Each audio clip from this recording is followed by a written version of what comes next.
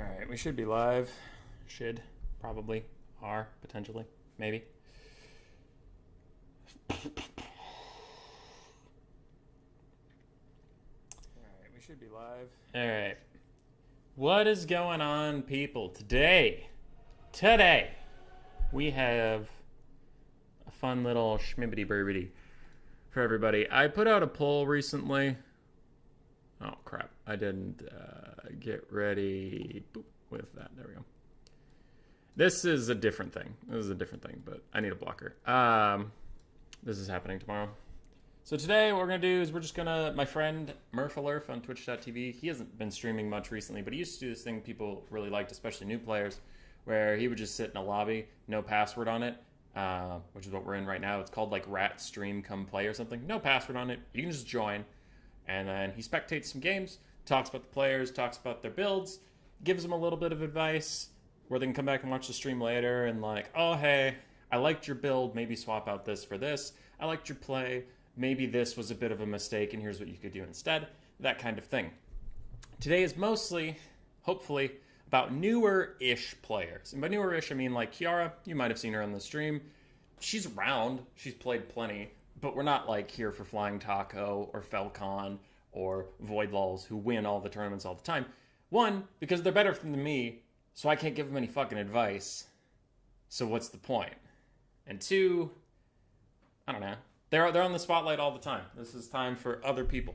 So, if you played in a couple tournaments, you know, played some Vermin League and stuff, that doesn't mean you're not welcome on this stream. But if you've won a couple tournaments, maybe don't join the lobby. We are going to be doing quick-ish battle rules. So, Altdorf Outskirts is a good map. Well, by that I mean, we're not doing fruit rules. I just have unit caps on. Kiara, if you're listening, this also applies, you know, for you.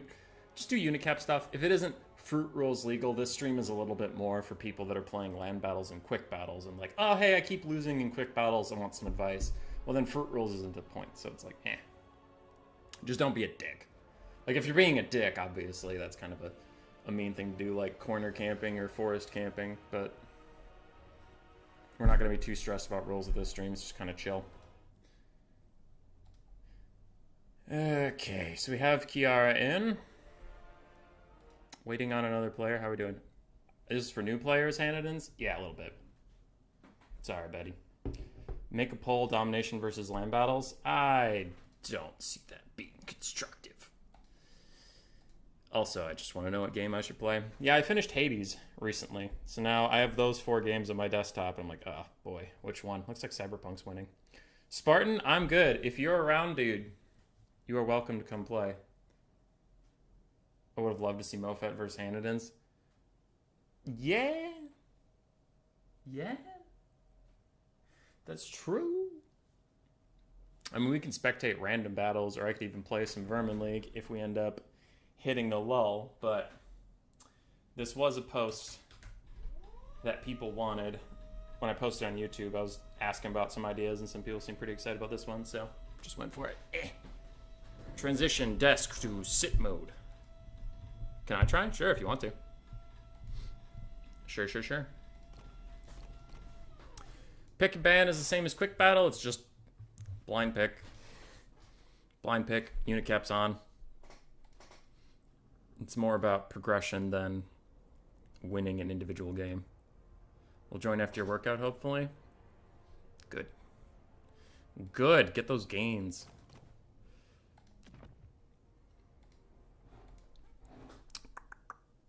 Get in there, Gora? Yeah. Again, the lobby is something like Rat Stream Come Join or something. There's no password. It's just chilling. Unit caps are on not fruit rules. FYI.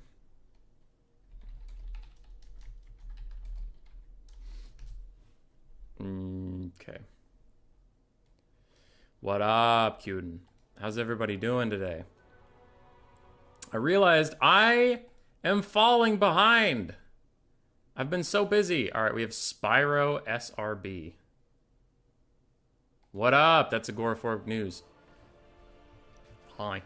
Dude, I'm falling behind. Hold on, I gotta show you this while Agoraphobic and Kiara build their armies.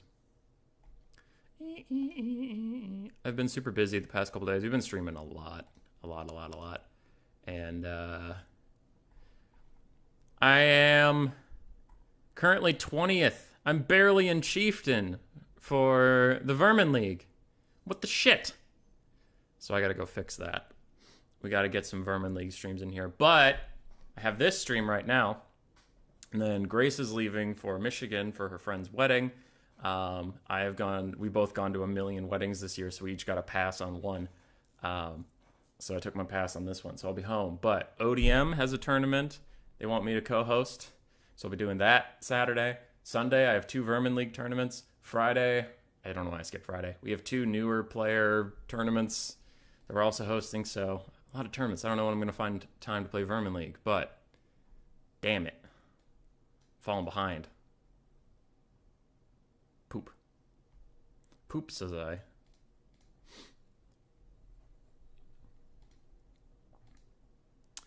Okay.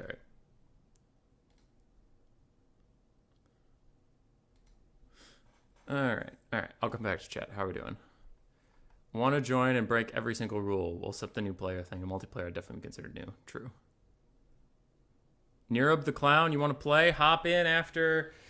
I'd say we could do a game or two. Depends on how long Kiara and Spyro / Agoraphobic News want to play. But yeah, it's kind of chill. There's no password on it. It's just first come, first serve. If we have some repeat people, like Kiara plays 2 games, someone else joins, then Kiara joins back, plays 2 games, and then someone else joins. Kiara joins back and plays. I might message Kiara and be like, all right, dude. But yeah, it's pretty chill. Hades worth the time? Yes. Hades is worth the time. It's pretty good. I will say I hit a lull. No spoilers, obviously. I will not spoil anything for you. But like the first time you play Hades, it's like, oh man, I'm learning to walk. Cool, I learned how to walk. And then this big guy walks up and just slaps you down. And he's like, you suck. And you're like, dude, I just learned to walk. I don't know how to fight.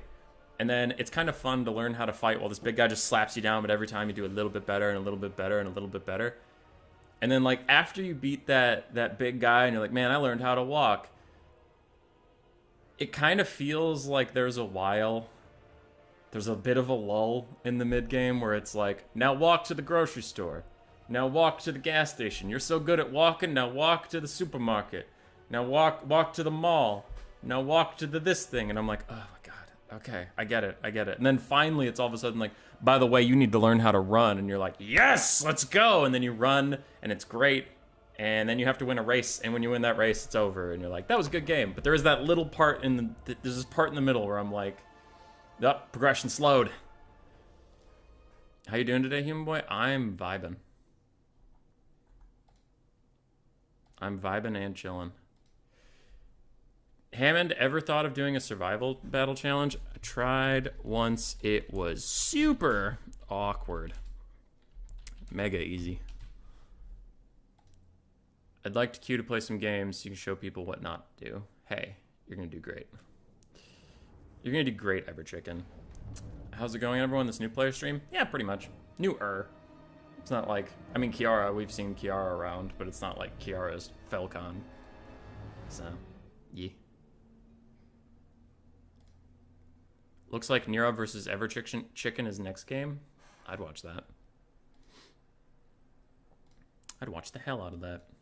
Alright, let's look at armies and see what we think. We have Skaven versus Warriors of Chaos. Traditionally thought to be a bad matchup for Skaven. I found a glitch.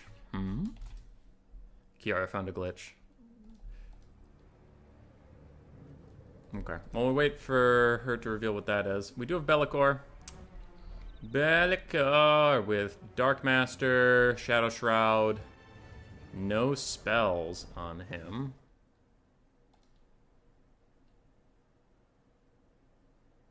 Put the challenge pages in the description. Sometimes it's intimidating for new players to navigate discords. Oh, yeah. Cuden, that's a good idea. I'll check afterwards. Okay. Sorry. Kiara is telling me about a bug.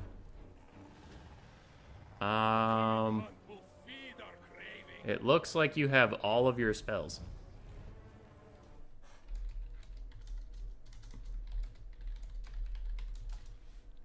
Anyway.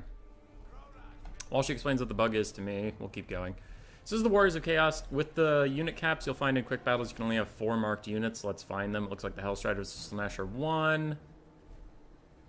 All the Chaos Warriors look normal. We have more Hellstriders and Slaanesh. That's 2. Marauder Horsemen, Horsemen, Be'lakor might be 1. Chaos Sorcerer of Shadows is fine. Yeah. I have all the Lores of Shadow, but I had the Lore of Death, and you didn't pay for all. Weird. Okay. That's a weird bug. Anyway. 4 Marauder Horsemen is pretty good. Hellstriders are an extremely effective skirmish cav. Light cav. So good use there. Chaos Warriors. I don't like them in this matchup. Chaos Sorcerer of Shadows. Now, Kiara's saying this is a bug, but if you did this intentionally, this would be a mistake. Never take 6 spells on a caster. You're just not going to have the Winds of Magic to use them all effectively. It's much better to use 1 spell 3 times than to use 3 spells once in most cases, and it saves you a bunch of money. Be'lakor has no spells. This can be an interesting thing, because, you know, if you have all of your spells on Be'lakor, who is a mixed spellcaster, he's your caster, he's your lord, and he's a large single entity, making him an easy target for your opponent. So this is smart. I like splitting up your spellcaster and your lord, if possible. It's nice. The only thing I'd say about the Chaos build is don't take Chaos Warriors into Skaven. They're tanky, but they're tanky in melee. They're not tanky against ranged, which is the Skaven's way of killing you. So they're not going to get through the front line any faster. Forsaken would, but Chaos Warriors won't. And they're not going to last any longer, which is what you're paying for Marauders. So it's like, either take cheaper units or take units that kill faster, not Chaos Warriors. Would be my only note on the build. Otherwise, Kiara's build's good. For the Skaven Slaves, Slave Spears, Council Guard of Storm Vermin, Slave Spirits, everything looks good. Avalanche Mortars are good. Plague Catapults. I don't love them here, but I don't hate them. They're fine. They're just not fantastic. Snitch is a fine lord. He's less easy to snipe, and he can deal with Sigvald if they brought Sigvald, but like he has stealth. Now he's deployed too far in front of the army here, and he's not running away, and Be'lakor is going to get a free attack on him. Looking at the rest of the build, Pit Fighters of Hell's Deep, Rat Ogres are fine, Hell Pit's fine. So the build's good. I like the build a lot from the Skaven player. The deployment's also pretty good. It's just that Snitch was forgotten as soon as the battle started. So now he's getting bodied a little bit by Be'lakor. If he has his net, he can run. Yeah, if he has his net, he can pop it right now on Be'lakor, do a bunch of damage to these Marauders also, and then run away. So you should definitely do that. But yeah, Skaven army's fine. I really like the Skaven army. It's well put together. Snitch is still in a bad spot. Plague Catapult shooting at cavalry actually isn't bad. They do surprisingly well against cav units. So I do like that decision making already. It's pretty good. You can see why the Hellstriders and Slaanesh are so good against Skaven, though. They plow straight through the Skaven slaves and they're just doing a ton of damage. Snitch did pop his net. You can see it does half HP to those Marauders, so that is a good cast. And now Snitch was terror routed. He's having issues running away. Even when he was terrified, he wasn't really running. So I don't know what's going on with Snitch, but he is having a hard time. Something Agoraphobic is doing very well. As you can see, the Skirmish Cav has not been able to get a lot done. Has kept the backline relatively safe. And what's impressive is something that even I struggle with is, like, you can find a lot of players, including myself, hard box because you don't want to leave any holes where Skirmish Cav can get in. This is a very loose Skaven deployment that you see, like, a lot of the really good players stick with loose deployments. You don't see, like, Felcon boxing or anything. And that's because they're just confident in their abilities to plug the holes with micro, which so far Agoraphobic has done nicely. Now his front line collapsed, so there's nothing here to block anything, but he is doing his best. But I really liked the early game play from the Skaven, again, aside from Snitch. Not talking about the Snitch. That's a mistake, but I'm sure, you know, he's getting back now. He's doing okay. Skaven are slightly ahead on the balance of power. Plague Catapult still punishing. Low leadership dogs. Skirmish Cav has all been pushed off. Avalanche Mortars are relatively safe. Plague Priest is relatively safe. Snitch is just trying to get away from Be'lakor, which is hard to do in most forms. And it looks like our Poison Wind Mortars are going to get some insane value on this big blob that's coming up. They're just a little too scattered because they're trying to predict where the cavalry would go when the cavalry is about to stop. If they can fire now on these 3 units blobbed up on Snitch, that'd be pretty good. And again, you only need 1 unit to blob up on Snitch. It's a common thing that happens, but it's like just throwing multiple units at something, unless they're different sizes, doesn't do anything. Like an infantry and a monstrous infantry can both attack the same target, but like 2 pieces of cavalry attacking the same target, they're just going to get in each other's way. And like, if you can surround something with 6 horses, throwing 2 units of 70 horses at it, that's 140 horses standing around when only 6 are going to get anything done, right? So And it looks like Kiara was well on top of that. Immediately pulls everybody off to go do other stuff, and Dog's going to chase Snitch, which is good. It's good allocation of resources. Hell Pit probably just needs to track Be'lakor. This game is looking a little dire for the Skaven already, though. They have decent health bars, and the balance of power doesn't say they're out of it yet, but their carry potential's all gone. Avalanche mortars are shattered. Plague Catapult is gone. It's not like there's Poison Wind anywhere. Your Lord is gone. He's off the map now. So, you have a Mortis Engine caster, some Elite Council Guard, and you have Hell Pit Abomination, but they can't take out, like, all this stuff. Overall, pretty well played, though. Alright, Cuden's doing the good work of the gods over here. Human Boy, you're entering random lobbies of your creep. No, I have a lobby hosted with no password, and I'm just letting whoever join. And we'll spectate, talk about the builds. At this point, there's very little to stop Be'lakor. He is obscenely good at dealing with Council Guard. I actually just had a game yesterday versus Astalin? Yeah, Astalin. Where I had the Council Guard, and I had a different Stormburn Halberd summon, both surround Be'lakor at different times. He just walked out when he felt like it.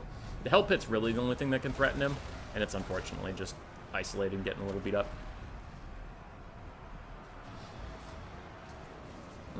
Yeah. So the takeaway from both is I like the Skaven build a lot. No notes. It's good. It's different than how I would play it, but I don't see any issue with it. It's just different.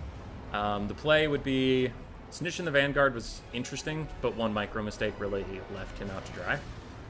And then the Hell Pit not guarding the Plague Priest from Be'lakor is a bit of a problem, because the Hell Pit sucks at clearing out hordes, so the fact that he's fighting a horde over here is a bit unfortunate. So, Skaven, good build. A couple minor mistakes, but overall played actually really well. For Kiara, played it pretty well. I don't have a lot of comments on the play. Yeah, don't have a lot of comments on the play. I didn't love the build. Chaos Warriors especially were kind of a big thing I didn't like, but also I think Skirmish Cav versus Skaven is a bit of a bait. Throwing X's are good versus like Bells, but Javelin Throwers don't actually have too much they could do, because they can't get in the real range to hit Rat Ogres, which is a good target for them, and they don't have the armor piercing to get through like Bells, or even Hell Pit has healing and 50 armor. I had some build issues with Kiara, but Kiara played really well. I thought Agoraphobic's build was really nice, and only a couple mistakes, but it's pretty good for showing. Really like that. What would you have taken as Skaven? I have found a lot of success. Hold on, I'll finish up this really quick, and then I'll talk about that. Pretty decent values on the mortars. For Kiara, Be'lakor did great. He always will, because he's so expensive. You have to get your value out of him. You can see the Skirmish Cav really struggled to get a lot done. Dogs also got peeled off nicely. Chaos Warriors, one did okay, but you can see the Marauders are getting comparable values for like half the cost, so I would change that. The Slaanesh Cav were really good. I like them a lot. Alright, so what I would take, we have a free spot for someone. We have Paul the Llama. Let's go, Paul the Llama. I don't know who that is, but you're in here. What I would take versus Skaven, I like Tretch. Unironically, I like Tretch. He's very tanky. Or a Belseer.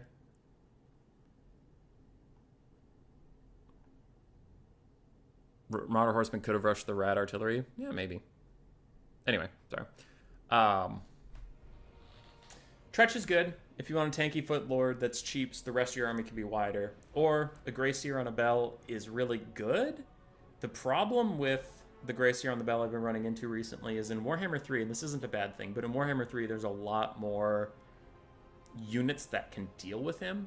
Whereas in Warhammer 2, if you avoided Chaos Spawns rounds, you were largely okay as a Greyseer in this matchup. But now with like Be'lakor, with the Exalted Heroes and all their variants, and I think the code is a little bit better around the Bell, so more units actually get attacks off. The Seer's dangerous, because the exact thing I talked about at the start of the game was Be'lakor and your caster were separated. If you take a Greyseer, your Lord and your caster are the same fucking person. So you got a big target on you, and now he can actually be picked off. So the Greyseer isn't that tanky anymore. He's still okay, but like I said, he's not that tanky. Personally, I really like Tretch, and then a Warlock Engineer and a Plague Priest heroes. Warlock Engineer with the Summon and Warp Lightning, the Airnet and Warp Lightning, and the Plague Priest hero on foot with just a Clan Rat Summon in case your Warlock Engineer gets sniped. So that's my hero core I've been liking. 4 Rat Ogres is pretty good. A whole front line of Clan Rat Spears with shields, and then a secondary line of Skaven Slaves. Because none of your infantry are going to win, but the spear variant of Clan Rats actually hold a surprising amount of time. I still think the RO Warp Lightning's good. Yesterday I tried the ROR Jezzails, and they did pretty alright. And then I tried Doom Flayers, and they didn't do very much at all. And I think I had one... Oh yeah, I had the Council Guard. The Council Guard did okay, but they didn't do what I wanted. So I was thinking about cutting the Council Guard and the Doom Flayers, getting about 2,500 gold back. And I was honestly thinking about getting a Hell Pit again to track Be'lakor, because that was also the problem in my game. I was facing Astalan, and I killed everything except for Be'lakor. And it was a super close game. And in the end game, it was a 1/5 HP Be'lakor versus a full HP Greyseer and like a bunch of Skaven Slaves. So we just rolled in there, started beating on my Greyseer. Without even attacking them, he routed off the Skaven Slaves, which, I mean, they're Skaven Slaves. Yeah, that's going to happen. So I just didn't have like that late game killing potential that maybe a Hell Pit could have. I don't know. That's me. I'm still figuring out the matchup. What's good life advice, human boy? Don't invest in stocks right now. Invest in stocks in about 2 or 3 months. What's the lobby name in case someone asks in chat? Rat stream join up or similar. Old school Skaven build is fun to see. Warhammer World Cup flashbacks. I told you about the bug, then you just started. Yeah. Please scream very loud in case of a high elf game. I will definitely do that. You didn't deploy 700 gold worth. Oh, nice. Well, you still played pretty well. Agoraphobic. You should be proud of that. That was good. Doom Flayers were buffed recently. They are. I've been playing with them a lot. They're fine. They're not great. They used to be trash, and now they're just like, fine. They're okay. Usually I haven't gotten my cost back on them, but a couple matchups... So what Doom Flayers are good at doing are harassing ranged assets, I've found. Clearing out infantry too, right, but if your opponent has cavalry or monstrous infantry, they're just going to get killed, so eh. But they're nice in like the Vampire Coast matchup, taking a Doom Flayer, and normally, the Coast's only mass or like fast units are going to be dogs, which Doom Flayers roast dogs. So then you can just have 1 or 2 Doom Flayers rolling dirty through their backline and killing everybody. Which is nice. And then, especially because my Skaven build into Coast doesn't outshoot them for once. I bring a bunch of Slingers, Rat Ogres, a couple Plague Monks, or the Censor Bears, now that the Sirens are good, actually. So yeah, the Censor Bears are really good. So I do a Skaven Rush, and for that, Doom Flayers are nice for mucking up the backline. Normally, Skaven are just going to outshoot your backline, right? But if you're rushing, a Doom Flayer 2 is nice. Because Rat Ogres they can't get through the front line. They get mucked up. But Doom Flayers roll right through with the buffs, so they're good. Doom Flayers are really nice for domination now. Papa Palpatine, hey, let's go! You been enjoying domination, my friend? Gutter Runners can be good versus Warriors of Chaos? Yes, they can. They can, but I have found them a little risky, Senior Spartan, because of the Slanesh marked units that you just saw. Hellstriders and Hellstriders the Hellscourges really mess up Gutter Runners something fierce. This is nice. I, for once, wouldn't want to play for fear of getting smack-mouthed. Stormvermin feel too expensive. You get, what, 3 Clan Rats with Spears for 1 Stormvermin Halberd? Shiggy Diggy, that is true, which is why I pretty much only take the Council Guard for their Unbreakable. Otherwise, the Stormvermin Halberds just come from the Dreaded 13th Summon. Stormvermin Sword and Shield, I have a couple builds that I like them in, but I don't know if it's the best. You know what I mean? Like, you can like something and acknowledge it's not your fate. It's not like, yeah, this might not be the best thing, but it's fine. Like, into Dark Elves, Storm Vermin actually do okay. Okay. Not great, but okay. Because if they do, like, a Naked Lady Rush, none of them have great armor piercing, so they'll get caught on Storm Vermin. If they don't do a Naked Lady Rush, Storm Vermin will kill everything in the front line. So it's like, unless Dark Elves bring Harganeth Executioners, which they're not going to do, your Storm Vermin will win the frontline fight. So, it's fun. It's not the best thing, but it's fun. Okay. I have 2 messages on Discord. Hello. It's from Kiara. I had some rounds versus Hanondins in the Norm 2. I improve. And Trader's Genius, so my biggest mistake is my decisions. I see. Alright, for the builds. Kiara's on the Demons of Chaos now. Nurglings, Blue Horrors is fine. Seekers of Slaanesh is fine. Chaos Furies is fine. We have an Iridescent Horror of Tzeentch with Infernal Gateway and Blue Fire. Then Be'lakor with no spells again. More Seekers, more Furies, and Bloodletters. I generally, as a piece of shit gamer that I am, don't like Bloodletters. I think they're trash, but that's just me. On the other side, for the Empire, Empire Knights, Demigryph Knights with Halberds, Empire Knights, Jade Wizard with Regrowth, and Earthblood paired with Karl Franz. That's a classic pairing, very good. Franz has his abilities that matter. Personally, I like Foe Seeker on Franz for the vigor in the late game, but if you bring Regrowth, you don't need it. Spearmen, Sigmar's Sons, Halberdiers, Spearmen, pretty good. Their triple Pistoliers are going to be nice against the Furies and the Seekers. The Seekers have 5 armor and no shields. The problem I've noticed in Warhammer 3 is skirmish mode doesn't fucking work. I don't know why. Maybe it's just me, but those are going to have to be microed appropriately because skirmish mode lies to you. Like, for some reason, the Cav just don't run away. They stand there and get dunked on all day. 5 Free Company Militia is interesting, but I don't hate it against the Demons of Chaos because they don't have Chaos Warriors. They don't have Chaos Warriors or Marauders. They don't have shields. So you're going to be shooting these 0 armor Nurglings. You're going to be shooting Blue Horrors. It's kind of like fighting Blue Horrors with Blue Horrors.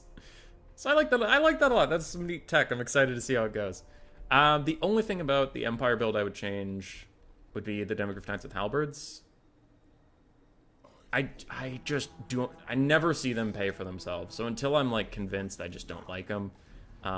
If you sold those, you could get maybe like 3 Reiksguard. So sell the 2 Empire Knights and a Demigryph Knight with Halberds and get 3 Reiksguard instead. I don't know if the cost is exactly correct on that, but you get my point. But that would be the only change. Otherwise, I think this Empire build's really creative. I like it.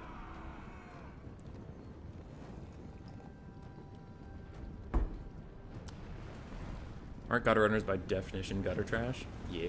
You can see the Free Company are already doing good damage along with the Pistoliers in this Nurgling front line.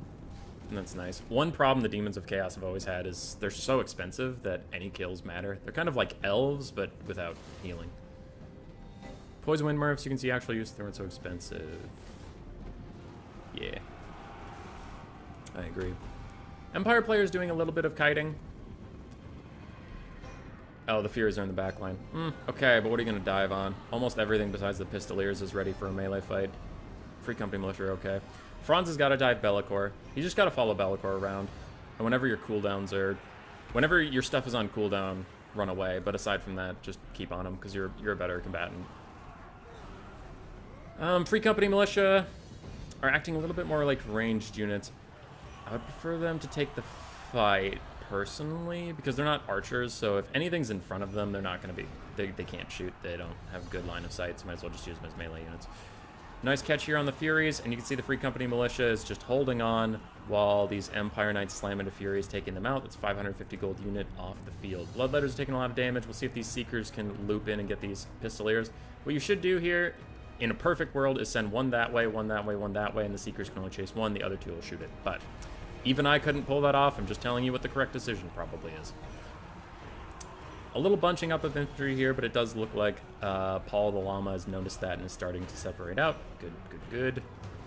Good stuff there. Franz, Halberds, and Demigryph Knights are all surrounding Be'lakor, who is now running for it. I think his 40% damage resistance just wore off. And Seekers are chasing these Pistoliers who are running away. Bloodletters are stuck in combat with Empire Knights. Looks like the Empire Knights are pulling away. That is appropriate. Bloodletters, if you cycle charge them, the Empire Knights will dominate them. But if you just sit in melee combat, they do have really good armor piercing, so you don't want to be there. Franz is following around Be'lakor, exactly what we wanted to see. And the Empire is up on the damage value, currently ahead on the balance of power. I would also agree with that. Blue horrors are uncontested, but none of them are pink horrors. They're kind of more like miners with blasting charges than actual archer units, so it's not as critical you shut them down. One Pistolier is caught by the Seekers. That's honestly a fine trade. Get the other two Pistoliers back there and shooting at them, because the Seekers are so expensive, it's worth it to take the trade. Empire Knight slamming into them also isn't bad. Again, that 5 armor is really going to hurt the Seekers, especially when the Empire Knight's got a charge. So really good stuff here so far from Paul the Llama. On Kiara's side, big gains on this far flank. Free Company Militia caught by Bloodletters. They will die very quickly, and Seekers fighting the Free Company is also a good little pick. Franz is still chasing Be'lakor. Bellacor's not having the best time with that, trying to run away. Empire Knight's chasing down the Seekers is going to take out this very expensive unit. Good trade there. These Spearmen should just stop and fight the Bloodletters to keep them off the Empire Knights. And then, again, in a perfect world, Empire Knights would finish off the Seekers and then just cycle charge these guys until they're dead. Or go into the back line and get involved with Blue Horrors. Who knows? These Seekers got dominated while we weren't looking, but this is going to be a nasty Infernal Gateway. Looks like it's not as bad as I thought, because the Free Company Militia flag was there, but most of their troops weren't. And Empire Knights aren't as locked down in such a thing. They can usually just walk out of it. No, I guess they are stuck. Some of them walked away, so I thought they would be fine. Still a good cast, though. It was a good cast by Kiara. Just not as doom as I thought it was, because it looked like a pretty terrible thing for the Empire. Franz is bodying Be'lakor, though, without any of his buffs. He does need to back off now. You can see the Dark Master is popped. Just fly away. Give yourself a regrowth like you're doing, and leave the fight. That looks like Be'lakor is actually the one piecing out. Balance of power is heavily in favor of the Empire, and I would agree. Free Company Militia was really neat. It was really neat. I liked that. Not something I would have thought of, but after seeing it, I'm like, oh, all right, I can see it. It's good stuff. Franz was played really well. I think in the late game, this is a little too ham. Like, he has his abilities back up. And I mean, standard ground, I guess, and regrowth was cast on him. But you should really, like, take the fight with Galmaraz and the Reichling Runefang and then back off if you don't have those.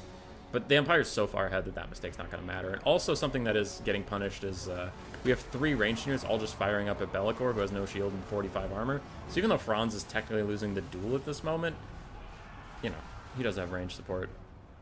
The Empire owns the ground. Everything is dying. It's only a matter of time. It's a good play there. From Kiara, I don't know how much more you could have done. I don't know. Because this is just the problem Demons of Chaos always face, is they're so expensive. They get outnumbered, and they don't have a lot of killing power. Maybe cut the Seekers, because with their low armor values, they didn't even trade that well versus the Empire Knights. So maybe cut the Seekers and get, like, 4 Hellstriders of Slaanesh. I think they're a mortal unit, but you get my point. Like, maybe get some Fleshhounds of Khorne or something. Something cheaper to chase down ranged units, because the Seekers were just too elite and too fragile. Most high-tier Slaanesh units suffer from that. Is like, well, yeah, it's cool you have 1,000,000 armor piercing, but you have 0 armor and pretty bad defensive stats, so if you're dead, you can't use... Dead men use no stats.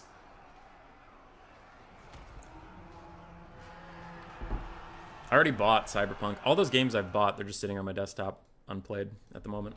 I've played Dark Souls 3 once, but I need to finish it again, because if you beat Dark Souls once and just quit, what even is the point? Well played by Paul the Llama. Well played. We never identified in chat if Paul the Llama's here, if he's just a true random who joined, but good performance. Do Free Company shoot in melee the way Ogres do? I have never tested that, Samurai. They did not in Warhammer 2. No. Storm Vermin are useless because Clan Rats are very good for 300 gold. Hey, Wicked.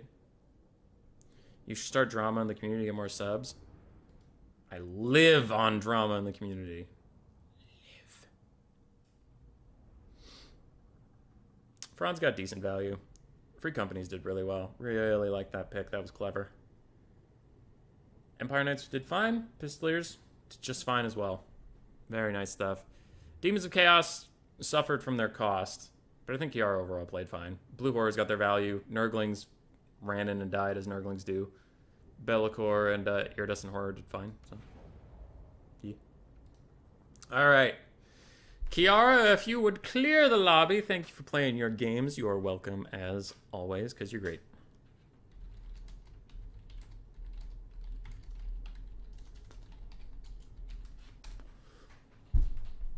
Okay. Boom. They're out. Paul Llama's chilling, it looks like. And anybody else can join. Rat Boy pointing out your mistakes so he can feel better about himself. If you're new to a multiplayer, join the Star Lobby. Rat stream, come play, no password. That is true. Most high-tier cavalry struggle to pay for themselves? Correct. Except I've been getting a lot of use out of Reichsguard and Knights of the Blazing Sun. A lot of use out of them. Hey, you boys, do you have some advice for you? Agoraphobic news. It's just join first and play. Yeah. Yeah, this is Murphalurf's old format. He used to do this a lot over on Twitch where he would just chill in a lobby and talk to people. Oh, I could change the map. Hold on, I will do that.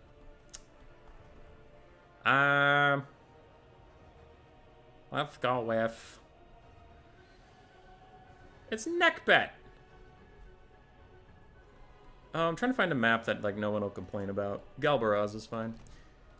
Neckbet, if you're still listening, this isn't fruit rules or anything. We just have unit caps on. It's like pseudo quick battle, but we're mostly just talking about people with their builds and stuff. So there's no like, oh, he's not obeying the attacking rule. But it's also like, if you're a dick, then the whole stream's gonna watch you be a dick, and then I'm gonna boot you from the lobby. So maybe don't do that. Agoraphobic news, yes. For you, you can go back and watch your game, and I can talk, you hear me talk a ton about it. But the things I remember is your army composition was very, very good. I liked it a lot. A lot. I liked your deployment, but then like you yourself said you forgot about Snitch, and that's obviously a pretty key mistake. The solution to that is don't forget about him next time. Wow, high big brain analysis. The other thing I will say is your Hell Pit Abomination. The only real mistake I noticed was your Hell Pit Abomination was fighting infantry most of the time, which he kills like one infantry. Like he's pumping like 500 armor-piercing weapon damage into one guy. Boop! I killed one guy. Boop! I killed one guy. So he's kind of a duelist. I would like him to fall around your Plague Priest so Be'lakor couldn't just dive on your Plague Priest constantly. The Hell Pit would be there to discourage that. But otherwise your play was really good. I really liked that you were able to hold off the cavalry even though you didn't have a tight box formation that a lot of like less confident micro players, including myself, tend to hard box pretty hard. You had a looser formation, which a lot of like, at the time I was saying like, you never see like Vicious Satsuma or Felcon or those type of people hard boxing because they know they can stop the cav with proper micro. So you had a good deployment. You played pretty well. 2 key mistakes on the Hell Pit and Snitch, and you were in a bad matchup. So yeah, it was really good. What we doing, picks? Play whatever you want. Yeah, it's like a mock quick battle. Just, it's a stream about getting better and talking about builds and stuff. So if you come in here and play Skaven into Dwarves intentionally, then you're just a jerk and a meanie.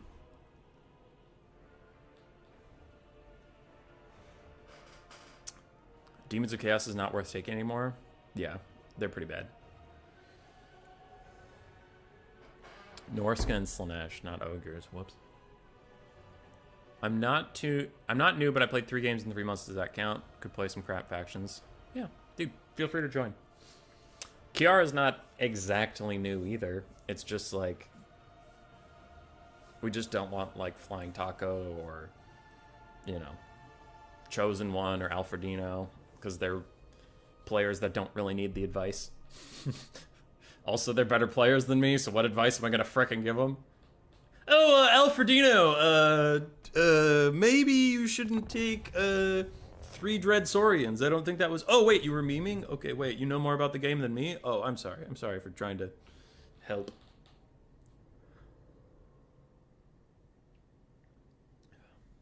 Oh, yeah, Cuden wanted me to plug the tournaments that this blocker is from. Tomorrow we do have 2 tournaments. One in the North American time zone, one in the European time zone to try and be accommodating to people. It's roughly what we're doing right now in tournament format. It's for new players. There's not a lot of rules. Just turn the unit caps on and don't be an asshole.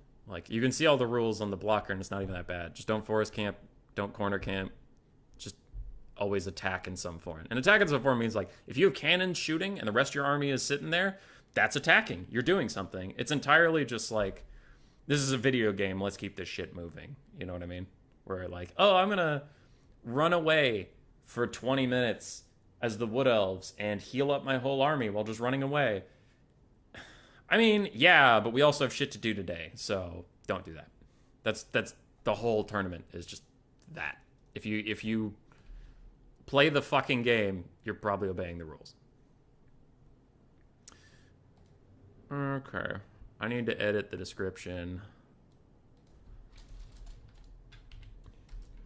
I'm throwing the tournaments that are on the blocker in the description. Hold on. Like I said, there's one in the North American time zone. There's one in the European time zone, so feel free. But just trying to grow the land battle scene a little bit.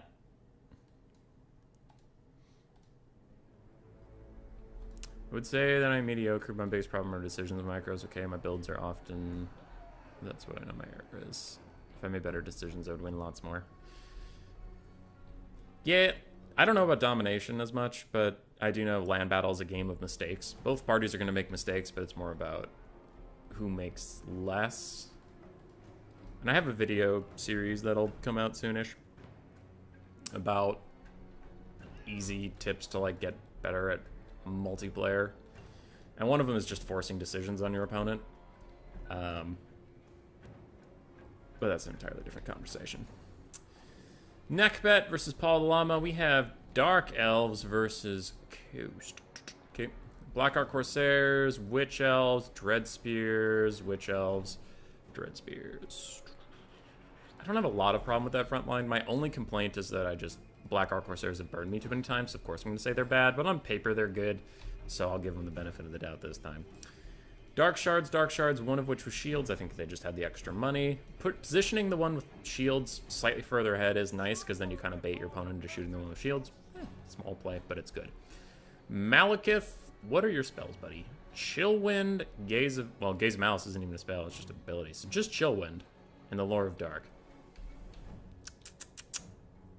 I mean, Soulstealer got some pretty massive buffs and provide healing to Malekith, so I would take that, obviously. But Chillwind isn't a bad choice. Especially good at clearing out Sirens. Ooh, yeah, be really good at clearing out Sirens. And 100% armor piercing. Okay, not a slouch against Depth Guard. I appreciate the spell. I just wish they had also taken Soulstealer in case Malekith gets fucked up and needs some healing real bad. Coldo Knights, Dark Riders. Coldo Knights, Dark Riders. Decent choices, but the Coldo Knights are almost only going to be good against crabs. So you're really betting on crabs being here. And if you have Dark Shards, you already have stuff to do with crabs. So don't love the Coldo Knights. And the Dark Riders Repeater Crossbows, I personally am just not a fan of this unit ever. So of course I'm going to be biased, but I also think you're not going to outshoot the coast. So taking Skirmish Cav might just be a mistake in my opinion. As for Neckbet, the dreaded Undead Box. 4 dog units, Zombie Pirate, Deckhand Mobs, and Polearms. We have 2 bombers in the back. This front line's going to crumble very quickly under the Dark Elf Assault, but it's how much damage they can deal in the meantime. 2 mortars, 2 cannons, 2 Depth Guard. Count Nocti on foot. Very good coast build. No notes, this is pretty strong against Dark Elves. It's combining a bit of the Warhammer 2 meta with the new buffed Depth Guard, which I really think are going to be good against Dark Elves. So build-wise, I think Paul the Llama's in a bit of trouble. Because what he had, like, the awkward part is, I think he's going to lose the melee if you consider that you have Noctilus supporting 2 Depth Guards. So I think he's going to lose the melee, which means he has to win with his ranged assets. To do that, you need to take out 4 artillery, which have better range than you, then back off and use your range to your advantage. And it's just too many steps. I think he's going to take too much damage in that time, which is why I personally don't believe in the Repeater Crossbow Dark Shards. I mean, the Repeater Crossbow Cav, I would cut them. I would cut the Coldham Knights, personally. Because I think either you need to commit to Infantry Rush or Kite, and this build is a little bit half and half, so it's just going to do neither well enough, and I think it's just going to get wrecked. But yeah, that's enough bitching and moaning for one day. As far as the play goes, pretty good. Getting your cav out on the flanks, getting a nice surround. there are some holes opening up as the Scurvy Dogs are getting aggressive. Scurvy Dogs chasing around the Dark Riders, Peter Crossbows. They will win if they get into melee combat with them. So, good play from Neckbet there, trying to move out. A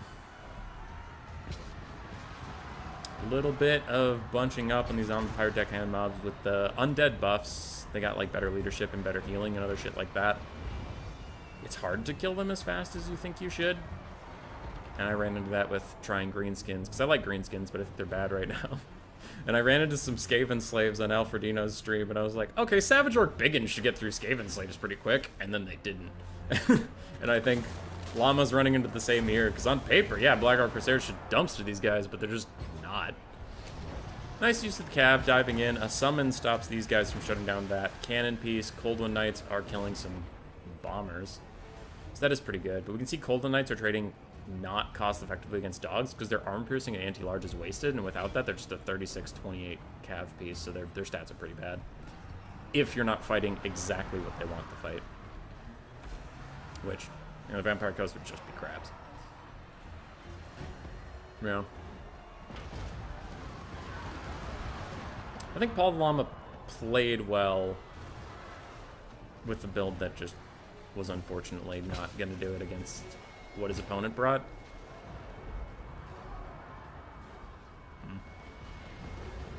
Yep. Good player, though. Cat flanks are pretty nice. Got the Cold One Knights into the middle of the box and disrupted, like, 3 different ranged assets all at once. So that's pretty good. No animated Hulks, though. Yeah, but animated Hulks are also so low armor that I don't think you even need Cold One Knights to deal with them. Because Cold One Knights are, like, armor-piercing, anti-large. Otherwise, their stats are bad. Somebody has to take up the banner. I just can't get into Dom. Yeah, that's fine. Like, I don't hate Dom. I enjoyed playing Dom once in a while. When I stream Dom, it can be a little slow. I was thinking of a fun Dom tournament idea because I had a really fun time co-hosting with Platypus. The only problem was how long the frickin' build phases took, and getting into lobbies sometimes was an issue. So I was thinking of General Eisenbart's one build battle royale where you pre-build and you take that build no matter what opponent you're facing. That could be good. So then just like, hey, let's just play some friggin' games. All right, don't sit in the lobby for 25 minutes building your build.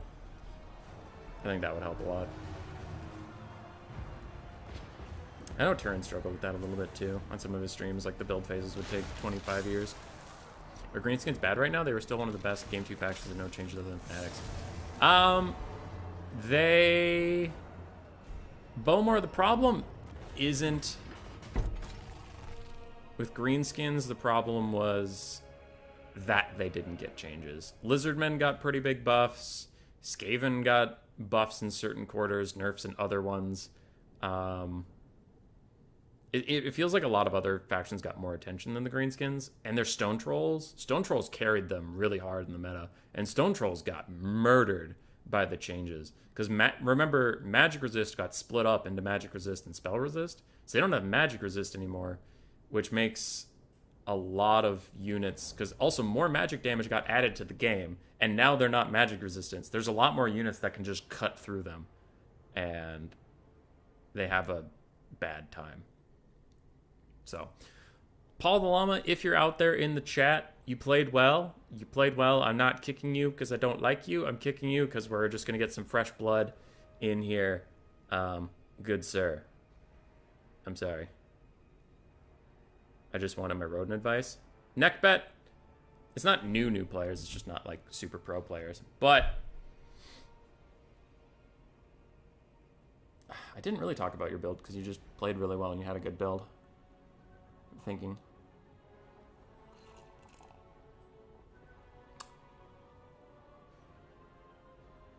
I don't really have any notes.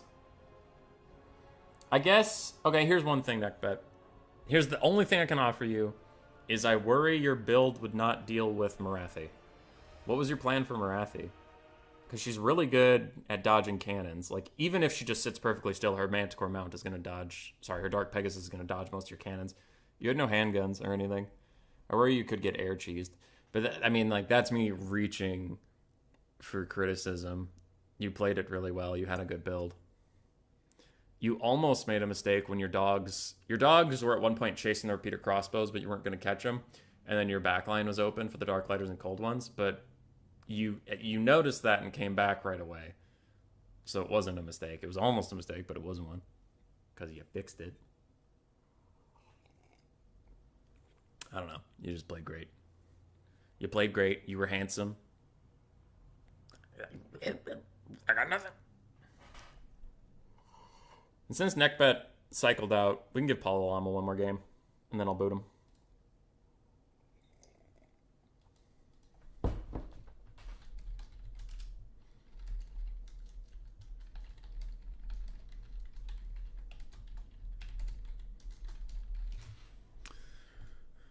All right.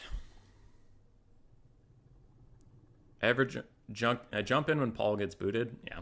I'll boot Paul next game because we have Turbo Fisto, so at least not the same two people.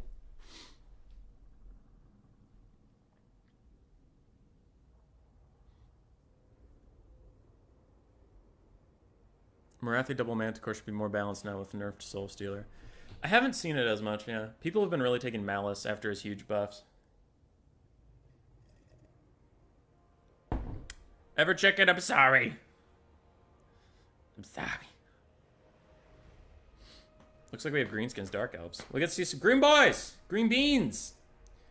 You know what sucks? Is I like the green beans. I've always liked the green beans. But I've never played the green beans with the meta style. Because long-term viewers of the chat know I am a shit skirmish cav player. I just don't like it. Not my play style. And even when I try it, I suck at it real bad. So I used to pick greenskins. And I wasn't even taking the Forest Goblin and Wolf Rider spam and everyone's like, oh, just Ground the Paunch, Skirmish Cav, and some Stone Trolls. I really liked Wurzag, Orc Biggin, Savage Orc Biggin, Rush. It was never very effective, but it was fine. I got dodged a lot, which sucked. Or like people would moan if I picked them in tournament, and it's like, I'm not even playing what you're worried about. It's fine. But now it's just not. They're struggling. They're riding the struggy bus. They're not F tier. I think Demons of Chaos is worse. I think Dwarves are also worse right now in land battles. But I do think Greenskins are like D, C tier. Like I could see an argument for C. I just can't. I can't see an argument for them to be in B tier. I personally would put them in D, but if you told me C, I wouldn't be like, you're wrong. It'd be like, okay.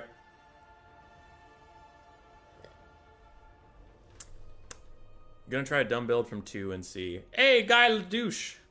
That's right, you were on Vermin League a little bit. Are you Turbo Fisto?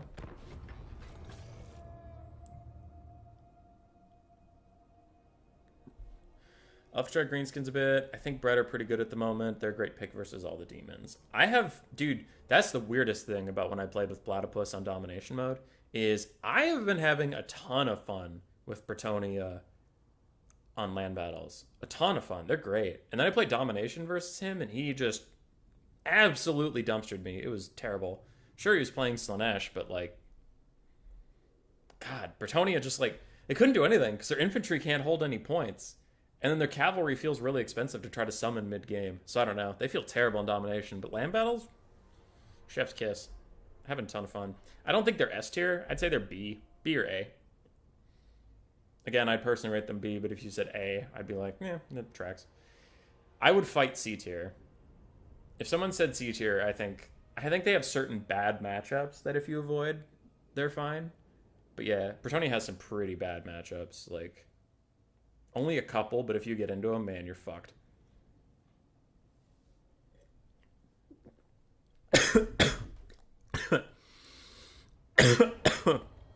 Wood Elves have also been struggling. Lindsay, I'll agree to that. I haven't seen a lot of them in land battles, and when I do, they don't look very good. Like Dactyr. Dactyr's a very good Wood Elf player, and he played Wood Elves, and it just looked like shit. Like, the ranged unit. I think Yumi, Dactyr, and someone else were really hard on, like, the ranged units not being super responsive. Which I guess I haven't noticed as much, but when I watch them play, it looks like it. Like, they'll tell their archers to move, and they just don't for a long time. And that really hurts Wood Elves, so I don't know. I'm sure it'll get fixed, though. Like, not to be a filthy positive-minded shill, but I'm pretty sure that'll be fixed. Because they fixed it for the Game 3 faction, so they knew it was there, and I'm only noticing it with the Game 2 faction, so I wonder if they just haven't done the fixes yet to the old factions. But I know that was a problem in Game 3, and then it wasn't, and then IE came out and it's a problem again, so they can fix it, but I'm having fun with the factions that they added to the game. There's a patch coming next week, if their post was correct. I don't know, things are looking up.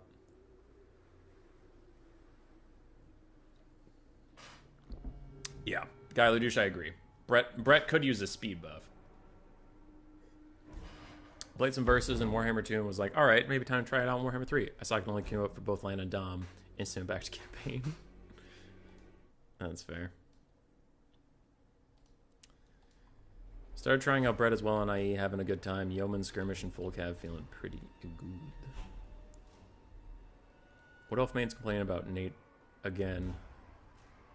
What else mains can complain again? Nature is healing. I like that. Alright. Builds. Paul the Llama has a Doom Diver Catapult, Man of the People. Ooh, actually versus Dark Elves? Yeah, that can be pretty good. Doom Diver Catapult. Hammer of Gork, I don't like, but I'll talk about that in a second. The Night Goblin ROR is fine. Night Goblins.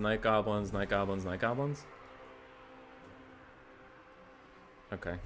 Hold on, sorry. Savage Orc Biggins, Nasty Skulkers, Savage Orc Biggins, 4 of the buffed Squig Herds. Squig Herds are pretty good now. 300 gold for some serious armor piercing is nice. Orc Shaman with Brainburster and Foot of Gork, and then Grom the Paunch is a sustainable lord. I like Grom. I like the Orc Shaman. I think Foot of Gork is a fun spell. I don't think it's particularly great. My main problems with this build are the Night Goblin frontline. Night Goblins are trash infantry, and they're buffed by like their ability, if these are the ones that have the spinning loons, which is hard to tell from the Spectator. But I've heard you can't aim that now, and if that's true, that's real bad, unfortunately for them. Doom Divers are pretty good at sniping out Dark Elf characters, I learned. So that's good. I don't like the Hammer of Gork. The Hammer of Gork is really good against low leadership factions, but against Dark Elves, it's not going to get a lot of damage out, and its debuff is nice, but I don't think it's going to matter that much, especially because your front line isn't going to win. Like, the Night Goblins aren't going to win the front line, so debuffing them doesn't matter, in my opinion. On the other side, for Turbo Fisto, Dark Riders Repeater Crossbows, Scourge Runner Chariots, Dark Riders Repeater Crossbows, pretty good against Stone Trolls, good against Grom, good against the Wild Rogue Idol. That's good. Witch Elves, Rampaging Greenskins is good. Blades of the Blood Cream, Blackguard, Dread Spears, Witch Elves, Hellebron. Shadows Caster with Pendulum and Melkoths and Occam's Mindrazor and a Bloodrack Medusa. This build is very fun. I don't love it competitively. If you're trying to have fun, this is a great build. But competitively, I don't love it. Hellebron has no healing for herself. She has some buffs, which makes sense if you had a bunch of cheap infantry, but if you're taking a bunch of expensive infantry, they're already going to win, so you don't need the buffs. So it's kind of like throwing good money after bad, if that makes sense. Like, you're already going to win, so why spend all that money making them win even harder, in my opinion? Witch Elves, good. Dread Spears, good. Blades of the Blood Queen, I wouldn't take them, but I definitely wouldn't take them and the Blackguard. It's just too much elite infantry. As for this, Pendulum sucks and blows now, unfortunately. Just replace that with Pit of Shades, and then I don't mind these spells otherwise. Squig Herd's doing pretty well for Paul the Llama.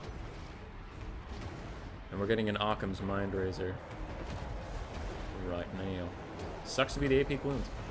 Oh, also, Bloodrack Medusa usually is pretty bad for her cost, but again, if you're just trying to have fun, it's a fun unit, but overall I think it's too squishy, too expensive, doesn't do enough damage. Good source of terror, though. I mean, against Greenskins, it's not something to laugh at.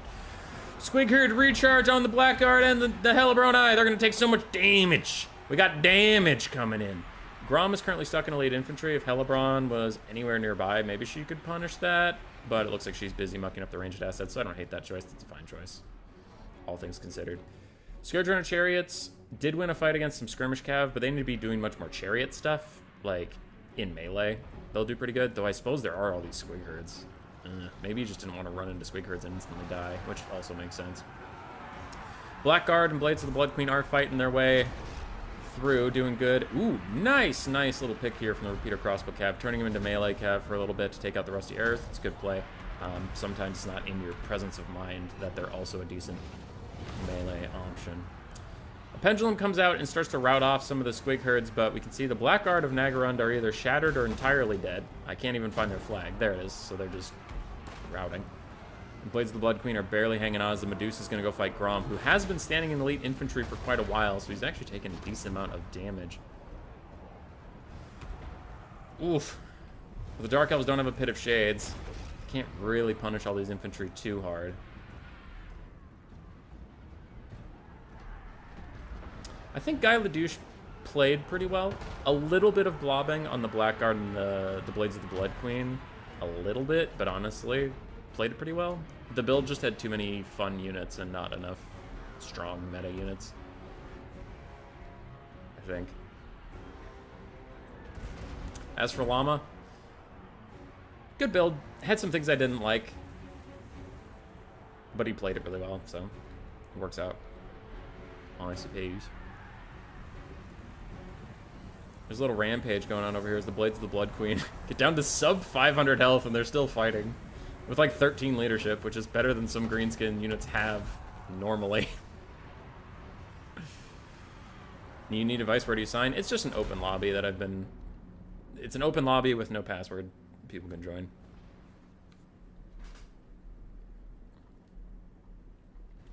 Meta is spicy now? Yeah, the meta's pretty good.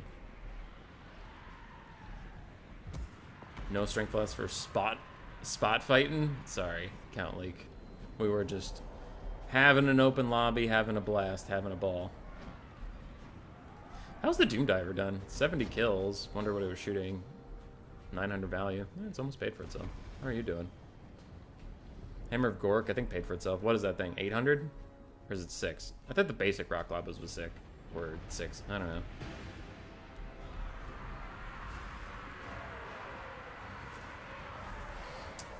Army losses is going to hit pretty soon here, especially with the Medusa getting low. Once it breaks, we're done. We're donezo. Brain burst on the poor little Blackguard as they try to come back, but yeah.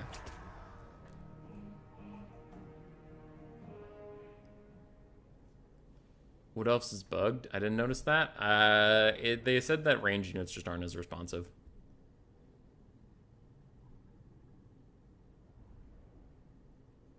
Standard night combos. Squig herds and animated hulks are great. The Warhammer 3 meta is wild. Yeah. Yeah. Hellebron did okay. She just doesn't have crowd clear, which is unfortunate. So she's like this duelist in a faction that's already pretty good at taking out single entities. Witch Elves didn't get much done, unfortunately. What do you think about Pathfinder? I have never played it, unfortunately. I play a lot of homebrew stuff with friendos. Savage Orcs did fine. Nest Skulkers did okay. The Rusty Arrows like paid for themselves exactly, which is kind of funny. And Squig Herds did great. If they brought any Black Orcs, they would have been oofed. I agree. All right. Llama's out. We need another person to fight the majestic Turbo Fisto.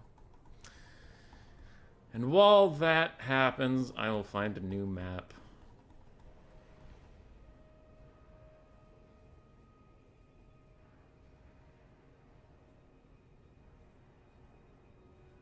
Prague's always good. I love Prague in this house. Is Prague on my map list, though? Just before I... Because I checked all the maps ahead of time. Yeah, Prague's here, so it must be fine. Some of the old maps aren't what I remember, and then they're big bad. Can we expect Thankful in 2022? Probably not. Probably not. The next DLC is 100% super guaranteed Chaos Dwarves. You'll try and play properly this time, promise? Well, you played fine. Your build was just silly. Can people join again if they played before Kiara?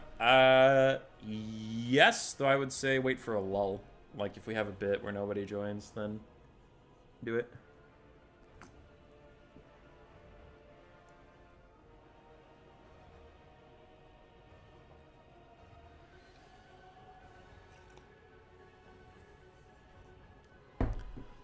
Coops, give faction. Coops, give guy a faction. Oh, 77 votes and Dark Souls 3 and Cyberpunk are tied. What the hell? Did you know your favorite furry is so important game? Juden, thanks for the shout out. Also, I'm not a furry. Yeah, silly. Yeah, silly biscuit.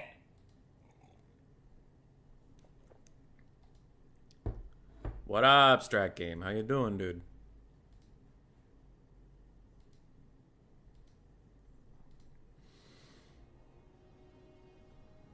Ever Chicken's chilling.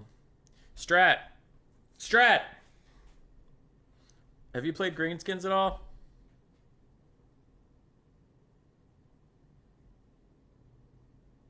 We have Bretonia! Bretonia versus Zinch.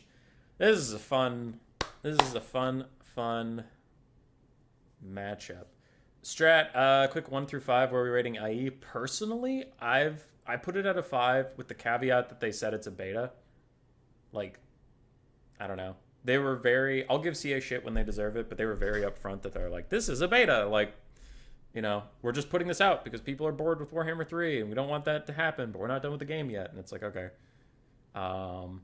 If the patch that comes out next week doesn't fix a lot of the undead healing problems, then I'll be much more critical. But on release of IE, I'm not going to be like, you guys said this was a beta and one of the factions is fucking busted, you idiots. It's like, well, okay. But if you identify the problem and deal with it in short order, you get points. But if the next patch comes out and they're like, zombies +2 melee defense, that's the end of vampire counts, I'm going to be like, you fucking what? So, reserving judgment. But I'm having a 5 out of 5 time having a blast. Because I prefer domination now over Warhammer 3 land battles before. And I prefer Warhammer 3 land battles post-IE over anything. So both game modes for me got more fun than I was previously having pre-IE. If that makes any sense. So yeah, I have nothing but positive things to say about IE right now. Are there problems? Yes. But we'll see if they're fixed. But none of the problems to me are like egregious decision-making mistakes. It's just clear like bug problems.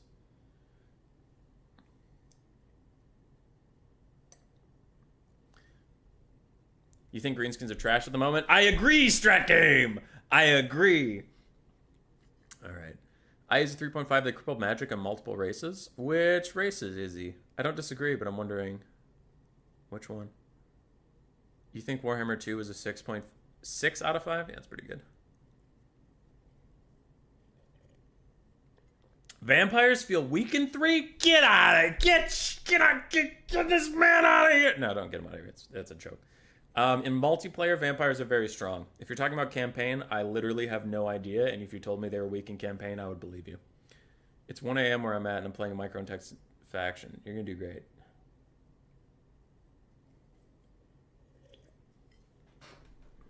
Is it me or replays not showing player names? They don't show player names, which is sad.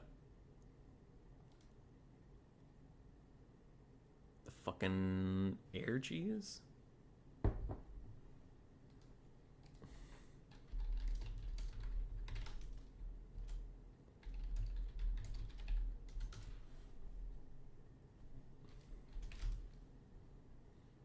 All right. You meant campaign? Yeah, no idea. No idea. I never really was a big fan of the Vampires campaign. I played it in Warhammer 1, and I kind of liked it, but I was just like, I'm an emo kid, and I like the way these units look. You know, I didn't really know what I was doing. Playing campaign on normal.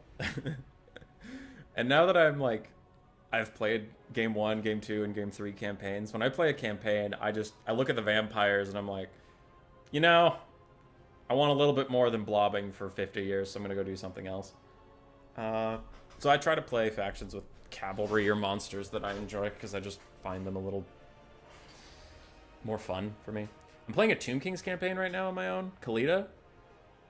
Dude, the siege battles are a fucking nightmare. Because Ushabti Greatbow have, like, no arc of fire, and neither do my Screaming Skull catapults, so I can't get over the walls in any fashion. I need a Casket of Souls, I know that, but I don't have one yet. So it's like, in a siege, the auto-resolve says I'm going to lose against, like, 3 zombies, a Necromancer, and 2 Skeleton Spearmen, and I'm like, fuck no, I'm not! But then I get into the game, my catapults and Ushabti Greatbows are like, listen, boss, we can't contribute in any meaningful way, so it's just Skeleton Spearmen and Khalida grinding against zombies and a couple Necromancers, and I'm like, fast forward, go into the kitchen, I'll come back. And I'll come back, and we eventually won. It's like, fuck you, auto-resolve, thinking I can't win that shit, but also, I can't do anything. I just got the Skullstorm spell, and I'm so excited. I'm so excited. Even though it's a trash damage spell, it's something. Some of those stupid vampires blob up behind their stupid gate. I could just be like, Skull Tornado, fuck you! And that's it. God, I need a Casket of Souls. I need a Casket of Souls so bad. Ugh. That's how I feel. Are they good in multiplayer? They're super good in multiplayer. Greenskins do really strong against a faction like Tzeentch because they can do a 20 stack and be hard hitting. Oh. They've kind of felt like a wet noodle to me strat game, but I'm interested to hear what you think is hard hitting about them. Vampires in multiplayer campaigns seem strong. Instant recruiting whole armies feels insane. True. Seems like Biggins don't do well in 3. Correct. VC campaign was boring because all the starts at the same spot except for Kemmler. Agree, but I only played Kemmler, so... Time to get clapped. Top 5 multiplayer factions in land battle at the moment. Slanesh, Vampire counts. People have been picking Warriors of Chaos a lot, but I've been seeing Warriors of Chaos lose a lot, so I don't know how strong they are, but people would say Warriors of Chaos. Tzeentch is really good. I've noticed a lot of top level players take just the Tzeentch faction and do quite well. So I'll throw Tzeentch in there, and then... God. Tomb Kings. Yep, Tomb Kings. Kepregard.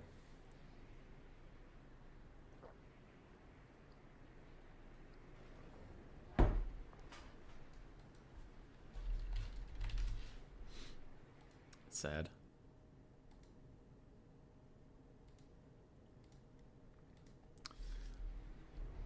Greenskins, 3 chariots, plus squigs, plus calves. You don't remember any nerfs except for Fanatics. A lot of other factions got better buffs than them. Stone Trolls got pretty massively nerfed by the magic damage getting split up into spell and magic. And now they're only spell resistant, but that means with more magic damage in the game, more factions can just bring magic damage and body Stone Trolls a little bit. Which is fine. Stone Trolls were a bit overtuned. But then the Greenskins got nothing to make up for that, and they were already pretty reliant on Grom plus Stone Trolls equals big win. And then I think a lot of the new factions brought really good sniping tools for Grom, like Blue Fire of Tzeentch can mess up Grom pretty bad. There's a lot more flying single entity duelists that can just like drop in on Grom and give him a hard time. So I don't know. I think there's just more things in the game the Greenskins can't deal with personally, but that's just me.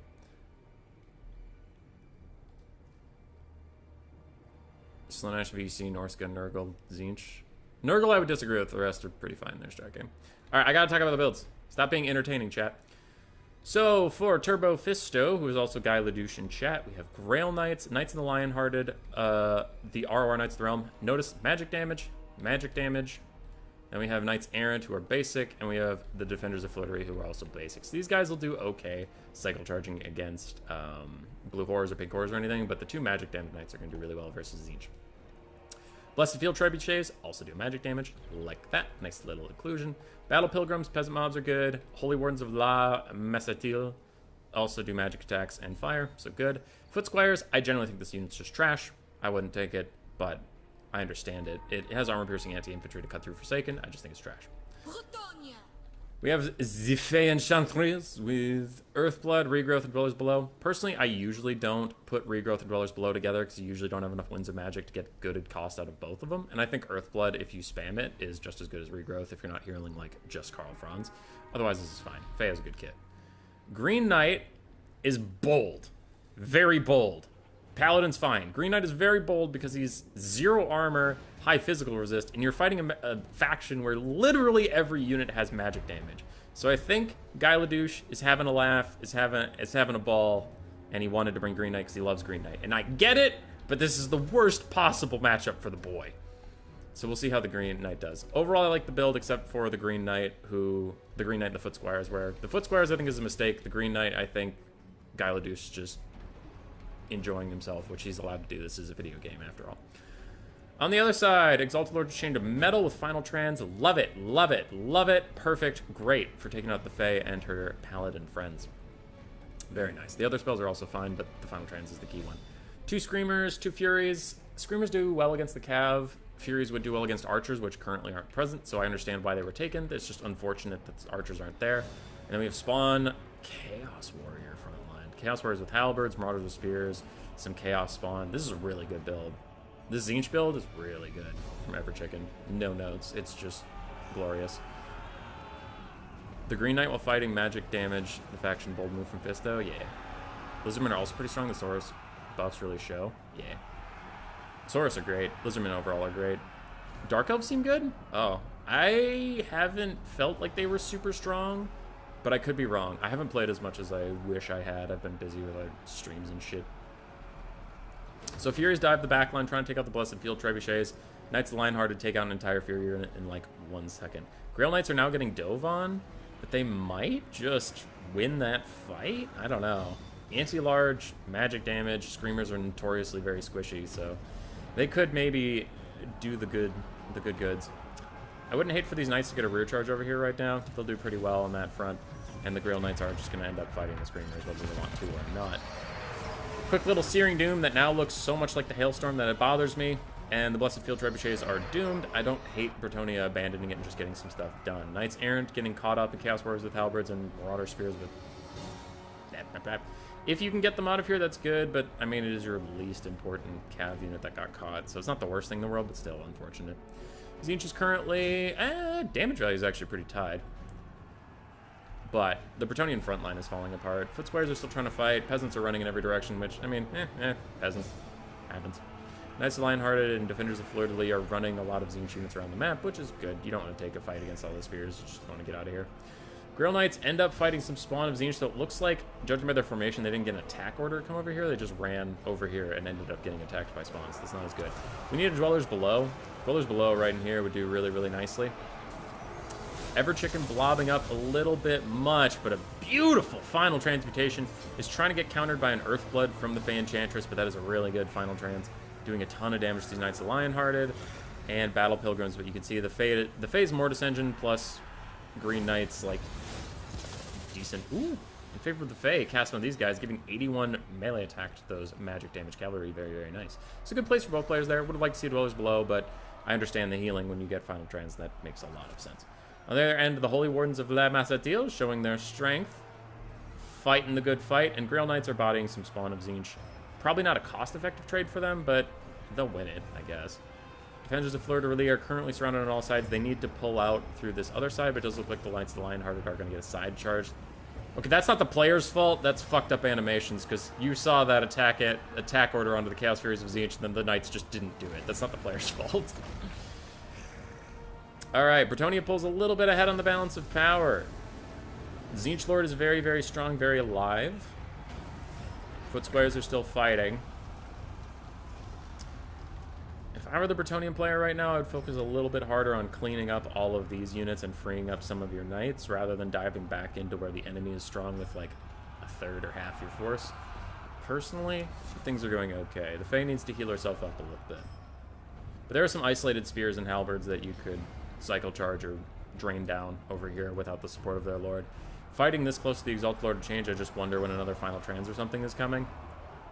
And also you're fighting halberds and other spooky shit.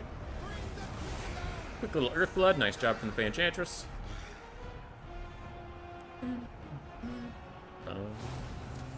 Bretonnia's looking alright, I don't think Tzeentch is out of this. It's entirely on whether or not another final meme mutation is coming out, because that did a lot of damage earlier.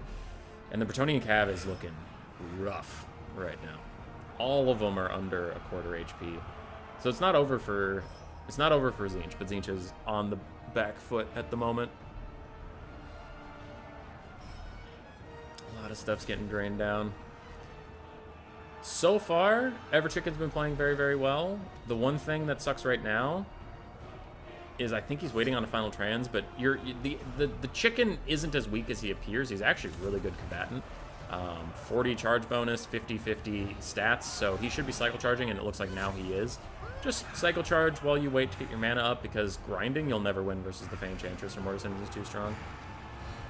Out here, he's trying to run out to get back in the sky, but he's going to get caught by the Cav. He should have run through his own troops. Little note, but it is something.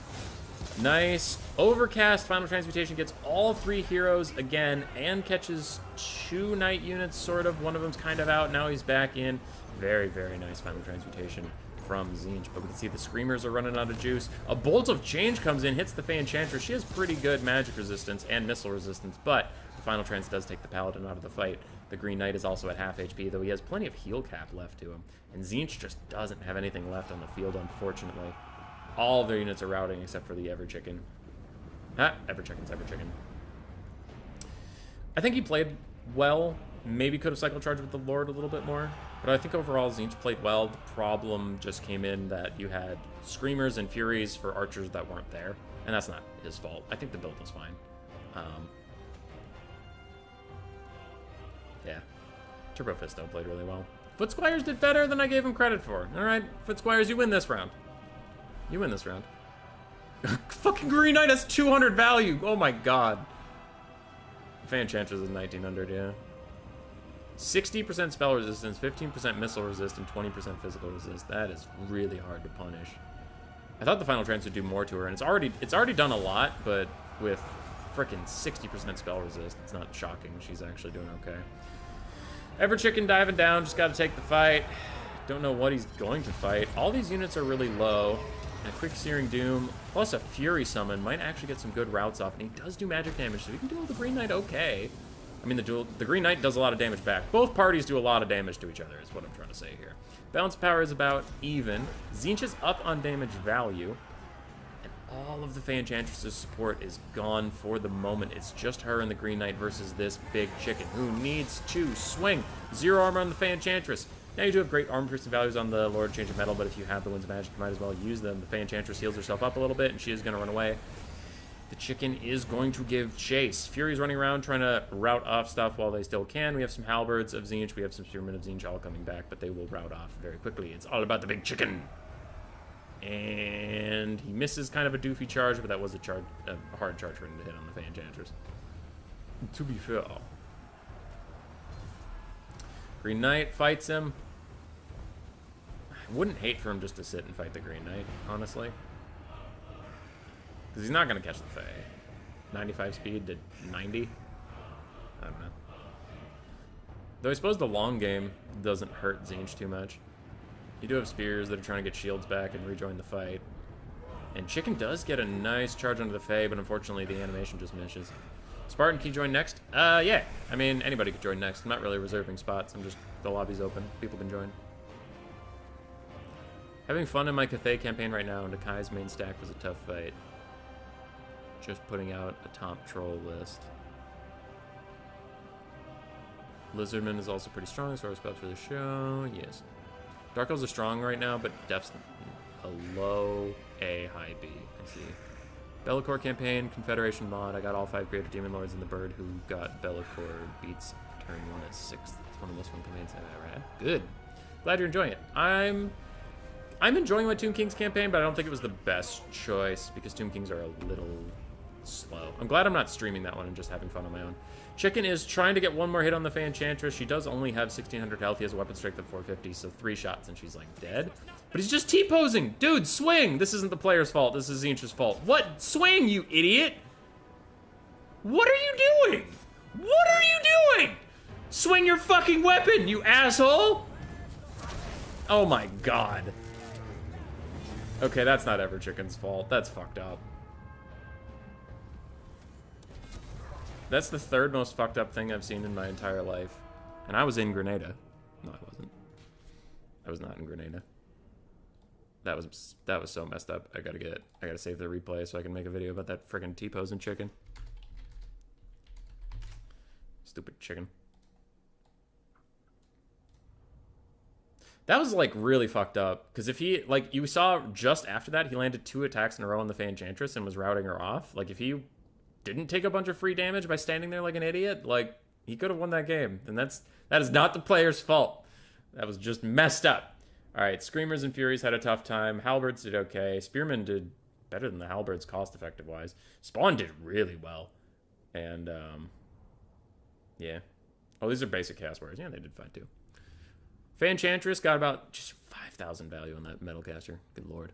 Fanchantress got 2,300. Green Knight got 2,000 in the end, but we saw he had 200 for the longest time. We saw that, Green Knight, so you got most of your value back by hitting that Lord at the very, very end. Grail Knights almost paid for themselves. Knights of Lionhearted did pay for themselves. Knights Errant both did what they had to and did pretty fine. Blessed Field Trebuchet got compromised immediately, but it's still a decent pick. Paladin got murked. Battle Pilgrims did well. Foot Squires did well. Stupid Foot Squires. And Peasants did what Peasants do. But yeah. Guy Ledouche, I am going to boot you. This isn't because I don't like you. This is because I don't like you. Boom. No, it's because you played 2 games in a row and I want to let somebody else in. I'm sorry. I'm sorry.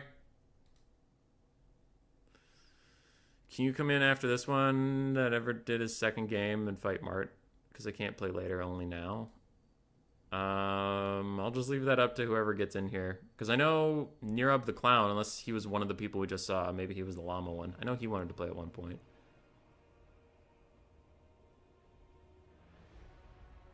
Least time, chicken did not stay forever stuck there. I've seen it happen for a whole battle twice. Got a replay if you want. You can send it my way. I love bugs.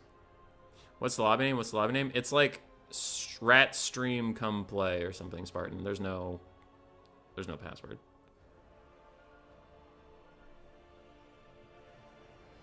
Campaign at least Dread Spears and Swords to avoid the high stats for 2-1 infantry. We have Brutus. Is Brutus Spartan? Who is this? Model got in the way, that's why chicken didn't attack. Yeah, it was just funny looking.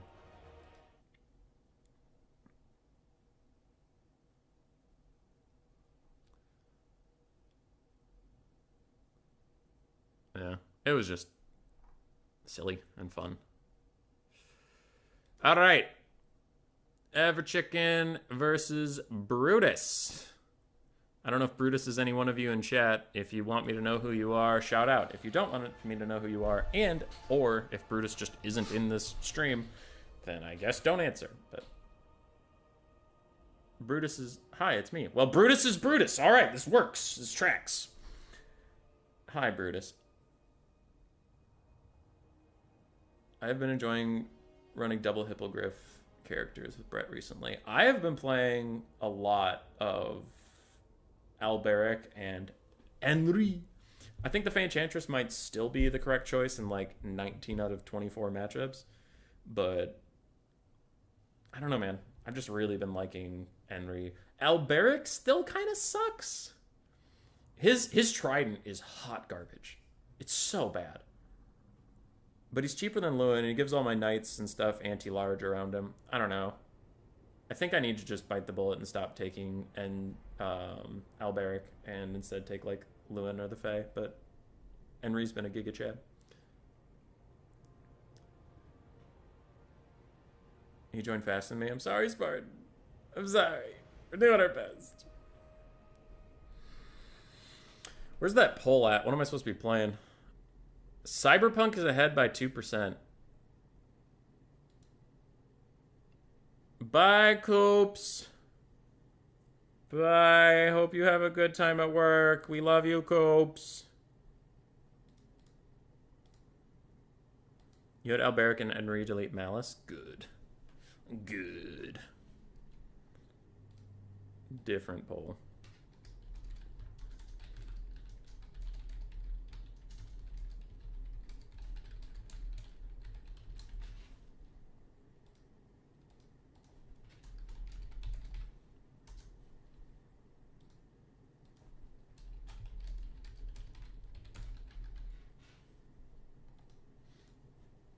Alright. New polls up. How am I doing on T? None! Ah! Ogres versus vampire counts. I haven't gotten to see this. I have some ideas on how this should go. Like, I have some ogre ideas, but ogres are really bad in most people's opinion right now. And vampire counts are strong. So I think Brutus has got a good shot. Cuden out here doing the work of the gods. And I cannot take credit for this format. I wish I could, but it was originally Murphalurf's thing. He was over on Twitch. He used to stream a lot. Now I think he streams infrequently. But he used to just sit in Warhammer 2 lobbies like this and chill, and he would either fight people or he would just spectate games and comment on like what people could be doing better. It was a really good time. He was a really good dude, and I don't know. He's not filling that niche anymore, so I asked chat if they wanted that, and they seemed excited. I mean, you are chat, so I guess you seemed excited, but whatever. Anyway, I don't pretend that this is my format. Rest in peace, Murph, wherever you are, you beautiful angel. What's the most meme faction at the moment? Ogres. Ogres or greenskins would be my hot takes on that. Ogres, greenskins, corn. Oh god, it's corn. It's corn, 100%. Corn sucks and blows. Inland battle. I don't know about domination, but he's just real bad.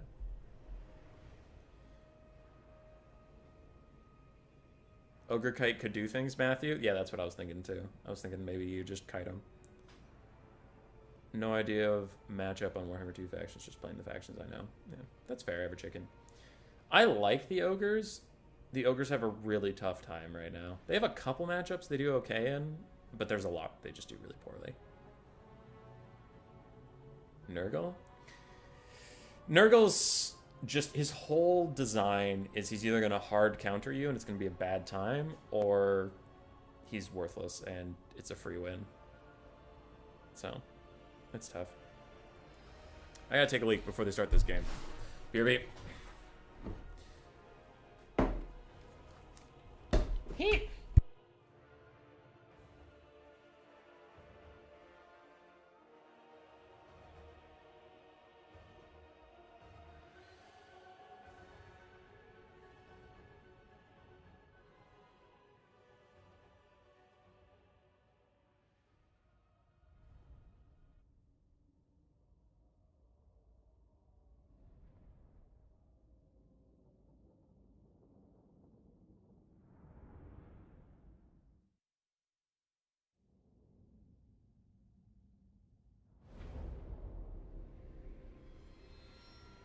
There's an incredible tales we're calling men to see.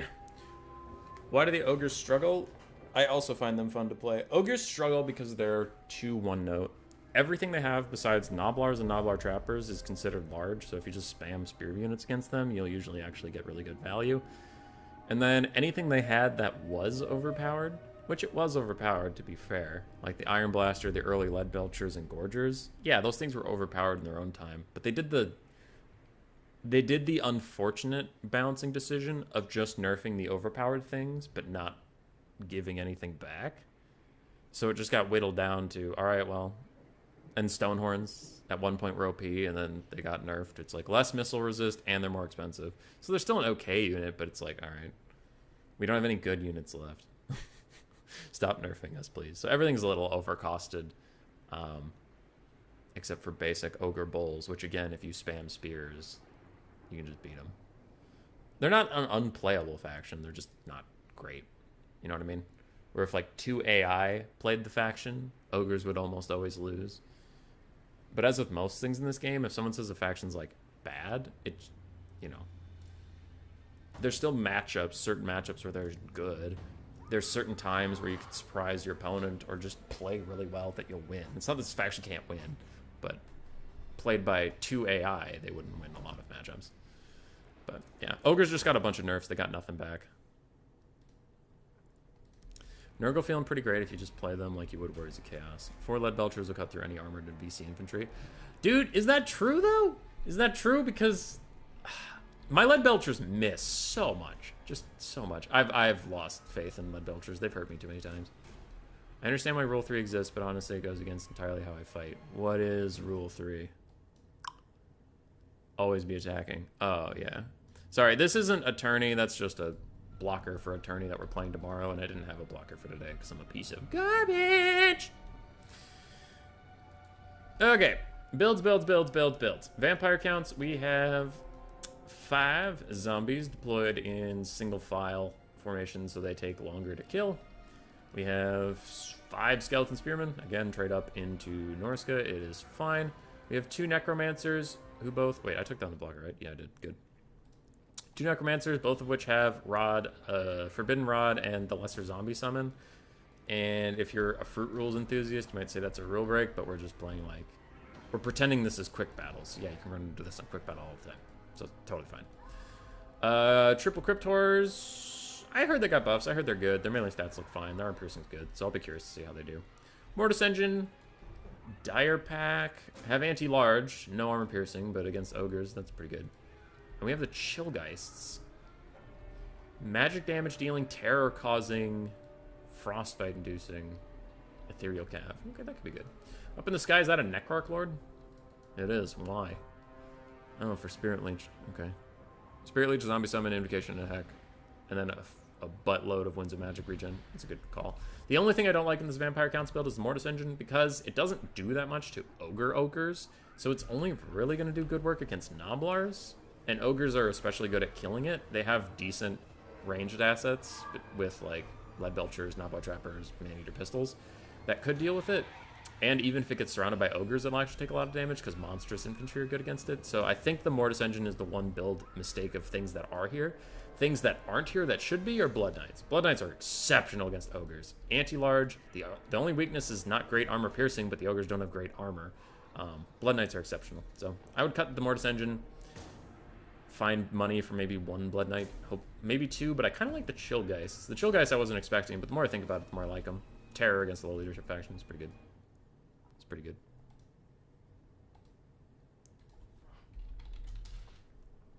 I like it. Ogre build. So yeah, that my only note on the build of the vampires. Ogre build, Saber Tusks, 4 of them. They're pretty good units, but against undead they might struggle. Ogre Bulls with dual weapons. I generally prefer Iron Fists over dual weapons, but that's just me. Double Lead Belcher, double Man-Eater Pistol, and a bunch of Noblars is definitely how I think you should play this. Whether it's Iron Blaster or something, you definitely don't just want to like, let's just go fight vampires. You're going to lose as ogres. Your leadership's too low. Vampires are too grindy. So this is the right way to play it. Slaughtermaster of Beasts with Amber Spear and Transformation of Kadon. I would personally just replace the Amber Spear with Flock of Doom. Amber Spear is not very good at sniping single entities. It's only good at hitting armored infantry from the side, which Lead Belcher's already going to deal with that, so I would just get Flock of Doom. Punish the zombies, but otherwise I think fine. Since Cathay are arguably my favorite faction aesthetically, what do you think they need to be good? Would you give them a buff? I wouldn't, because their campaign is okay, but online, they're mega strong in land battles. Domination, I don't know, but I've heard people complain about them, but campaign and, land battles are super good. If you want to buff them for domination, I would just say give their cavalry some more capture weight, more particularly the peasant horsemen, so you have a cheap, fast option to capture points that are undefended, but otherwise leave them alone. Their infantry are plenty fine. Talking about the game we're actually in, though, Lead Belchers murdered some of those zombies, but who cares? The Vampire Counts player's like, all right, you killed my zombies, good for you. All right, good. I thought the Necrarch was going to land there, and that is a bad decision. The Powder Guts are brutal in melee combat and in range, which is why they're a really good unit, but they're very expensive for their costs, so, you know, price-wise it all works out. Ever Chicken does have to get these Man-Eater Ogre Pistols out of here, let the Ogre Bulls and Noblars do the fighting. Now, the Man-Eaters aren't in that much trouble because it's just zombies, but they need to be doing other stuff, you know what I mean? It's not that they're losing the melee fight, it's that there's other shit for them to be doing. Looks like a little bit of a micro drop is the Saber Tusks are going to get charged by the Dire Pack and Chillgeist, and they're just going to get demolished. I would get the Ogre Bulls and Saber Tusk Pack out of here. Don't commit to that fight because you're just losing it too badly that you're going to lose more units. It's throwing good money after bad. Because wherever the Chillgeists go and those dogs go, they're going to win. So you either need to shoot them or just not fight them. Frontline battle's going okay for the Ogres. The ranged assets are doing decent work.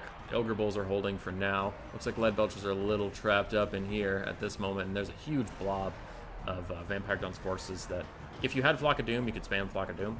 Also, a Manticore summon needs to come out pretty soon and just chase the Necromancers around, would be my opinion. One Lead Belcher is lost, a little bit of micro dropped here from the beloved, the dreaded Ever Chicken.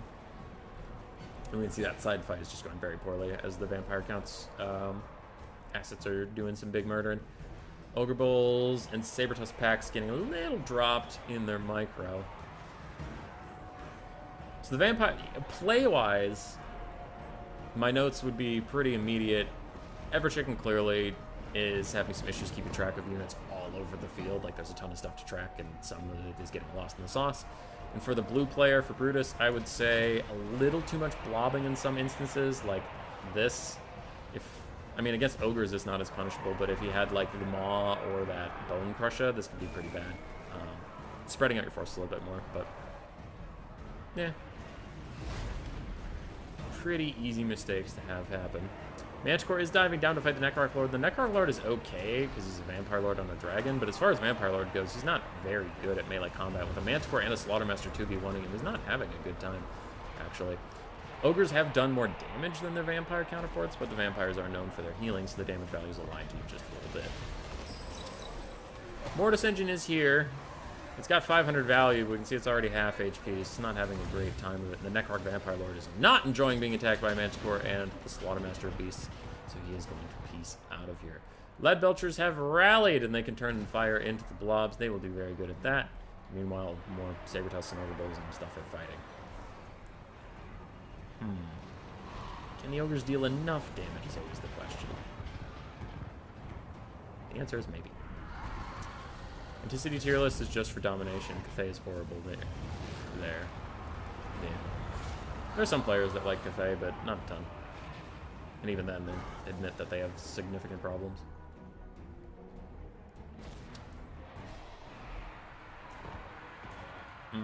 Yeah, these Lead Belchers need to turn around and start firing. God,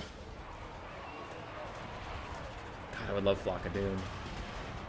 Like, just, oh, the Flock of Dooms. Just so many. Just, Flock of Doom. Flock of Doom. I love that spell. It was pretty bad in Warhammer 2, but in Warhammer 3, it's actually, it's not like OP, but it is good for how low cost it is Winds of Magic. And then if you have the Beast passive, the more you cast it, the faster your Winds of Magic come back. So you can just spam it up and get your next Manticore summon out pretty fast. I like Flock of Doom. I think it's very good. These Vampire forces are left without healing. The Mortis Engine kind of fucked off. It needs to come back here because it does have a healing aura, and you can see these units are actually going low enough that they start crumbling a little bit. Though with all the Vampire buffs they've received in the last couple patches, you can see their leadership isn't negative, which used to be one of the weaknesses of Undead, is their leadership sucked and they'd start crumbling. That's not the case anymore. Like, these zombies aren't crumbling while getting shot and fighting in melee where they're apparently losing. Like, that's when people talk about vampires being too strong. That's one of the big buffs that hit them, is their leadership buffs just made crumbling a joke. So they're essentially just an unbreakable army rather than an undead army. I liked both builds. I think Brutus overall played it better. But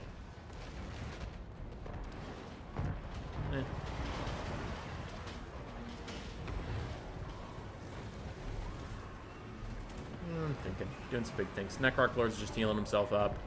Slaughtermaster, maybe he can get a second Manticore summon out, but I don't know. He hasn't been casting a lot of Amber Spears, so he should have the Winds of Magic for it, but I don't know how much a Manticore is going to make a difference in this. Lead Belchers getting 190 kills, 129 kills. They're just doing their best, but they have, like, no value, and this is what I've run into with Lead Belchers. Sure, they're shooting zombies, like, I understand that, but I've just found that even... I took them into Cathay most recently. I had 4 Lead Belchers, or 3 or 4? I don't know. I was kiting Cathay. They used all of their ammo on Jade Warriors and Peasant Longspearmen. The Peasant Longspearmen and Jade Warriors hung in there with, like, no HP for the rest of the game, and these guys didn't even pay for themselves using all of their ammo on the infantry. So Lead Belchers just have a hard time finishing the job. Chillgeist getting beaten up by the Man-Eaters with the Ogre Pistols.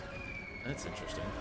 That's a pretty big unit to take off. This blob is getting shot by the Lead Belchers, but you just don't even notice their health bar is moving, as some of them are crumbling, some of them aren't. You're just firing into this blob, but it doesn't matter. Ugh. Ugh.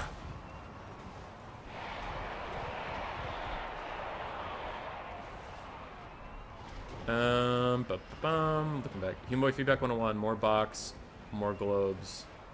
Yes, yes. That, what? What are you talking about? I know you're joking, but I also, like, I have not been boxing Warhammer 3 at all. At all.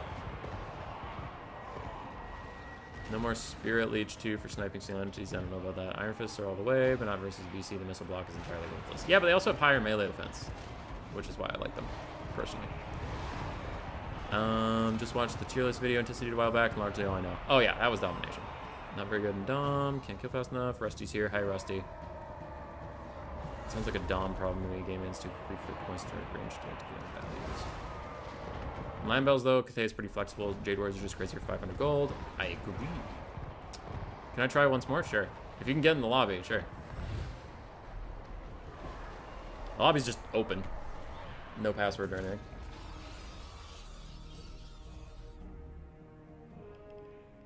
Something, what's the password? There is no password. Hi, Mick Rightface. I'd like to know the typical meta is against Nurgle on land battles. Archers, archers, archers, archers, archers. And if you're playing against them as lizardmen, powerful single entities. So I would get a Skink Oracle. Skink Oracle can kite out Nurgle pretty effectively. Max out Skink cohorts with javelins that you can. Chameleon Stalkers or Chameleon Skinks, also pretty good. For infantry, only take the Skink cohorts with shields. Because you don't really want Saurus. They're just going to not... I mean, like, they do okay against the Nurgle infantry, but the problem is the Nurgle Lord is either going to be Festus and he's going to drain you, or he's going to be Kugath and drain you. So, Saurus aren't really worth it, in my opinion, there. Ooh! Those salamanders. The fire salamanders. Really good. Really good. The hunting packs, not the single entity one. The hunting packs, super good. Try that. Don't really go with flying units, though, because Nurgle's Furies will outtrade Pterodons in the air, and then you just waste a bunch of gold, so don't fly. I know it's tempting because he doesn't have archers, but his air power is better than yours.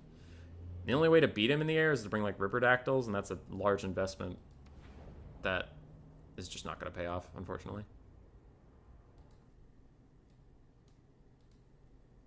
What's the game name? It was like Rat Stream Come Join or something.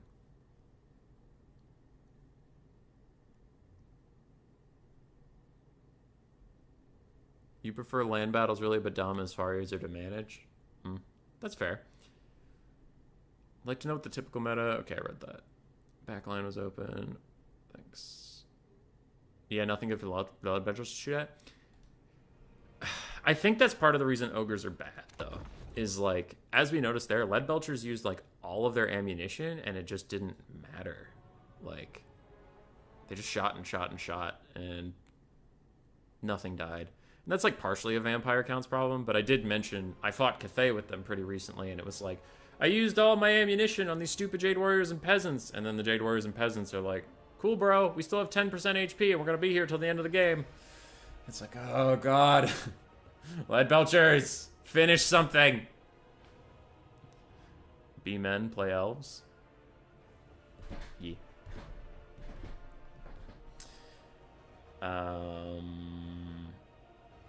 Oh yeah, Rusty. Yeah.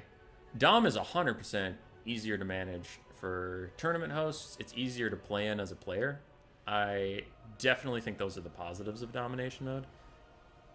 And the negatives, I'm just speaking for me. Some people get really mad if you talk about domination mode negatively at all. But like for me, it's just not as fun as land battles. Like I get bored very quickly. I'm bad enough that I get knocked out of tournaments. But in Turin's tournament I was streaming, where I made it 3 rounds and I lost to Yumi. I was kind of bored by the time I fought Yumi. And that's not the reason I lost. Yumi fucking trashed me. But I was like a little bit glad that I lost. Because I had my fill for the day. I can only play like 3 Dom games before I personally get bored. That's just me. If you know, again, if people enjoy them, go ahead and enjoy them. I'm not pretending you can't. It's like you have your preferences. And for me as a tournament host, domination has lower views for me personally, and some other channels I've noticed, but I think it's because people expect me to do land battles, and then when I do Dom, they're just like, meh. And also the Dom market is flooded. Like, as soon as people stopped hosting 1 million domination tournaments a day, I got that 2v2 one with Platypus set up. But it is hard when, like, 6 out of 7 days of the week, Turin or Anticity or whoever is streaming a domination tournament. It's like, I'm going to host one too. And everyone's like, no one cares. Shut up. Turin's tournament's today. And I'm like, oh, it's today? Oh, okay. Damn. So, land battles is also tempting for me because there's just no competition in it in the scene. So it's like, well, okay. I'll do that. You don't see Rusty's messages? He's a ghost? Oh, I saw him. I'm usually too timid to do multi, but for me, Dom is more fun to play. Land battles is more fun to watch. That's fair. What's good? I personally like Dom, but it's got way too much content. I wish there was more land battles. It's a nice change of pace and slightly different units are viable in Dom, but overall land battles are more enjoyable to watch. Whose turn? That's fair. A comparison I made, I forget if it was on a stream or somewhere, but I really liked this comparison to get my point across.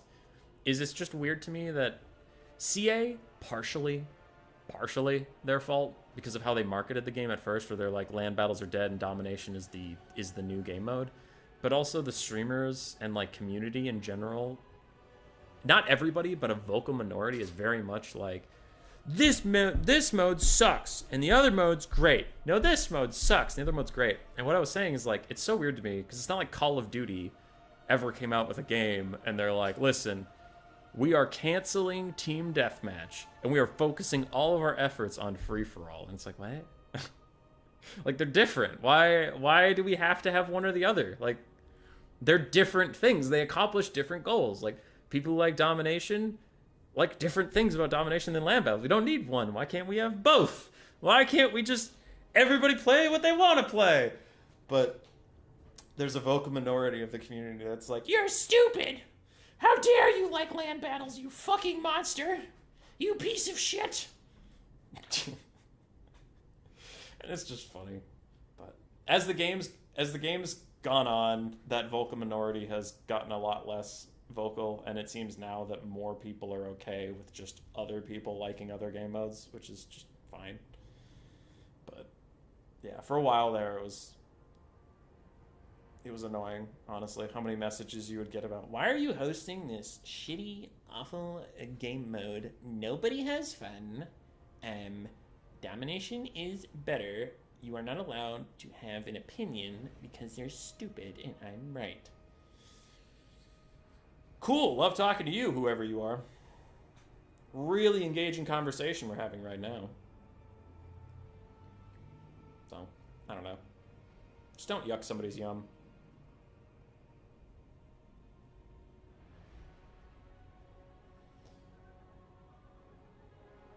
Dom and Land are a bit different. It's nice to have different game modes, keep things fresh. 100% agree.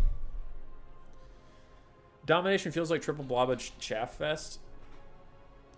I would agree, but some people, like, I don't know if, like, enjoy it is the right word, but I did notice some comments on, like, earlier videos that made me think, where there were some people that just don't, I don't know. I forget who said it, so if you're out there, credit to you, but it was phrased really nicely, and I'm going to do my best to remember it, but it was like, if I wanted a sweaty click fest, I would go play Call of Duty. I'm playing a strategy game because I'm an old man with old man hands, and I just want to, like, make an army, make some decisions, and see what happens. I don't want to have to click so hard my wrist hurts to beat my opponent at fast game.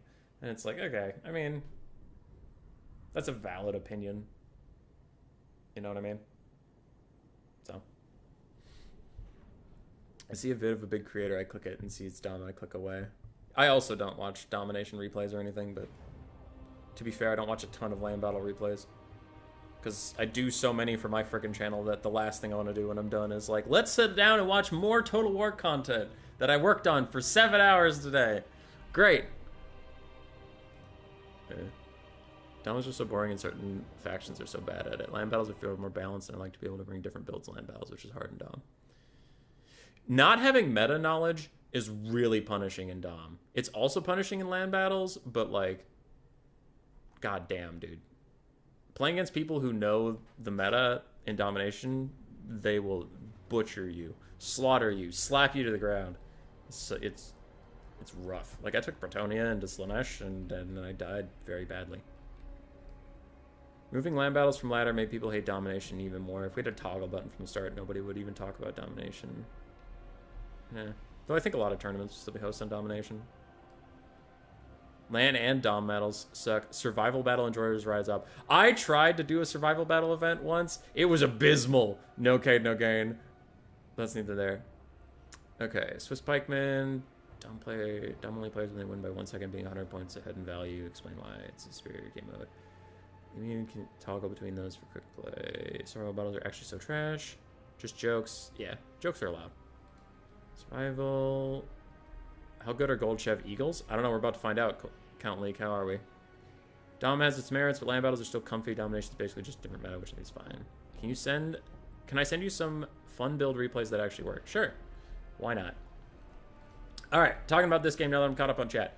King Crab is on Warriors of Chaos versus XMT Count League, friend of the channel, big streamer, memer, patron, on his Wood Elves. Sisters of the Thorn, Great Eagle with triple gold chevrons, double Great Stag Knight. We have Ariel, Orion, and some Eternal Guard, including the Unbreakables. Count Leak loves memes. I don't think you should take this build competitively seriously. So I don't have like a lot of notes on it. Meme worthy, which is what I think he's going for. It's 10 out of 10. Ariel's a pretty big meme. Triple gold chevron, Gold Eagle, pretty big meme. Lots of memes. Good memes. On the other side, King Crab, I'm going to assume this build is serious, so I'll treat it seriously. Versus Wood Elves in general, Marauders are shielded, which is nice. Chaos Warriors are very good. 100 armor, Silver Chevron, they can cut through Dryads and Eternal Guard equally effectively. I really like basic Chaos Warriors in this matchup. Good for you. Oof, Spawn are tricky. They're unbreakable, which is nice, but they are low armored, and the common way to counter them is missiles. And then the front line for the Wood Elves is often going to be Spearmen. Spearmen or Dryads, but it's a 50-50 shot. So your Spawn are going to get countered by the front line, and the Wood Elves' dominant style of play is going to shoot them. So I don't like Spawn here, but Spawn in general are such a good, strong unit that it's really hard to be that critical on taking them. I just don't think this is their best matchup. Siggy Wiggy is not the tank he used to be. Now he's a single-target duelist, but he is incredibly hard to snipe. He does still have his healing armor. Does it only work in melee? Nope, it's constantly. So Siggy's a great pick into Wood Elves. 110 armor, silver shield, regen, great pick. Chaos Sorcerer of Shadows, 2 great spells, Melkoths and Pit of Shades, very nice. And then some solid skirmish cav. And the Hellstriders of Slaanesh are wonderful in this matchup. Wood Elf cav is lightly armored. They're going to be very cost effective, and they're going to be fast enough to actually catch them. So I love the build, except for the Chaos Spawn. The Chaos Spawns, I'm lukewarm on. Like, I get it, but I don't like it. So King Crab, good build. Good build, well played. I'm not that new of player, by the way. I know.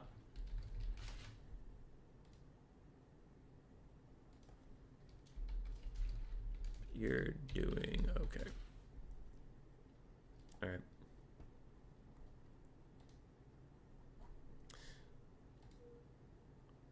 All right. I was just checking some message. Just change the spawn into Zinch Chaos Knights, and the Chaos build is good. Pop Palpatine would know. He is the Chad aficionado. Palps, there's a video coming out for you soon. I did the Kolek thing again. I had him fight a Slaughtermaster of Beasts who was running away, so I was getting rear attacks on him, and I had all my buffs pop, so I had like 83 melee attack plus like 20 or 25 bonus versus large against a target running away with 40 melee defense. I missed 4 attacks in a row and lost the game. It was brutal. It was fucking brutal. Kolek Sun Eater fails me again. Wouldn't it be better to have one large circle that appears when you have 5 minutes left? That would prevent people from running away from the enemy and wait until time is up.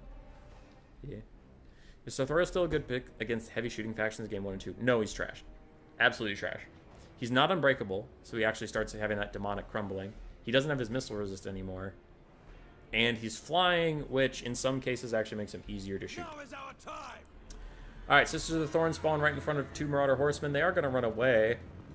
And they have slightly more speed than Sisters of the Thorn, though they will get their charge bonus in just a second here. Ooh, a Curse of Honor here cast is going to slow down the cavalry. Nice job from King Crab splitting up his forces, not letting both get mucked up in the same fight. That's a pretty good trade overall. Sisters of the Thorn are quite expensive, so if this other Marauder Horseman just shoots them from behind while these guys keep trying to run away, that is definitely worth it. So making the best of a bad situation is really good. We need that damage and gold counter in campaign versus AI. Yeah, I like this counter a lot. It's good. It's a good counter. I can't find in-game chat, but I'm ready. Oh, okay, Champ Easter. I assume you're King Crab. Sisters of the Thorn have lost about half their health, which is already more cost than this entire Marauder Horseman unit, so far that has been a fine trade. And the other Marauder Horseman is pulling back to the rest of the force. Gold Chevron Eagle has taken some damage, and the dreaded Wood Elf box is waiting, kind of trying to run sideways, but waiting. A little bit. I actually don't know who wins between Orion and Siggy after all the changes. You need to remind people to hit the like button. There's none at the moment. Sorry. Hit the like button. Do it, you cowards. Although I don't know. I don't honestly know what that does. If you're not subscribed, do that. That one I give a shit about. Please subscribe. Please do it. You'd be my best friend forever. Ooh, this is nice. I like this. Hellstriders are going to box in the Sister of the Thorn. They have nowhere to go. As you saw, it was just a really good pincer maneuver. Though, one thing you could say is maybe this is too many resources to dedicate to a half-dead Sisters of the Thorn, but I do like the play in isolation, so I guess I'll stop being shitty about it. Chaos Spawn will trade pretty well into Great Stag Knights. Count Leak has to be careful of that, as the Spawn are going to pound into the front line. They just wanted to avoid Archers, which aren't in this build, obviously, and Eternal Guard. Grinding. Gold Chevron Eagle is bodying the Shadows Caster, who's going to cast a Melkoth's on it to lower its speed down to 83, making him actually faster, and he is going to run away. Quick Soul Stealer cast. It'll do some damage to Siggy, but he can regen up through it just fine. Overall, a good cast, though. It is going to catch a... Oh, it's a Marauder, not a Chaos Warrior. Gold. Soul Stealer should be held for when the caster is actually wounded, because its healing is significantly buffed, but its damage is actually nerfed. And a nice Pit of Shades onto 2 blobbed up units is going to net big damage value for King Crab. Big stuff over there. Wood Elves are in trouble, I'll say. Chaos is definitely going to win the melee grind, so the Wood Elf Cav have to do most of the heavy lifting, but Great Stag Knights are having a bit of trouble. So, I think Chaos is in a really good position. This bird beating up the Chaos Sorcerer is a good trade for the Wood Elves, but now Siggy's here, and some Spawn as well. The Spawn need to... Something you can kind of do is path your guys past them and then give an attack order and you get the full surround. But it frequently doesn't work, so it's not a huge deal if you don't do that. But it is nice if you have the time. Time being like micro isn't infinite, you know. You have a million clicks to be doing, so it's understandable you're not doing everything perfectly.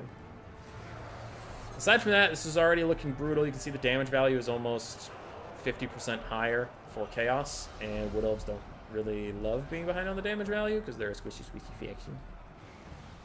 It's already down to Alariel and Ariel versus the world a little bit. Hellstriders and Slanesh caught out some of the Great Stag Knights and got some free value off before Spearmen are going to pop up, but these guys are so far from the fight that I do think it's going to be rough. Nice Soul Stealer. King Crab blobbing a little bit too much on certain targets, but it is an easy mistake to make. Have you ever eaten a tangerine? I have not. I'm not super big on fruit. I like grapes, apples, and sometimes bananas. That's about it, fruit-wise. I'll eat any vegetable on the planet, but I don't know why. I don't like fruit. They're weird.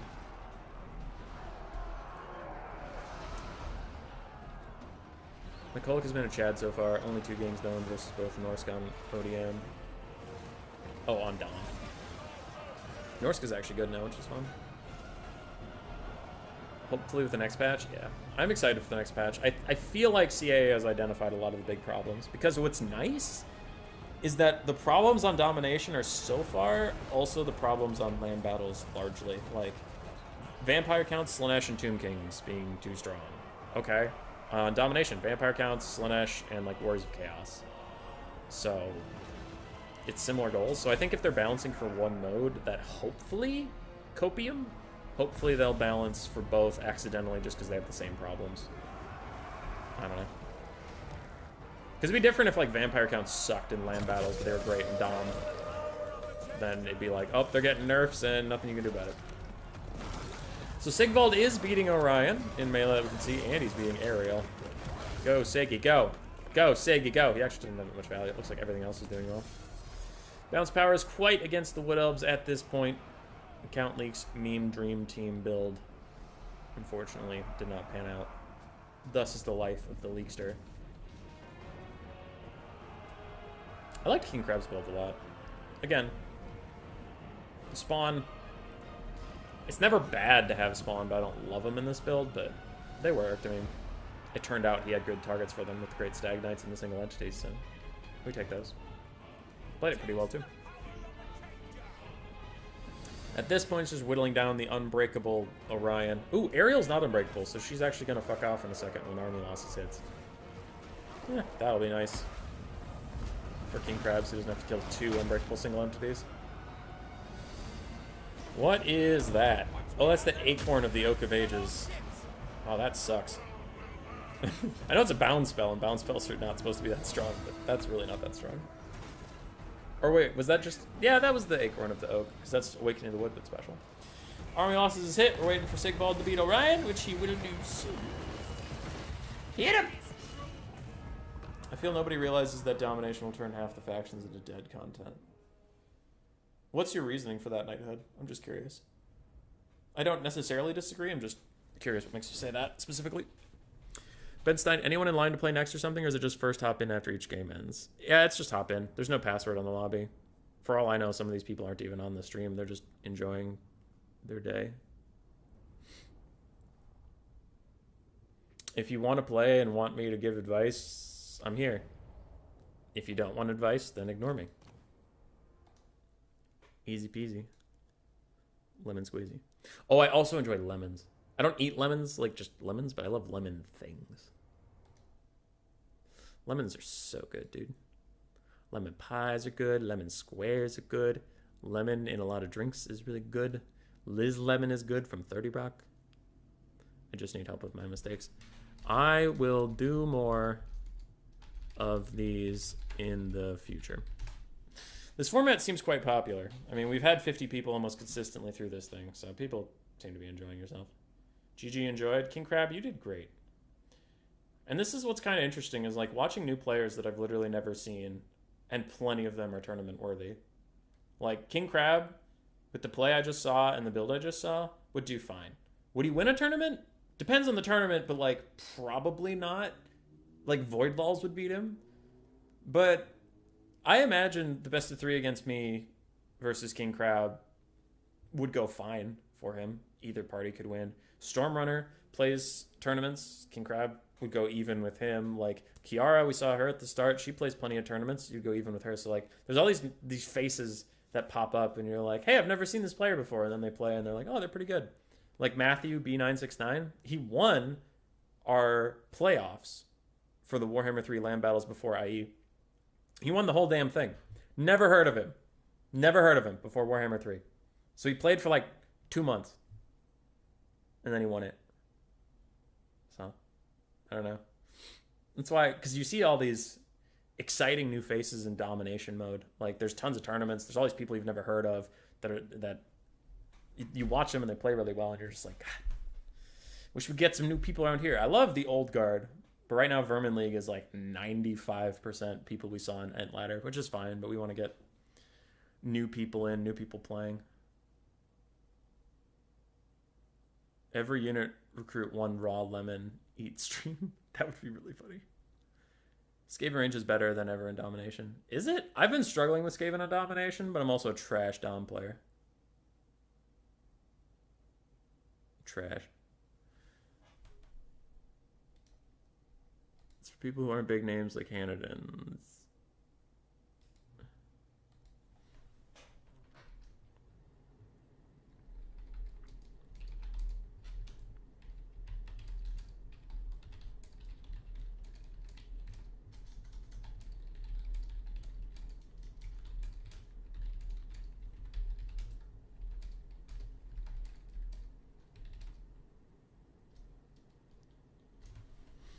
Sorry, Kara was typing to me.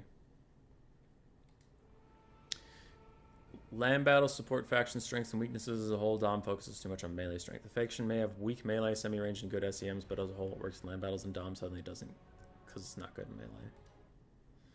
Yeah, I could see that. But some people, like, I don't know enough about domination to really judge the meta too harshly. I only know what I see on streams, which I honestly don't watch a ton of. And then for my own play, but then I'm also kind of bad. So, yeah. I think that's valid. Are we playing best of 3 or just have other people hop in? I've been letting people stay for 1 or 2 games. 2 is the max, but some people leave after 1. Some people stay for 2. It's whatever. I'm not going to play if there are still actual new players who want to. And even them playing with one of my main factions would be kind of cruel. Yeah. Solo Spaghetto and Happy Panda. Let's go.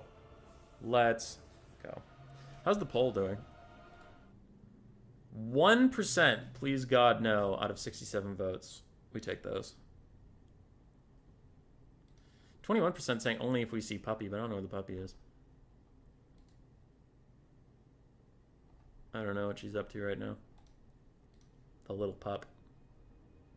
I'm gonna switch the map for like the first time in 20 years. Hold on.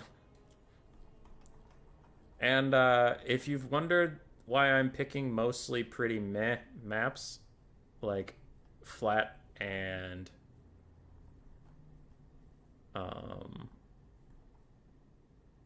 there it is.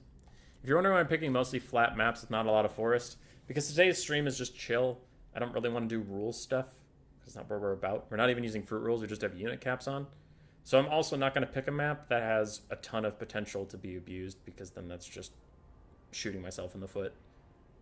Today's going to be a chill stream, man, and that's why we're going to play, like, Altar of Ultimate Darkness. This big fucking hill. There's corner camping possible. It's all this shitty. It's just like, nah, dude. Let's pick a flattish map so we don't have any issues with forest camping or anything. It's not what we're doing today. Just look at the meta tier list and you know what works in Dom. I haven't looked at that tier list. Where is it? I mean, Anticity had a video for it, so I could just skip to the end. Anticity. I mean, I know the top factions. It's Slaanesh and Warriors of Chaos and Vampire Counts and shit. I don't know where other stuff falls.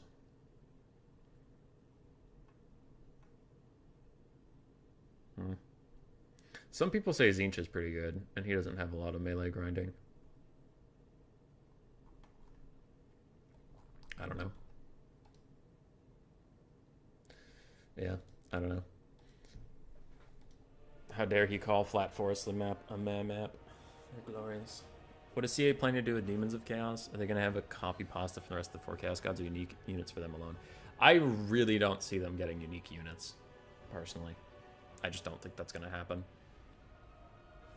Because I don't know where they'd get them, right? It's like, where is a demon that doesn't have any allegiance to any of the 4 gods going to come in? I just... meh. MP Crossroads. I had my first multiplayer game ever on Ultimate Darkness and can figure out why I lost in 1 minute. MP Crossroads is in the top 2 maps and it ain't number 2. Oh, so it's number 3.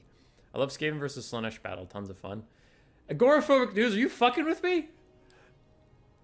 Because if you're being serious right now, I need to know your build, because that matchup feels terrible. That matchup feels awful. And if you have some way to make it even, DM me that build, because I would love to try it. Because the past 3 times I've played versus Slaanesh, oh, it does not go well for the poor rats. It does not. And it kind of makes sense. It's like Slaanesh, fast, really good at abusing low leadership factions, actually gets army-wide buffs based on low leadership, gets healing based on low leadership for some of their single entities, gets damage and melee attack for low leadership on some of their cav and infantry. And Skaven, lightly armored low infantry boys, they're going down. They're going down real fast. I hear you had a Skaven slave, gone. I hear you had rat ogres, gone.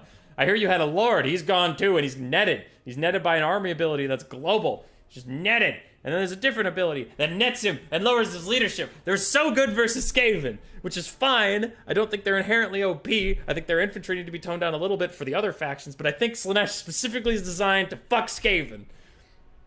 And I feel passionately about this. I'm solo Spaghetto, ready when Panda is. Ben Stein, happy to have you. Pleasure to meet the solo Spaghetto. Fast but squishy. Skaven versus Slaanesh keeps me up at night. Just scurry away. No one scurries faster than the little crab people. Alright, while we load in, I'm gonna take a leak and grab something else to drink. BRB. Burb.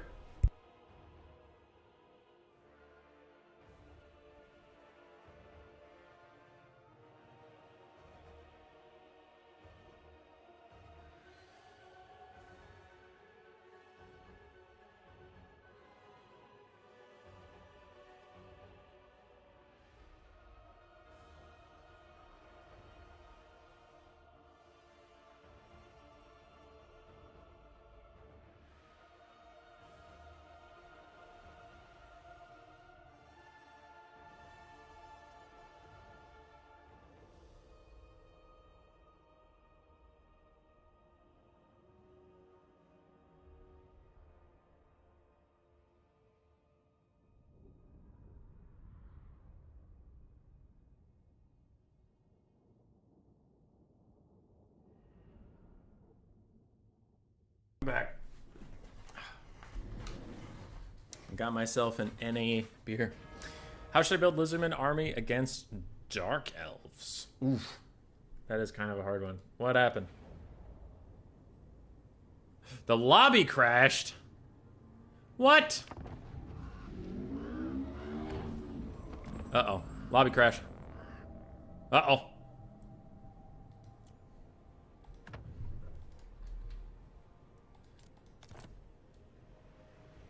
Lobby crash, no! How should you build Lizardman army against the Dark Elves? I do think... Sorry. If the two previous players who were just in here would rejoin the new lobby, I just named it 2. I don't know why it crashed, and I'm very sorry about that. Very sorry about that. If we could get Solo, Spaghetto, and Panda back in here, that would be great. Yeah. Normally I would let anybody in here, but those two players were here and they got fucked, so... Okay, good. They both arrived. I would nicely kick anybody who wasn't them. Okay. Sorry. Lizardman army against Dark Elves. Yes, got it. I like a Slon. A Slon there. Maybe of high magic? Life magic? I don't know. 4 Feral Cold Ones, for sure. They were good even before their buffs. After their buffs, 4 Feral Cold Ones to chase down chariots. Good armor piercing, do really well there. A front line of mixed source. The 300 skink cohorts, get 3 of them, and then get 3 Saurus with the maces. That's very good. That'll grind through a lot of Dark Elf units. Get 2 or 3 skink cohorts with the javelins. Not the skink skirmishers. Those kind of blow. Those kind of suck and blow. You want 1... If you don't take a Life Slon, you'll want 1 Bastillodon with the Revivification Crystal. And it can help out whoever your lord is for some healing if you don't have a Life Slon. After that, I'm not sure anymore. I lose some confidence. Beastmen were bad enough for Skaven, so see, I decided to make Slaanesh true. I don't think Nurgle is bad for Skaven. I also agree. I think Nurgle is fine for Skaven.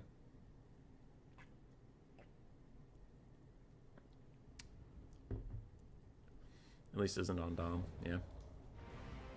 I know I'm a dirty shill, but I have been having so much fun with Immortal Empires. I just don't have enough nice things to say. They fucked my boy Korn. Like, he's trash. I know that. Vampire counts are too strong. I know that, but I also have a weird confidence that is, like, I have been hurt before, and for some reason I still have confidence that I'm like, they'll fix it. But I do, so too bad. I've been having a lot of fun. Campaign's fun. Dom's fun. Land battles are fun. All the factions are back. They're overall performing fine. I've been having a ton of fun. So, if you're like, man, I don't really like Dom, not Dom. I don't really like Warhammer 3, and this fucking idiot's always saying positive things. I'm having fun, I'm sorry. If you're not, that's your own experience, bro. All right, Kislev, it's been a bit. Let's check them out. Double Little Grom. Interesting. From Solo Spaghetto. Armored Kossars, Ice Guard with Glaives, Kossars with Spears, Kossars. Double Snow Leopard, a Patriarch with his healing. Yes. Healing. And then Tsarina Katerin with Heart of Winter, Icebane's Kiss, Frostfang, Ice Shard. I wouldn't take Ice Shard. I personally think it's trash, but I only used it in campaign. I've not given it a shot in multiplayer, so we'll see. Otherwise, really like the build, now that I've seen it all. The Little Groms should. I literally have never seen this matchup, but the Little Groms should do well against Ushabti Great Bows. I think they're pretty good at sniping out individual models. And then Kite, pretty okay, because they have 35 speeds, they're fine.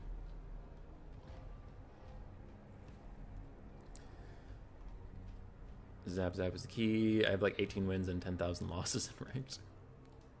Alright, on the other side, so the build overall from Solo Spaghetto, I really like it. The only thing I had questions about is one of Katerin's items, which is not a pretty big criticism. The other side, Seppi Stalkers. Good versus bears, good versus single entities, so I really like their inclusion. Ushabti Great Bow, Chosen the Gods is always quite popular, so very good. Oh god, not Kalita. Okay, she's on her chariot. That's a little better. On her snake, it's troll. She just blows on her snake. I'm so sorry, but it's true. The rest of this, she gives some armor-piercing missile damage and stuff. She's an okay duelist. She usually sucks. We'll see how she does. I have not been impressed with Cetra recently, so I'm open to more Lord choices, but I generally think Arkan or Katep is better. But we'll see how Kalita does. Not thrilled with it, but I haven't experimented, so I can't really judge. Skeleton Warriors and Spearmen across the front line is good. It's fine. Nothing you have is going to beat Kislev in melee combat except for the Kepler Guard. So it's fine. Just take the chaff. It's fine. I would suggest taking the Kepler Guard because they're fucking busted right now. But if you're just being honorable and you don't want to take a bugged unit, then that's fine. But if you're just trying to win quick battles, definitely take them. 3 Skeleton Archers is a good call, including the Busted Legion of Flach. No problem with that at all. Deals with a Bear Blob if you have one. Nakara Caster with his abilities is quite good. The Incantation of Vengeance and the Righteous Smiting are an interesting pair. The Incantation of Vengeance in Warhammer 2, like, it was, certain players could use it really well. I couldn't quite figure out what uses it was good for, but I know it can be a good spell. And then this is clearly for the Ushabti. Nakar Horsemen are a really good choice too. I don't love the melee Ushabti from Happy Panda. They're too squishy, in my opinion. They just, like, every time I fight with them, they just die. They're currently being forgotten a little bit. Otherwise, the build's fine. I would cut the Ushabti and get the Kepler Guard. Otherwise, the build is understandable. Oh, and the Little Groms are doing what we predicted. Look at that damage. Oh, they're doing so good. Chosen of the Gods are going to start firing at them, but the Chosen of the Gods spread arrows are actually not super great at dealing with single entities unless the single entity is big enough to get hit by the whole spread. Chosen of the Gods are exceptional against infantry and cavalry, but single entities not as much. And good God, those Little Groms are doing so much! So much. Zarina was getting a little cheeky, but it looks like the Sepulchral Stalkers appear, plus some archers are keeping her a little bit honest, and the Tomb Kings are advancing. Now, the front line of Armored Cossars is going to beat the shit out of the Tomb Kings, 100%, but what you can do is just throw 1 Skeleton Spearman or Warrior at them each, and then you have so many more, you could path through the cracks and, like, give them attack orders onto the archers behind. That is a good way to deal with this. And then let your archers get into range uncontested. Unfortunately, it looks like Happy Panda did forget the Ushabti in the far back. And on the far side, Nekar Horsemen are trying to fight Snow Leopards and the Patriarch, but Snow Leopards and the Patriarch are strong lads. Damage value is early, going to Kislev's favor, but they're kind of like Skaven in that regard that you're almost never going to get into combat with the Kislev front line at an advantage. Seeing as most of their units are ranged, even the melee ones are ranged. And nice shots onto Zarina. A little bit of a mistake from Solo Spaghetto for getting her for just a second. She gets absolutely bodied by the Sepulchral Stalkers and the archers. Now, I feel like we've been critical on to Happy Panda. Just, I mean, I'm offering advice and stuff, but I also feel like I've harped on it a lot. But also, grouping up your skeletons like this can get a little cumbersome. They sometimes get in their own way of firing, so like 1 out of the 3 will fire because the other 2 are blocked by that one. And also a big spell could take out all your ranged assets. That's just a note, but it is what it is. And these Little Groms are so good! I am very impressed. Like, when Solo Spaghetto took them, I understood what he was going for, but I didn't think they'd be doing this well. But they're just destroying everything they look at as far as the constructs go. Tomb Kings are doing well now that they've gotten into melee. This Ushabti being forgotten in the back is a huge problem for them. Definitely an issue. And no way. Hold on, I need to see, does Realm of Souls activate again? Because the Ushabti summon already came out. They already maxed out Realm of Souls. Ha! Tomb Kings are OP! They get Realm of Souls twice! Look, they're going back up the thing! Ah, that's funny. Okay. So Kalita's doing well on her chariot mount. She's actually getting through, and the Tomb Kings are breaking through the Kislev front line. And look, the damage value balance of power is back. And that huge shot onto Katerin was a big moment for Panda to come back into this game. The Little Groms are doing excellent work, but now that they're stuck up in melee combat, they're not having as good of a time. These Spear Archers are doing well-ish into the Sepulchral Stalkers, but, I mean, they're not really meant to kill them. Oh, the Realm of Souls is resetting. That's so funny. Look at it go. Look at it go. They just get infinite Realm of Souls. That's so silly. We do have the reserve Ushabti from Happy Panda that needs to come up at any point in time. And again, the archers are bunching up a bit. So I think that, like, clearly, like, the easy analysis isn't that these are a million, like, well, not a million, sorry, but, like, It's not that these are a lot of mistakes. It's the same mistake happening over and over again. It's just there's a lot of units to control, and it's stressful, and sometimes some things slip through the cracks. That's fine. But Happy Panda's army composition was really good, and it seemed like he knows what's important. Like, or she, I guess I shouldn't judge, but like, the micro isn't as spread out as it should be, but it looks like it's where it's needed. Like those Sepulchral Stalkers picking off Zarina pretty heavily was really good. Kalita's not gotten trapped in here for too long. She's actually getting good value out of her chariot. It's pretty good. So it looks like they just need to branch out their micro a little bit and micro more things rather than micro a couple things really well. But not bad from a player at all. Zarina's just vibing. It's 0 leadership, chilling, doing her best. This time the Realm of Souls tier 3 sticks. But I have to check that out. Hold on. I need to make a note. Realm of Souls reset with Ushabti. Okay, I'll check if that works all the time or if this was a one-off bug. That's kind of funny, though. Now Kalita is getting just destroyed by these snow leopards in the Patriarch, and without her, the Two Kings army will fall apart. Those Ushabti forgotten in the back are now remembered and coming, but it is a little bit too little too late. I liked Panda's build, though. That was cool. Maybe the Ushabti would do stuff. I mean, they have armor piercing, but I feel like their stats are just too bad. 24 melee attack is abysmal. And they have some bonus versus infantry, but it's like 8. Okay. So that gives them 32 melee attack, which even armored Kossars have more than that in melee defense. Ushabti just need more melee attack, and they'd be fine.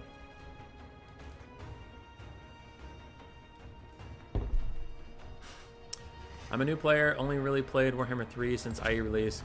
I get confused about all the lore books in the game. Could you do a breakdown of all of them sometime? Ruckfang, when you say the lore books, what do you mean by that? Do you mean the different spells? Like what the different spells do? Or like literal lore? I'm just confused. Also, hi Ruckfang. I've seen you in a couple tournaments. It's good to see you. You're a good dude. Patriarch of Kislev. Is there any chance to see a new siege rework without poppable tower defense mode? Maybe. I know Turin isn't happy with sieges, and CA really listens to his advice. And I know, like, most campaign streamers are like, sieges are still pretty bad, so. Yeah. I'd love to see Kalita become useful. She did okay in this game. She did okay. Yeah, all the spells? Okay. Yeah, I can make a video for that soon-ish. Soonish. Human Boy, I've been having trouble dealing with dwarves as Slanesh. I can't deal with all the armor. Have you been trying Demonettes? Like, I think Demonettes are really good in that matchup. Hazel, leave your paws alone. The Lore of Slanesh Whip is actually really good against dwarves, too, because it gives you an army-wide melee attack buff, and it is 100% armor piercing. So it won't do a lot of damage, but it is slow over time. Spam Demonettes. Get the Lore of Slanesh thing. Take probably a Herald of Slanesh on foot. Because any mounted Slanesh Lord or tall Slanesh Lord is just going to get bodied by Slayers. So you really want a Foot Lord, 100% Foot Lord, and then go with a wider army. Demonettes, basic Marauders, have some anti-infantry. They'll do okay against Slayers. Probably 4 Marauder Horsemen of Slanesh because they're fast and they do okay. And they can shoot some Slayers. Because Slayers are going to be a big problem for you. Pit of Shades is also a good call, but I'd rather have the constant whips to get melee attack from a whole army, personally. Yeah, I'd say mostly that. Maybe some Spawn? Would Spawn be bad? Spawn of Slanesh aren't great. I wonder if Double Soul Grinder does okay. Because Soul Grinders of Slanesh are surprisingly good duelists. Yeah. The core build I said confidently, I am confident in, but the like what to do with the rest of your money, I'm not super sure. I wouldn't go with Hellstriders of Slanesh with the Hell Scourges or no, because they just don't have any armor piercings, so they're just not going to do anything. I think Marauder Horsemen should be your mobile unit that can chase off stuff, because they can also throw in. But most of your killing power is going to come from your infantry. And maybe Soul Grinders. Maybe, but definitely not the Exalted Keeper of Secrets or Nakari or anything, because you're just tall and you're gonna die. It's not gonna be a good time.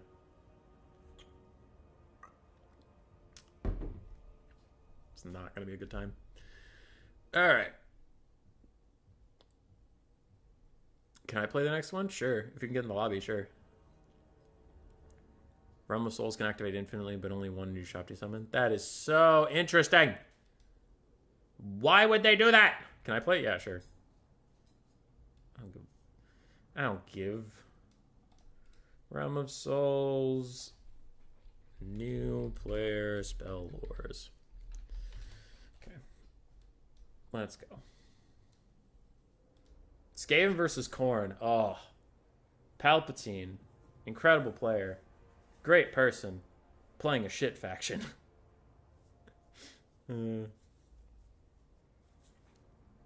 Yeah, agoraphobic news. After this game, if you can hop in, you can hop in, but after Palpatine plays this game, I will kindly ask him to leave to make room for you as a new player, but he deserves his one shot. Alright. What is going on? Race, replays.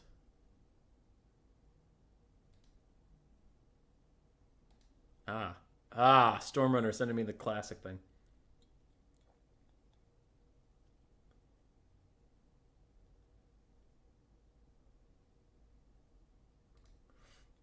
Alright. When I was getting cheeky with Catter in that game, I was trying to get a side shot with Ice Knife for like 1 minute straight, but she wouldn't cast it. Oh, that sucks, Ben. That sucks. And then Panda roasted her. It was so funny. Just all of his archers turn, all of his Sepulchral Stalkers turn, and it's Panda time. Dead. If she didn't have that Unbreakable passive, I guarantee you she would have shattered because of the burst damage. By the time the Unbreakable wore off, she just routed.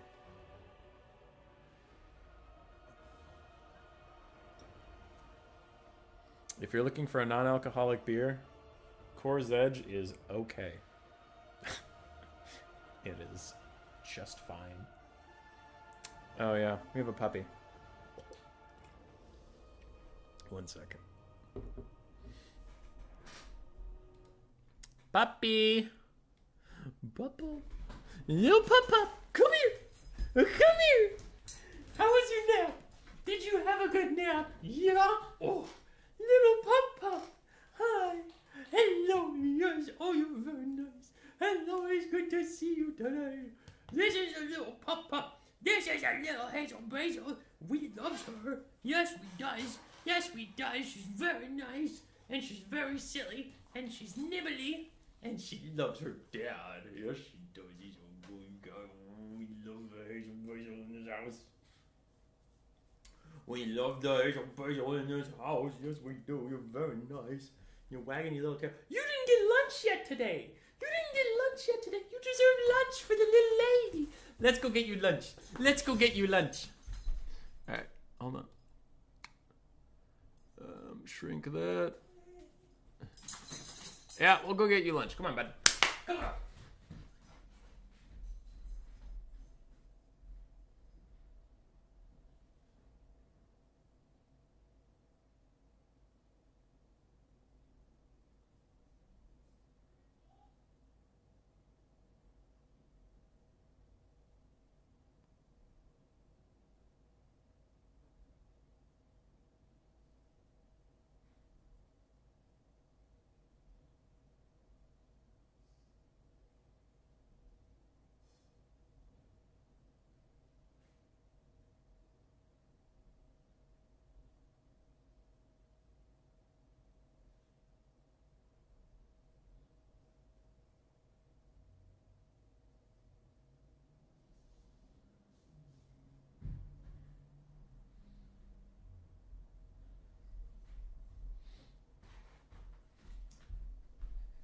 I'm back. What happened? What is with these lobbies? Dude! What is going on with the bug lobbies?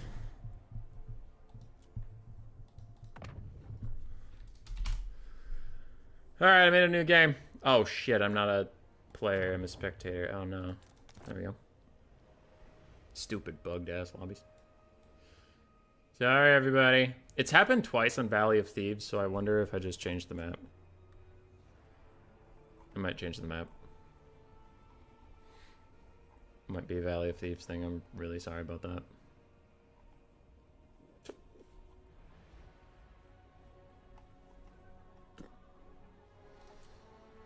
We'll do Southern Chaos Waste. It's fine. Super sorry it bugged. Super sorry. Palpatine saw hummus test. He knows the Blood Brute can do it. The new / skirmish cap kills? Yeah, it does. Cuden, I'm sorry I'm distracting you. The Warhammer Gods, is that enough of you exposing them?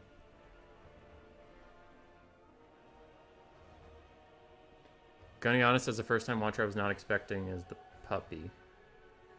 But we love the puppy. Who is Trompus Rompus?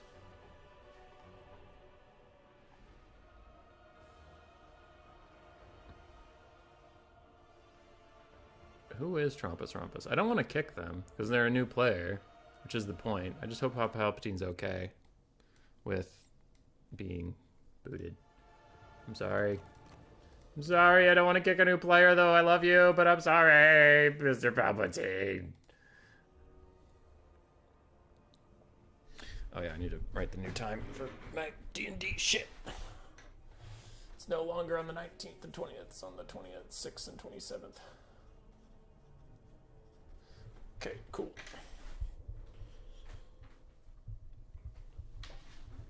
Demons of Chaos against Kiara. Just gonna let her forces die. Of course she is. Oh, we get High Elves! Ooh, ooh! Trompus Rompus, bring in the High Elves! I'll get in next time. Thanks, Pop Palpatine. You're a gem. You are a gem. I know Agoraphobic News wanted to play too, so maybe you can fight him. I don't know. But we get High Elves. Knighthood, are you still out there, or did you go to sleep? Hey! Knighthood! We have High Elves! Knighthood! Guy LaDouche, go get Knighthood. Go find him.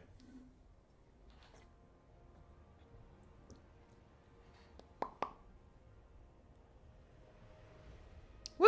High Elves! I've been having a ton of fun with the High Elves in land battles, honestly. I think they're better than people give them credit for. I don't think they're A tier, but I do think they're better than people give them credit for. I think they're a solid B.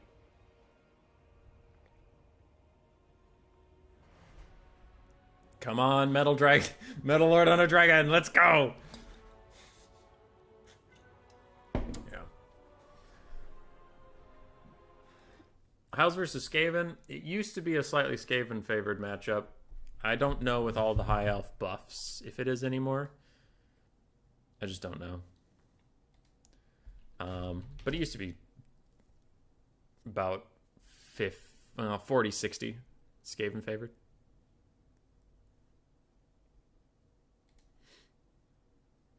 I wanted to recreate the memory of Kolek Bloodbrute duo with the next best option, the Scarband Bloodbrute duo. I'm here for it. Let's go. I love high elf ear soup. I mean, you might get it. Knighthood's here! Knighthood, we called for you! The Mad Lad is back. Okay, I'm going to wait to ready up till both players ready up in case that's what's causing the bug. Mega Skaven favored? Is it now? Shit. They're bringing dragons more often versus Skaven, which wasn't what you would expect in game 2. True. Dragons in general got some pretty nice quality of life buffs. Like, not even just stats, but they also perform much better now. Like, they still have issues, obviously, but they don't have as many issues as they did in Warhammer 2 with, like, botched landing attempts, shitty charge animations, not enough mass to path through things where they get stuck. Like, dragons in general just feel better to play with, so they've been better. I don't know. Dragons are good. I don't think they're OP. I still think they're situational. Like, if you just take a dragon into literally every matchup, you're probably going to have a bad time. But if you recognize the situations where dragons are going to be good, they're really good. Like, I've been playing High Elves versus Warriors of Chaos a lot, and the dragon is consistently always the thing that pays for itself, and it's the pieces around it I've been shifting around and trying to find the good build for, but it's, like, never the dragon. I've literally never played a game versus Warriors of Chaos and been like, oh, I shouldn't have brought the fucking dragon. It's like, Illyrian Reavers did okay. Illyrian Reaver Archers didn't, or like, Rangers didn't have much to do. I thought they'd bring more Marauders, or like, you know, something like that. But Dragon, super good.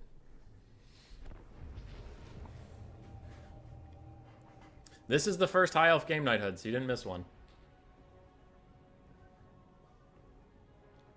Knighthood, yeah. Okay, if you don't Chariot Blob cheese, then Skaven are a nightmare for High Elves, but the fact that you can do that is what makes it playable.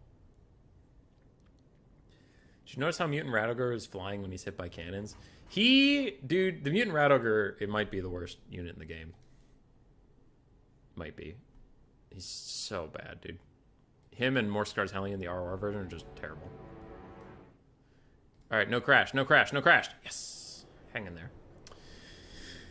Kiara on Skaven versus High Elf. Let's see. Double Noble on Chariot. Good. That's very good. Nobles on Chariots are menaces to Skaven. You can deal with them. It's not like you can't stop them, but they are very good. They can hunt down your single entities without end. Good armor piercing. Ooh, wait. They don't have armor piercing. Why not? I swore they did. Oh, okay. Maybe they do on a horse? Don't know. Anyway, they do okay against Skaven Lords. Pretty good at penning in Grey Seers, especially, and keeping them down. Alariel to give them healing and Shield of Thorns. Ooh, what? That only does melee reflection damage now. I don't know how good that is. It doesn't sound very good, but it might be. Don't know. 2 Illyrian Reavers. Illyrian Reavers do very, very well against Skaven. Quite good against the lightly armored infantry, and they can chase stuff off. Double Dragon Princes. With Poison Wind nerfs, this might be more of a thing. I don't know. We'll have to see. But earlier with Poison Wind, I would just say never take elite cavalry. We have triple archers. These are nice. With Poison Wind nerfs, the mortars won't do that much damage to them, and even if they do, they're cheap and chipper archers. Spearmen are fine. I would prefer rangers versus Skaven, but overall, build's fine. I have some notes, but it's more preference than like outright bad. Rat Ogre, I want to range them. You poison my archer, you win. True. He's better than Hellpit because he won't get stuck by wolves. Go Rats. For Kiara, we have Skaven Slaves, Clan Rats, Skaven Slaves. She has double Warp Fire Thrower, which I used to like in Warhammer 2, and I've been really struggling in Warhammer 3 to get it to work right. For me, they just like have issues firing on their own. If you give them a command to fire, they'll fire, but it feels like if they're standing there, stuff will just walk into their range and it won't shoot. But that's neither here nor there. We have Howling Warp Gale on a caster over here for the Grey Seer of Plague, Vermintide, and Warpstone Scroll. That's it for the heroes. Grey Seer is on the ground, which will make them a little tankier to those nobles. Double Jezzails, 1 Ikit Zap Zap, and quad Rat Ogres. It's a pretty good build, a lot to defend. I worry the Cav is coming in hot for the Skaven. Good. Yes, yes. So there's 2 ways to think about artillery, and this will be coming out in a video to give you advice on stuff, but 2 important things to think about artillery. 1, you can attack high priority targets, like cavalry or mages or something like that. That is one way of doing it if you seek to deal damage. One thing I like doing with the Ikit Zap Zap specifically is to just put it on the enemy caster and leave it alone. Because if your opponent isn't constantly dodging, they will get reset. It has the zap thing, which increases cooldowns on your mages by 10 seconds, so mages will have a hard time getting spells off. So it's like you're playing an entire game without magic. Or if your opponent is constantly dodging, their micro is going to be worse elsewhere. And it's very little effort to just click on a lord with the Ikit Zap Zap and then leave it alone. But I think it's high reward, personally. They're going to make Rattling Guns go chanting. They should make Rattling Guns chanting rat, rat, rat, rat, rat, rat, rat, while shooting, just like Gobbo screaming, stab, stab, stab. Alright, you win this round, Agorafrog. That sounds tight. I just managed to beat Warriors of Chaos with Queek and 3 elite Skaven infantry build. Hell yeah, Darko. Show them. Give them the business. High Elves are advancing. Currently, there's some Illyrian Reavers taking a little bit of poke damage, but it is what it is. Dragon Princes are healthy, and that's most of what counts. Kiara's deployed in kind of an awkward situation for the High Elves. They don't want to path too close to the white line while getting shot, otherwise they might route off of it, but they're advancing while they can. Nobles are trying to dodge the Ikit Zap Zap, taking a little bit of fire, but Alariel has plenty of healing for them in the future.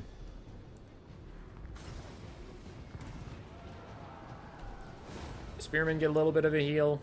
The nobles were unfortunately outside of the heal circle, but they are getting the army-wide passive healing, which still does a good amount for them, considering they weren't that injured. So, Purple Poison Wind Mortars are gonna do Purple Poison Wind Mortar things. They will do a ton of damage to these archers. A ton, but now they are in range of the archers, and they will take tons of return fire. They need to back up. If they're backing up, they're not shooting.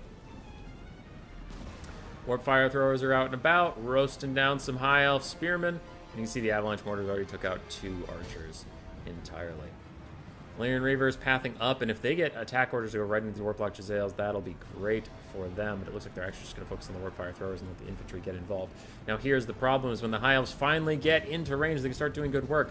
A good net onto Lariel, plus the Zap Zap is doing great. Oh, those are Rattling Guns. I didn't even notice we had Rattling Guns. I thought it was 2 Jezzails.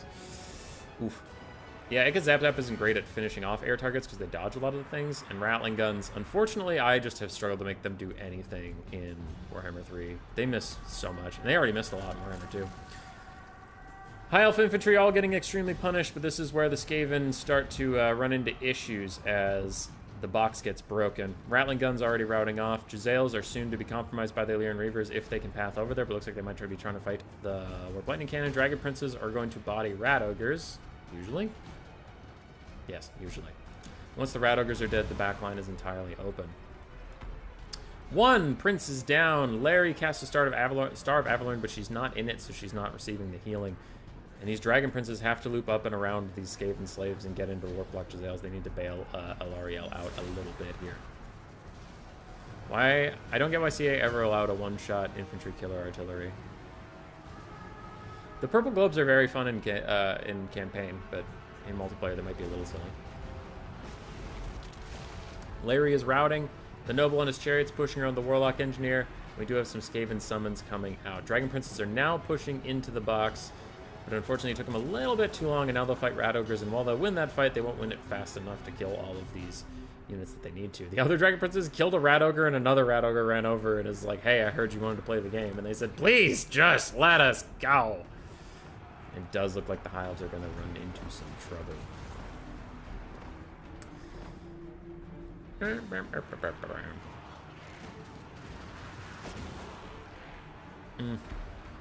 Yeah. I like the High Elf build. We did see why Ikka Zap Zap is good for keeping your opponent running all the time, because it was just shooting a Lariel and some Nobles for the entire game, and if Trompus Rompus ever took their micro off and did something else with their time, they got shot a bunch, and it was a bad time for them. Dragon Princes did well. I liked them. Nobles on chariots. It's tough because of infantry problems. Like, I saw a couple charges onto the Warlock Engineer that just didn't do any damage because infantry characters are... It's not bugged, it's just a weird design choice. They don't take damage if they go flying for some reason. So yeah, I'm trying to think. Dragon Princes could have been a little bit more aggressive about getting into the box rather than fighting Rat Ogres, which they did well fighting the Rat Ogres, but they just needed to kill the ranged assets a little bit more. What are these? Oh, half-health Dragon Prince. Army losses hasn't kicked in yet somehow, but it is just on the edge. If it could Zap Zap fires one more time, it's Army losses territory. And Rattling Gunners come back and even fire in. There we go. Still a hard matchup for the High Elves.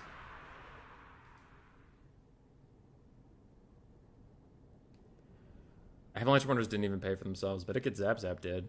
Jezzails also did quite well. Rat Ogres did fine. Rattling Guns got 56 value, and Warp Fire Throwers together paid for themselves.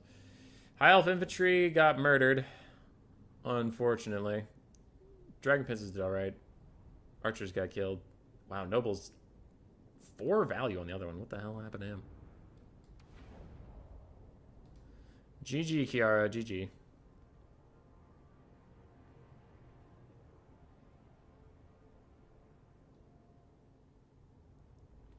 Problem with Rattling Guns is once you click attack, they rotate, then sit, and then shoot. And before you start shooting, they're already pinned by something. Alright, Pop Palpatine's back. He's back again. He's playing Corrin Telefriend. Yeah, he's in. Papa's back. Back again.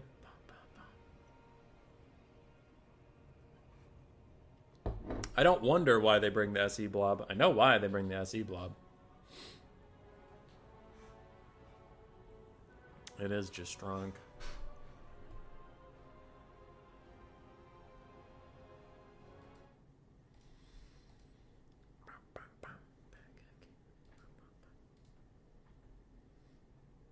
I'm gonna go look at some stuff real quick. Ooh, wait. How long has that been going on?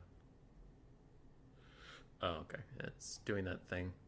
Dude, I love watching LCS, League of Legends Championship Series, but they kind of, this is just my opinion, but they kind of jerk themselves off a little too hard.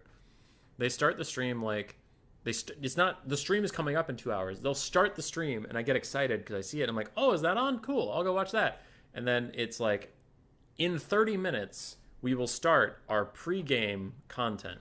And the pre-game content goes for an hour. So it's like, okay, actually the game started an hour and a half. Why are you guys starting the stream? You start the stream 2 hours before the game starts. Jesus.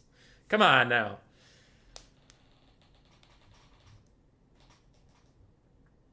That's just me though. Some people like that stuff.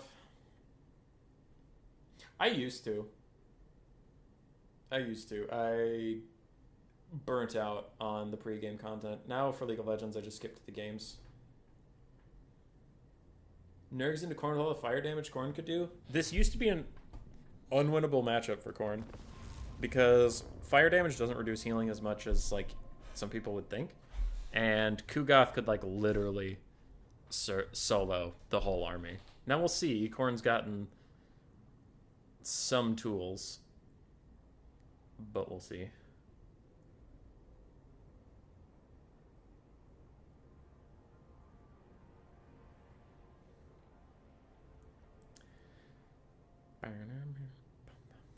Tell a friend.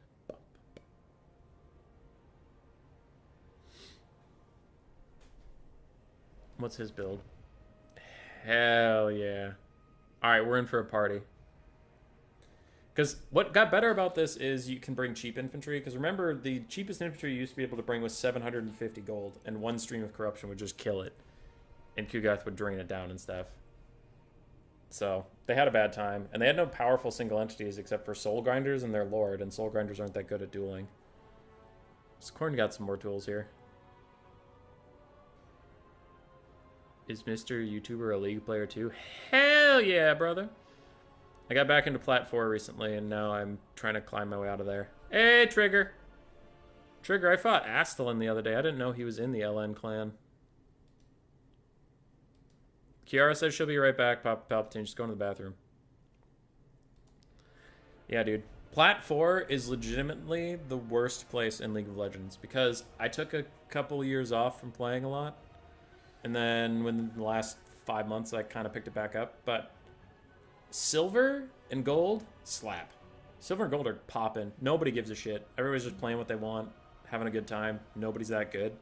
And you get to Plat. And Plat 4 specifically blows because it's the cusp of being good.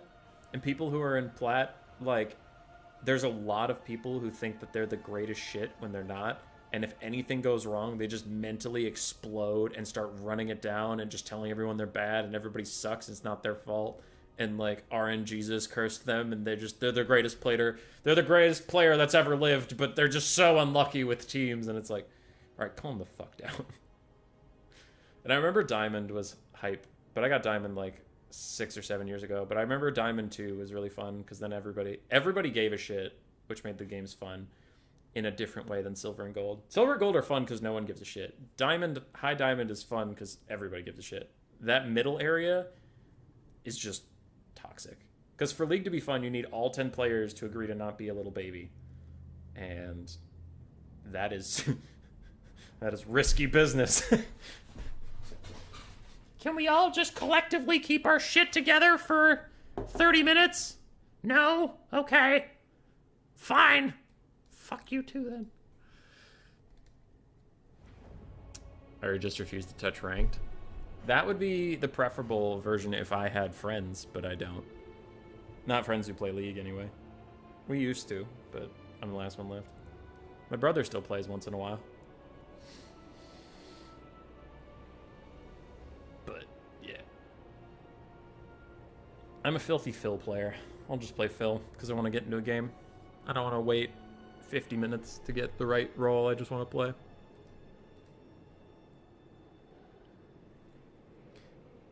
Which characters do you play? I used to be a Sejuani one trick back when her ultimate hit multiple people. And then they changed her to be like a bruiser, and now I don't like her anymore. I like her aesthetically, but I don't like how she actually plays. I play a lot of Rammus, a lot of Amumu.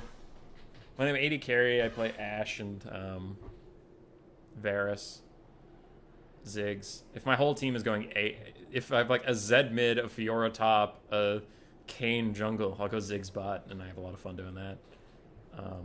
And then support Blitzcrank all day, every way. I also like Braum, but Blitzcrank's better for like solo carrying people. Because it's very clear what's happening, right? When you have a Blitzcrank, you don't need voice comms to communicate. Hey, I grabbed a guy and pulled him right to you. Maybe hit that one. You want to hit this guy? The guy that I brought within 2 inches of your face? You want to hit him? Hit that one? All right, thanks. Everybody understands what's going on. Blitzcrank misses his hook. I'm not a champion for the next 10 seconds. Everyone back the fuck up. If you get in a fight right now, I'm not going to help you because I'm not a champion anymore. Very straightforward. What's the difference between LoL and Dota 2 and Heroes of the Storm? Heroes of the Storm is much more team-based and, like, I don't want to say fun because I find the other games fun, but, like, for fun. Here, I never played Dota, and I know League of Legends is more, like, try-hard for a lot of people. For Heroes of the Storm, it's like, I don't know. It depends on how serious you are about it. My friends and I, when we played Heroes of the Storm, it was our, like, pick your favorite character and do your best game. And if we lost, we were like, you win some, you lose some. But League, it was gamer hats turned backwards, sunglasses on, 45 Red Bulls, pound them all, get it right. You're a sad Kale top. AP Varus, best Varus. Yeah. Only reason I think about playing League is because I heard it's toxic. Alright. This is the old Kugoth build, sort of. It gets the concept across. Some elite infantry plus some Nurglings surrounding Kugoth, a cultist, and they're just going to Mortis engine everything down. A new addition is Bilious Thunderguff, the giant with an armor-sundering fart. And then some skirmish cav for Nurgle that he didn't used to have. For Khorne, Knights of the Brazen Throne, hoping to do some good cycle charging work. Marauders with dual weapons, so much cheaper infantry for Kugoth to Mortis engine down will really help them out. There's also some skirmish cav of their own to throw at him. And we have Scarbrand and the Bloodbrute Behemoth teamed up as powerful single entities to hopefully take down the Koogster. The Goth Both. I think Palpatine's strategy, I really like this build. Memes aside, I actually think it is a really good build versus Nurgle. The Bloodbrute Behemoth is an excellent duelist. That Khorne previously had a good duelist, but it was only in your Lorne slot and everything else sucked. So having two excellent duelists could really help break the Nurgle blocks. I like some skirmish cav, and I like all this light infantry. So definitely what he should do is back off anything worth throwing axes at and just advance with his infantry and walk behind them. And make the throwing axes use all their ammunition on your cheap infantry. You don't care. For Nurgle, this is what the meta was before Mortal Empires. Now with more tools, I doubt they want to box this hard, but Kiara did say she was memeing a little bit. So we'll see how it does. Kugoth himself is strong, but the rest of this I don't think is going to be particularly strong against Nurgle. We will see. I mean, against Khorne. What do you mean, Flash E best blitz? E, I mean, it's pretty good, but if you miss your hook after the Flash E, you still should probably run. Dota is way harder to pick up, but they emphasize all the heroes and items very different in feel and function. I just play League because it looks better than Dota. It is newer. I think League is fun. I like the mechanics. I do get mega tilted sometimes, though, where it's like, you know, I'm playing top lane. I go 0-0. My opponent goes 0-0. And we look at the rest of the map, and the team is like 6-29. And I go, this game is over, and I didn't participate.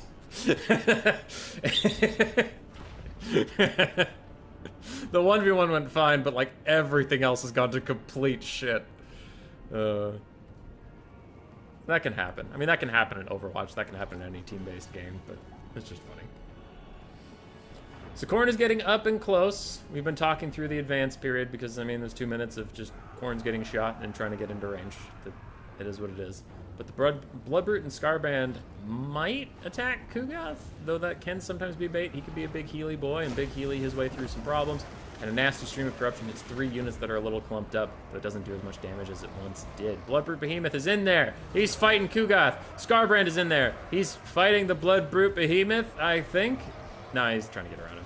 There we go. Now he's doing some stuff. And now the Bloodbrute is distracted. Single entity animations. They're important. Meanwhile, the Knights of the Brazen Throne are not having a good day. Oh god, that's like 1,100 gold value already gone off of them. Oh my word.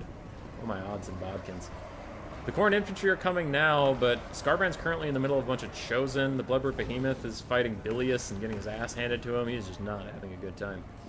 Ikab mal Reigesekt Reingerschicht.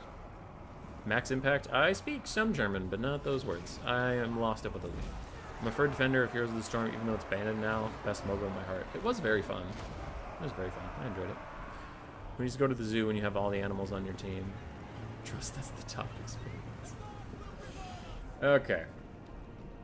So Nurgle's doing very well, but the things Khorne can tip their can lean their hat on, tip their hat to, whatever involving hats you want to do. Nurgle's out of ammo and they're throwing axes. The Bloodbrute Behemoth does have passive healing as long as he's in melee combat. Now, he shouldn't be in melee combat with 3 single entities and Chosen of Nurgle, but maybe we'll fix that. Scarbrand's currently fighting a shit ton of Marauder Horsemen.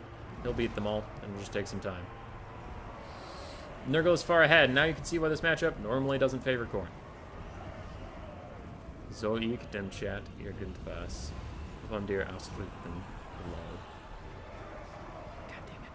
I understand, like, a good amount of German. The problem is just vocabulary. So there's, like, words I don't understand, so then I lose the plot. Zol is should, right? So it's like, should I chat with you in your language? Is that what you said, Knighthood? How close did I get with that? Sorry. Anyway, I was engaging with the Germans in the chat. This build is very pre-Immortal Empires. It's blob and single entities. Before we had archers. The before times. You can maybe see why a lot of people didn't enjoy land battles before Immortal Empires came out. And I don't blame them. These were the dark times. Palps is routing off from Marauder Horsemen. Trying to get the Bloodbrute some free healing off on the side, but it doesn't look like it's really getting that much out of it. He should probably return to the blob. Meanwhile, his throwing axes are running out of ammo, and Kugath is still full HP. One word was correct. Haas soul equals should. Damn it. Well, I also got I right. Eek his eye. Dame is a form of DDoS and dare, so it's the. Should I have the chat Irgendwas from Dear Ausrichten? I forgot what Irgendwas is. God damn it. It sucks being this stupid. Alright, so Palpatine is now attacking anything that isn't a part of the blob, just trying to get rid of them and reconsolidate his forces. Heal up the Bloodbrute a little bit. How have you guys been doing? Not great. Not great, Knights of the Brazen Throne. Yeah, bad. They're not bad, they're just anti-good. Only German I know is summon the electric counts. Oh, yep, that's pretty German. Sure, you're improving fast. Hey! Hey! Why you mean to me? Why you mean to me?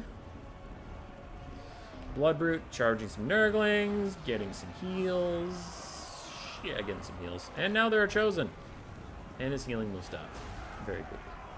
Nurgle Cav get a charge on the Marauders of Khorne dual weapons, but they're going to get rear charged by the Marauders of Khorne on horses. And they're going to break pretty quick. Bloodbrute is stuck. He's trying to path his way out while Scarbrand cycle charges some Chosen Nurgle on the far side. And the Knights of the Brazen Throne actually get a really good charge and do a ton of damage for once in their pathetic, pathetic lives. Alright, good for you guys. And their animations are sick. Alright, I love those animations. That was very cool. Very cool animations. Marauder Horsemen of Khorne are just fighting the Marauder Horsemen of Nurgle, who are all out of ammo and nobody gives a shit, so it's just kind of funny. Scarbrand's in here. He's fighting. Chosen Nurgle are almost heal capped, which is why this build is so disgusting. Nurglings are getting close to heal capped. Bilius Thunderhoof is still fine. Your German is so good. Easy.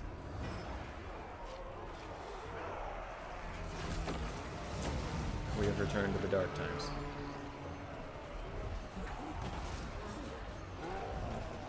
Chosen of Nurgle almost breaking. Almost breaking. Nurgling is almost crumbling. They are heel capped. Just don't know if it matters. Bloodletters are trying to fight. They're doing their best. Scarbrand just got pooped on. Boo.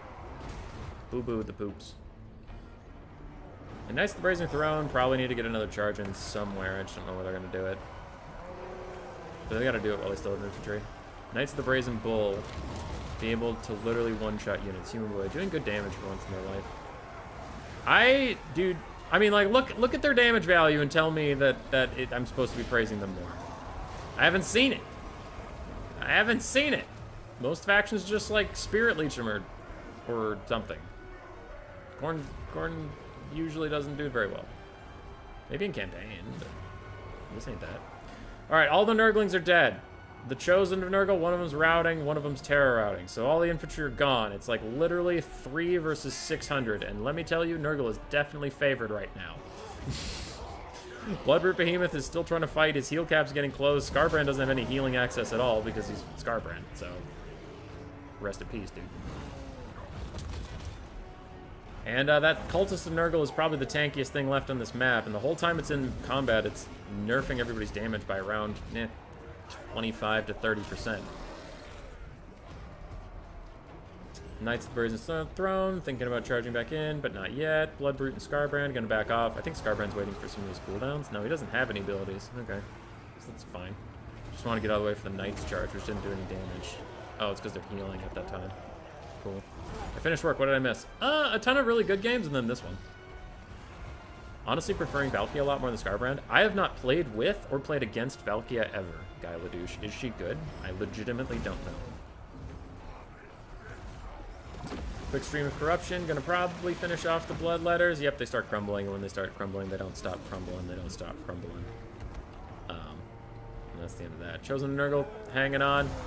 Bloodroot Behemoth, not hanging on. Khorne, not hanging on. Nurgle, definitely hanging on. Bam, bam, bam. Bam, ba-dum. Ba-da-bum. Bam, bam. Scarbrand hit the guy. You missed Felcon, man? What did I do? What happened? Oh, you're talking to Cute. I see. Yeah. Cute, you missed a bunch of good games and then this one. No one's gonna pretend this one's great. Gameboy watching your game and giving advice. If you're a new player, just hop in the lobby called Rat Stream, no password. That is true, Cute. That is what we're doing. Alright. Khorne is really behind on the balance of power. Even though Nurgle has, like, no units left. Because that's just how this goes. And Kugoth farts out some Nurglings. Scarbrand is going to die in moments. And that'll be the end of it. At least I miss Felcon, don't we all? Yeah, I can say that. Who wouldn't? Once Scarbrand fades, I imagine army losses will hit. There we go.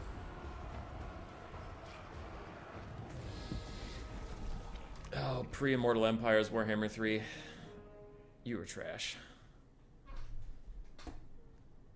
No one pretends that you weren't trash.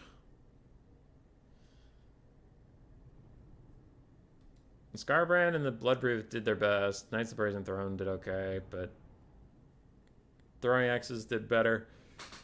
And Bloodletters did fine. Wait, what? What do you mean, wait, what? I'm confused.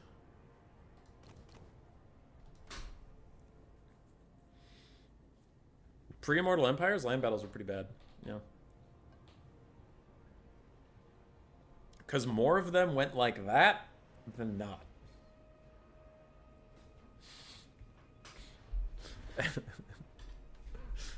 That happened a lot. All right, I know agoraphobic news wanted to pop in. So we'll do one more game and then probably call it a stream. What have we been going for? 3 hours? Yeah, 3 hours. I mean, how it actually played out? Yeah. No. That's why Nurgle used to be super favored into Khorne. And Pop Palpatine was memeing a little bit, but it's still not a great matchup. Mini Toaster. Okay, that's not agoraphobic, is it? Agora, are you still here?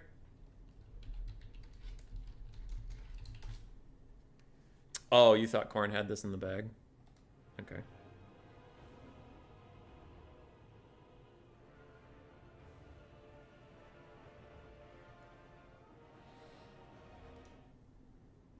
If Dr. Phobic News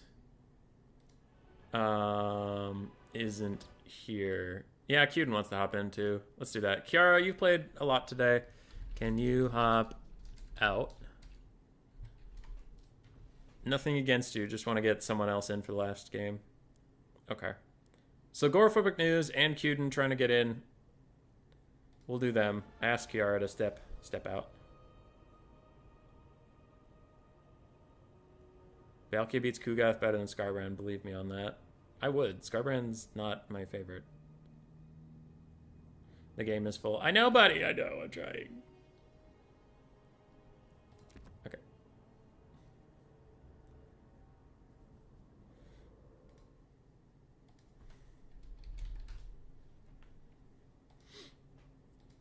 There.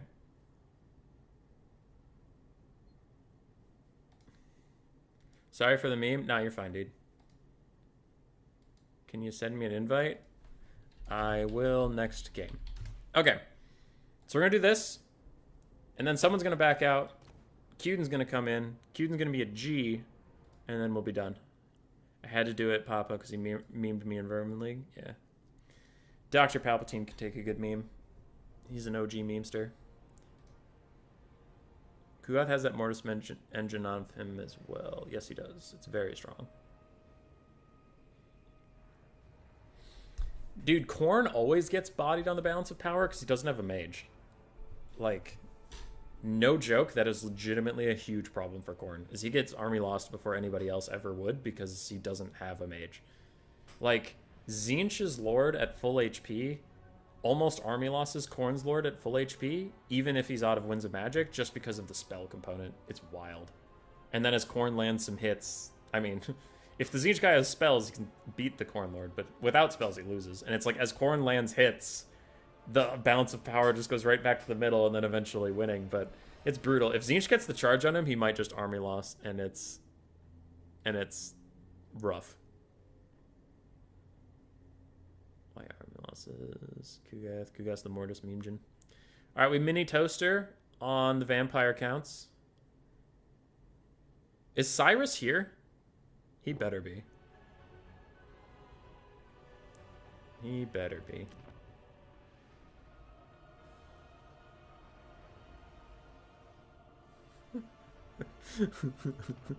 Agoraphobic News is just trying to piss me off. This is funny. I'll appreciate the game, but he is trying to get me. He's trying to get my goat and consider my goat got. Yeah, but that doesn't make sense. I agree it doesn't make sense. I think it's stupid, but I'm just telling you what it is.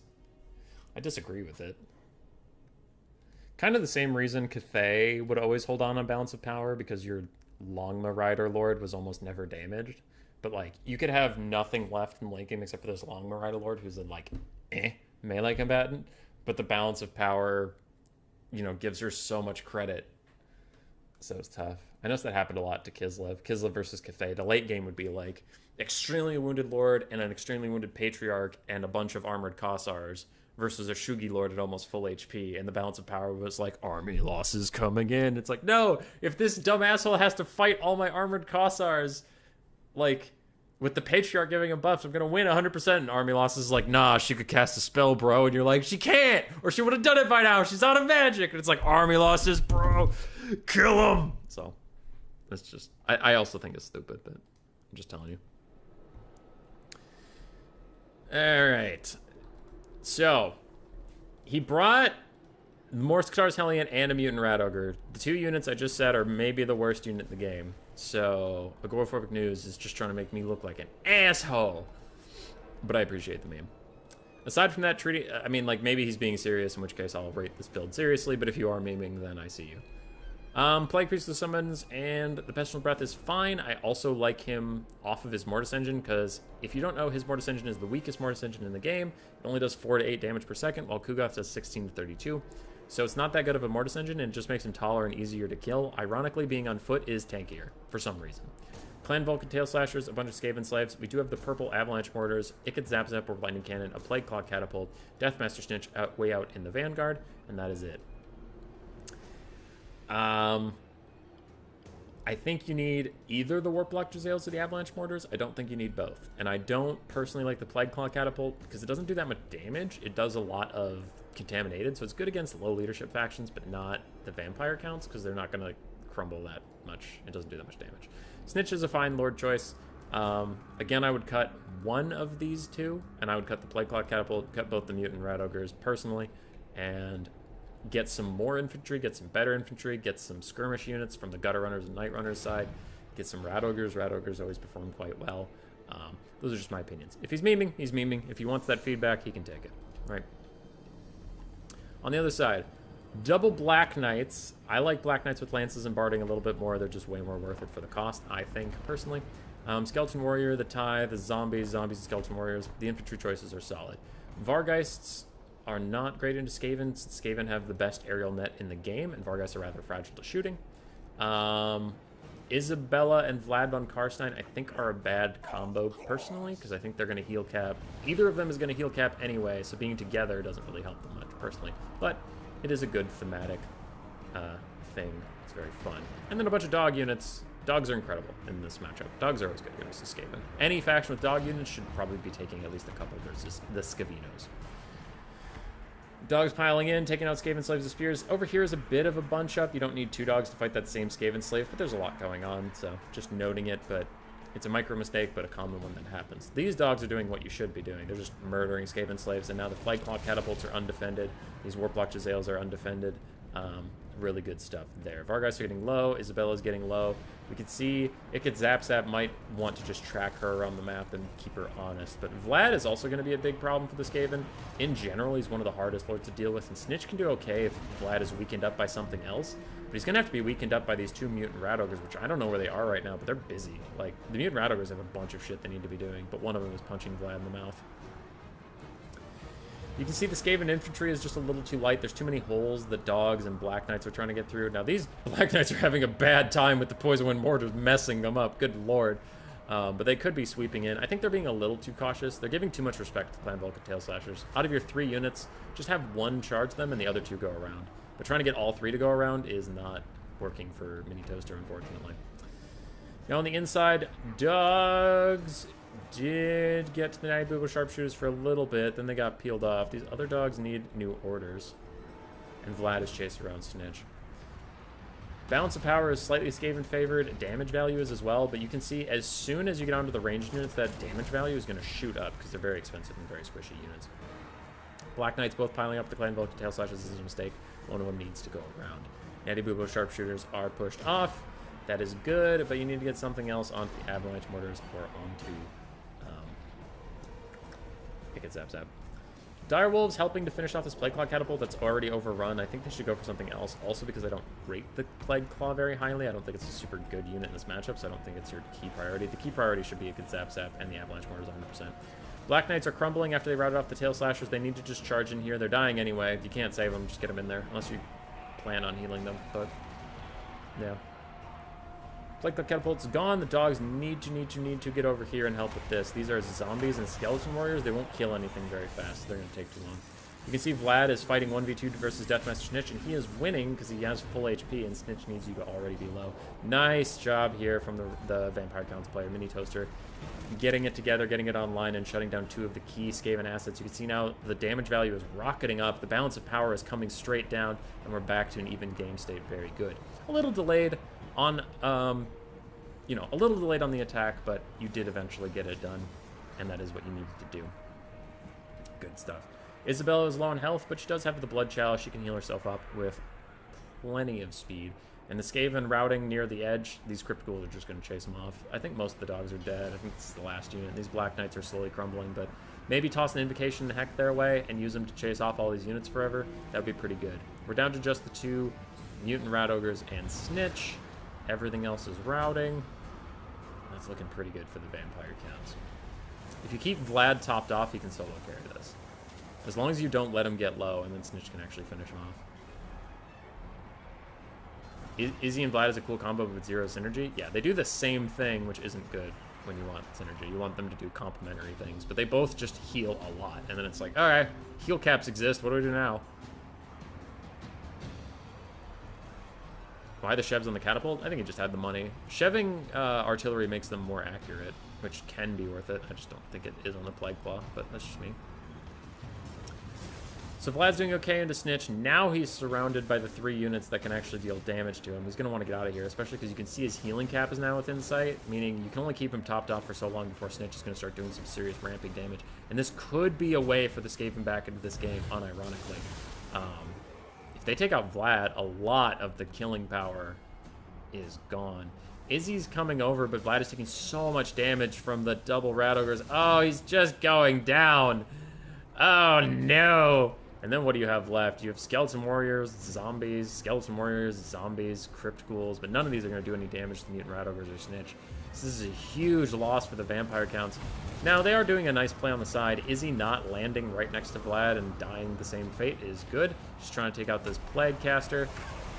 And Deathmaster throws down a Sigil on her, damaging her Black Knights and rooting her in place for the Morskatars Hellion to start doing some serious work. Vlad does disappear, and the Skaven are back in the advantage on the balance of power. Isabella von Karstein is stuck on the ground, and she just cannot get back into the air. It looks like we might get a Skaven summon out. We do. It finishes. The Skaven are back ahead. Oof. Oof, oof, oof. Izzy's trying to get back into the sky, which he can do unless this Mutant Rat Ogre charges, and it does, but it misses because it's a Mutant Rat Ogre. The Morskatars Hellion's going to charge and miss because it's a Mutant Rat Ogre, and then the other Mutant Rat Ogre charges and misses because it's a Mutant Rat Ogre. Basically, if you're moving at all, they can't hit you because their charge animations are stupid. And you flew away. Alright, cool. Very cool. Very cool. Little Pestilent Breath. Vlad seems tankier than he is because he's full health until he's at his healing cap. Yeah.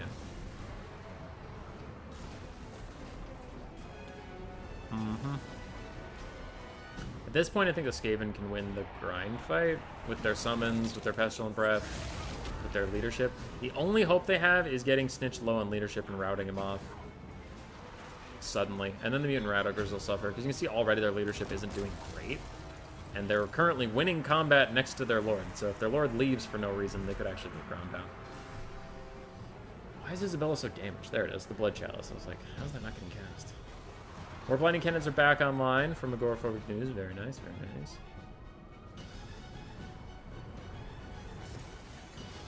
Plague Priest is routing again. That's pretty huge for the vampires. Izzy's trying to get back into the sky. What do we have here? Skeleton Warriors? Okay, they'll actually kill some stuff, okay. I mean, not much better than zombies, but better. We're back up in the sky. I wish Izzy had, like, Gaze of Nagash or something to snipe single entities.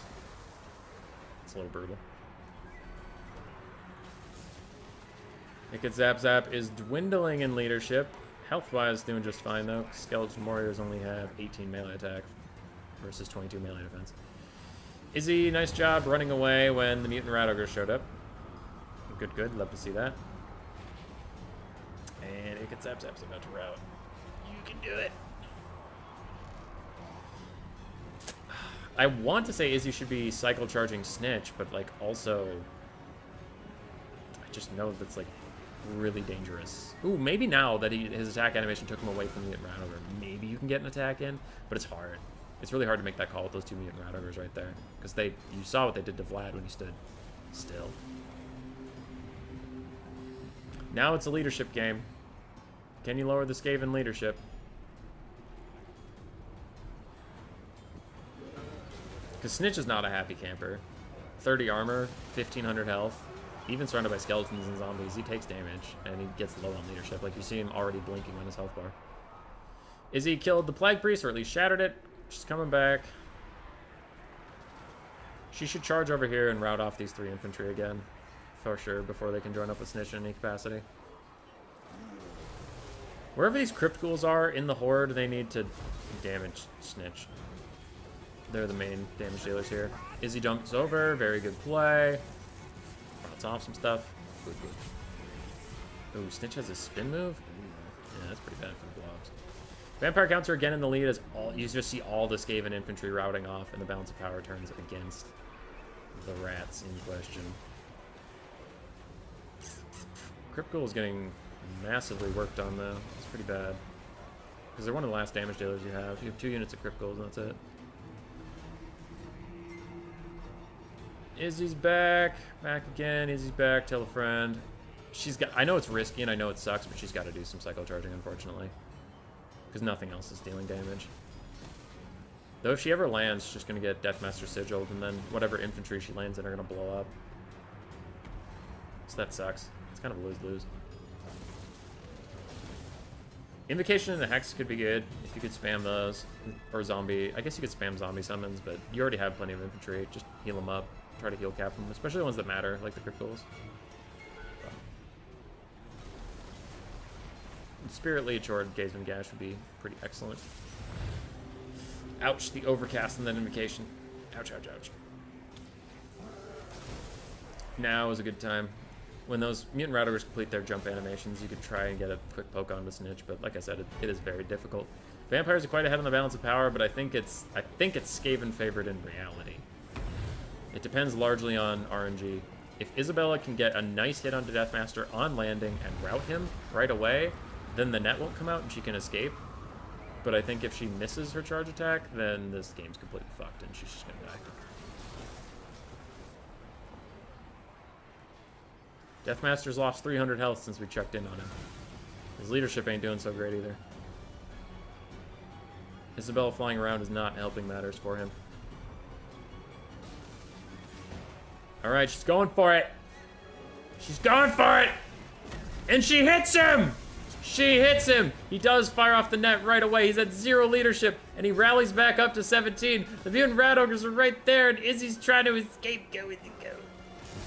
900 HP. Deathmaster is now spinning away, but the Mutant Rat Ogres are actually being low on HP. Isabella takes some nasty shots, but she is outside the blob. She's trying to get back up in the air as the Mutant Rat Ogre actually lands its charge attack for once in its entire life. She gets back up into the sky, and after Deathmaster Sitch, after it stopped, he got some good burst damage out, but now his leadership's going to be much lower because he took more damage. I actually think he's going to break pretty soon here. And Izzy's just recharging. Another zombie summon comes. How is his leadership higher than before? Oh, there it spikes down. There it is. I knew it was coming eventually. And there's the chain route as this other Mutant Rat Ogre gets really close. So it sucks how much damage Isabella had to take there. It was a necessary risk, but you can see exactly why it was done. Because if you just get Deathmaster a little bit lower on HP, all of a sudden, he actually routes. And she needs to chase. She needs to chase 100%. Chase, chase, chase, chase, chase, chase. She has to follow him off. Or hit more Skatars right now. She needs to do something. Isabella just has to get active. Because if she yeah, this is good. This is good. Chase the Mutant Rat Ogre, because you can keep up with it. It's slower than she is. And Snitch is stuck in a pile of bodies, so he's not going anywhere. The important part is not to let anything rally. It's a really good play here from Mini Toaster. Izzy's not really going to get good connections. Like, Pegasus Lords always have problems connecting with landed units, but it's okay. She's just going to chase them off. Skaven Slaves are coming back to the fight. They will rout as soon as they get here, so they're gone. Army losses is getting really close for Morskatar's Hellion. He's still fighting, but his leadership's so low. And the Tithe are chasing Snitch. She's got to hurry up and get that Mutant Rat Ogre off the field. How did he rally that son of a bitch? I mean, I know it's like he's worth so much more balance of power than the Tithe. Yes, I know the equation, but it's very funny that he's 2 inches from the Tithe, and he's like, you know what? I'm good. I'm fine. I'm coming back. He's trying to come back. Mutant Rat Ogre's hanging in there, but only barely. And one of these is a summon, isn't it? That full health zombie's about to go away. But who cares? It's a full health zombie. 1 Mutant Rat Ogre off the field. Snitch, leadership, still super low. If he ever has enemies behind him in combat, he is going to just run away again. This is another zombie summon. It's apparently also going to go away eventually. Snitch commits to combat. He's going to get a leadership bonus for charging for just a second, but you can see as soon as combat really sticks in, he's going to rout again. Isabella's coming back. And she should be able to finish him off, and Skaven will lose this game. But man, it was close. Now, one thing the vampires do have to worry about is their last healthy unit besides the Tithe is about to, like, disappear. 2, 1, gone. So that's a pretty healthy unit. These Crypt Ghouls are still disintegrating. And Morskatar's Hellion sees Isabella. She's gotta get back in the sky. Run! Run, Izzy, run! Run, Izzy, run! Don't let him charge you! Run, Izzy, run! No! Oh, God, he gets a good hit in. Run, Izzy, run! Run! Ah, she's going! She's going! She's gotta chase the Snitch, but she can't land because Morskatar's Hellion's, like, on her ass. He's trying to protect Snitch, which is the right play, but he just can't do it. Oh, Izzy's landing again! She gets a nice hit on the Snitch. She can't get another one, and Morskatar's coming! He's coming for blood! Run, Izzy, run! She's got plenty of time. She's gonna get back there. She's fine. She's fine. Crypt Ghouls are crumbling. We have the Tithe and another zombie. Isabella versus the Morskatars. Balance of power is a little bullshit. I definitely think it's vampire counts favored, but it's a little bullshit how negative this is for this game. Oh my god. It's the caster thing. I told you, it's a caster. Isabella has spells. So the game's like, yeah, she wins. Easy peasy bo beezy. Crypt Ghouls are gonna fade. So it's just 2 zombies, an almost dead Isabella versus Morskatars. Snitch ain't rallying. He ain't. She's flying over him. She's got zombies coming. What will Morskatars do? The tricky part is I feel like even after Snitch leaves, he's not gonna die. So you're not gonna take a huge leadership bomb. He'll take a leadership bomb. And if he can like charge into the zombies and actually crumble them off, he'll beat Isabella in combat. So it's like, I don't know what is the right decision when he does that. Whether you charge him with Isabella and try to get 1 free hit off, and then you rout him and win the game. But also if he turns around and just bodies her, then he wins the game. So the safe play would be just let the zombies grind him and hope his leadership falters for no reason, but it's risky. Because if you run out of zombies and that didn't work, then Isabella's 100% fucked. He's trying to block Deathmaster Snitch from leaving the battlefield with Morskatars, but it's just not going to work. Alright, there he goes. Snitch is off. Morskatars, what will you do?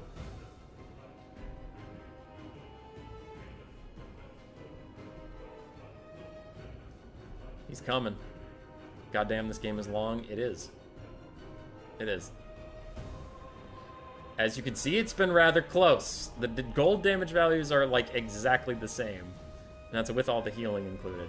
So Morskatar's gonna fight the Tithe. The 2 best units in the game. The Tithe versus Morskatars. Oh, forgot she has Master of Beguilement. Lowering his melee attack to 33. And she's going for it. She's diving in. And she misses the charge attack because she's a Pegasus character. But Morskatars misses the counter attack. She hits him. His leadership tanks. And it's over!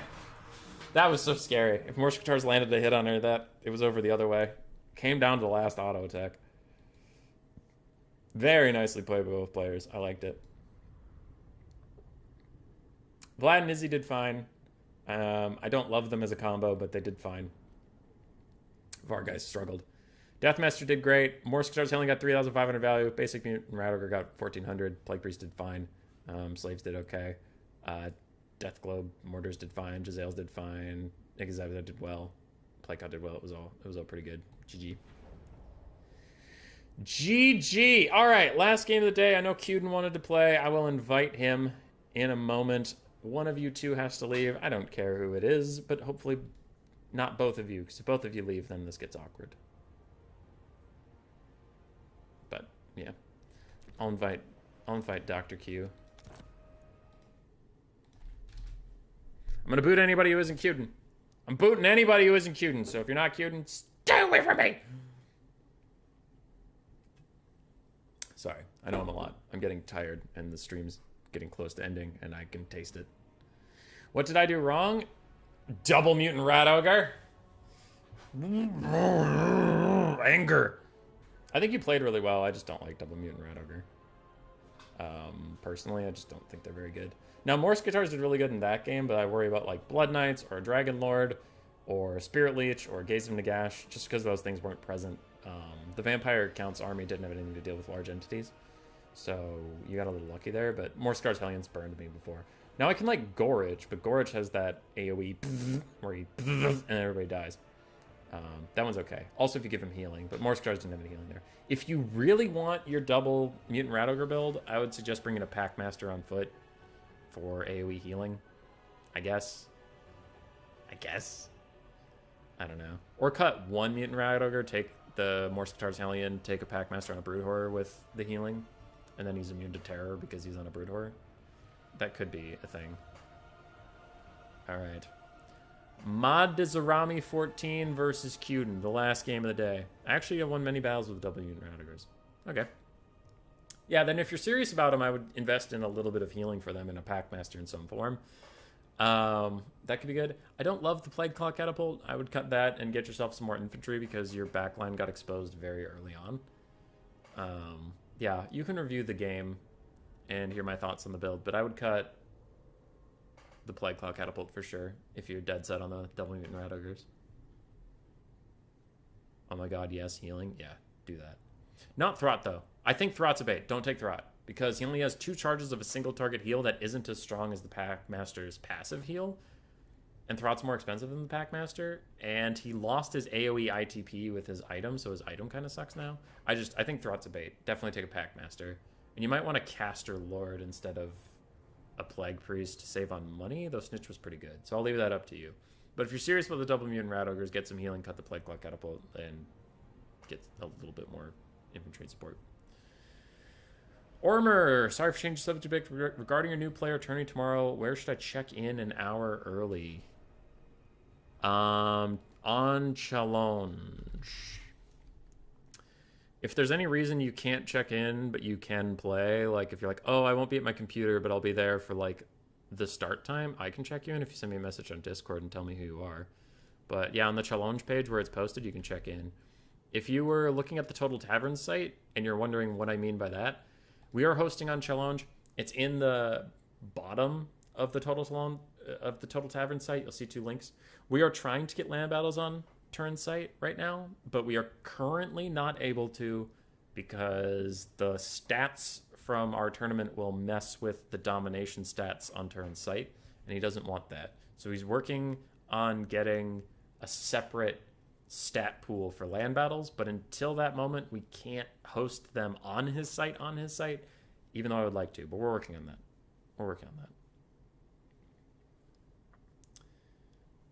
I'm going to go. Thank you for the stream. Hey, Daniel, you have a good time, man. Sleep well. If you're sleeping. If you're not sleeping, then don't sleep well. I hope you stay awake. Mr. Teufel, this is still going. Though this is the last game. And then I'm going to leave. And cry. A lot. Cuden's ready with High Elves versus Warriors of Chaos. I actually like this matchup. A lot. Call back. Like I said, I've had great success with dragons here. I think dragons are tight.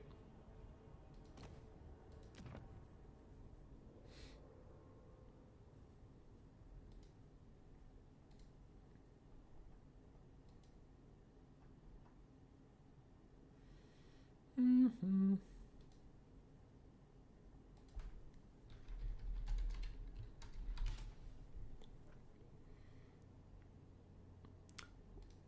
Thanks a lot. I've read all this. It's just wondering, as I haven't played any tourneys yet, but I do follow you and Turn respectively. Great content. Nice. Yeah, if you're wondering, like, sorry, in case I didn't answer your question, I got it ready up on my other screen. So when you go into challenge, let's go, you signed up for this tournament. When it goes check in from 6 to 7, my time, I don't know what it is, your time. When it hits 6, this go to registration button will switch to check in. And you just click that and you're all checked in. But if you have any issues at all, just message me on Discord.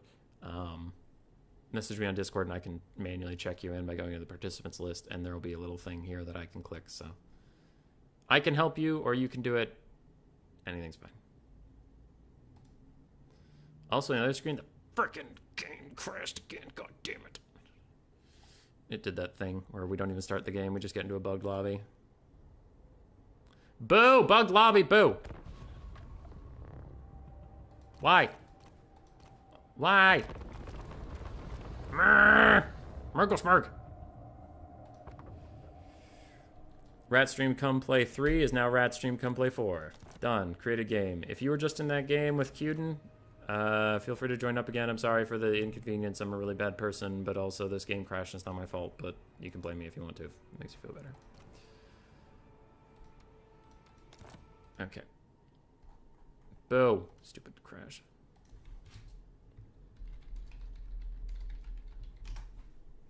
I don't know what does that. Because I switched maps. I used to think it was Valley of Thieves, and then it happened on Southern Chaos Space, so I don't know. Good. Good. Cude's back. That other person's name I forgot, but I could rewind the stream and find him. But I remember it was not a super easy name.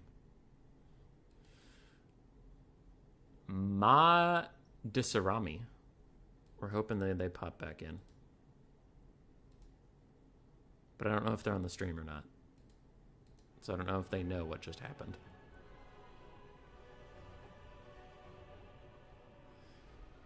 I don't know. We'll see.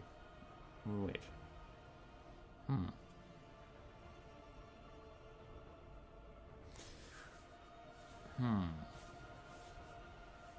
Who dares face Cuden? Is it a Return of the King? Oh, we got Hobnob. Alright. Ma Disarami, if that's how you say your name, or if I even got close, if you're out there. I'm sorry you got abandoned. The lobby bugged. And we will do this stream probably once a week, once every 2 weeks, something like that. So we hope to see you again. I'm so sorry. I'm already up. Take a leak. Hope this thing doesn't crash.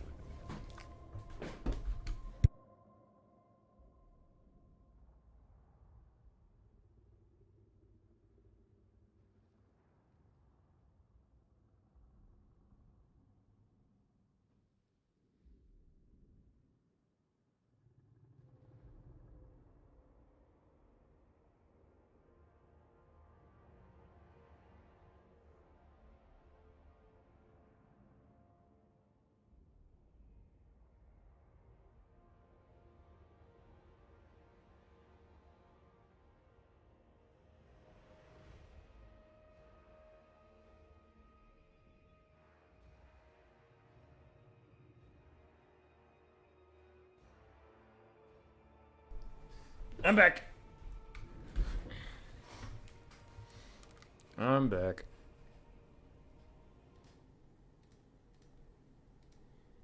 How's our video from today doing? Is it good? Our video... 2,000 views. That's okay. That's okay. We need more views. We need more subs!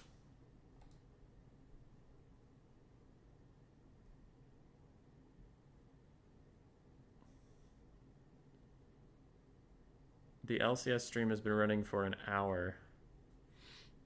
And how long until the game start? Let's see. What is it today? Team Liquid versus CLG? Oh god. My brother's gonna be so pissed if CLG knock out Liquid. So mad.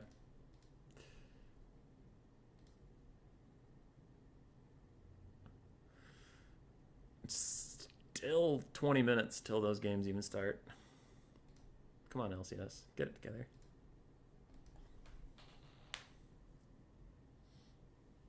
Imagine if I started a stream almost 2 hours before the tournament was going to start, and then I just sat here dicking around for that long.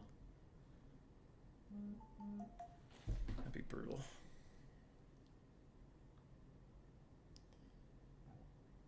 Whoa, I have a bunch of texts. What are they about?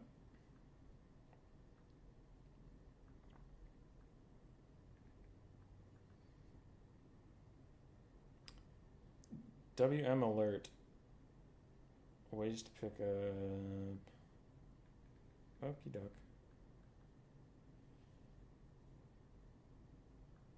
Keen's ready. Dude, I have 5 tournaments I am helping cast in the next 3 days. Where am I going to find time to grind Vermin League? Where? Where? There's too much content. There's too much content. It's impossible. All right, Hobnob and Cuden are ready. Will the lobby bug, or do we get to watch a game? I'm not touching anything. I'm not touching anything. All right, we're loading in. We're loading in. Does it instantly crash? Does it? I know I need to take the blocker down. I'm just not touching anything because I don't want to curse this.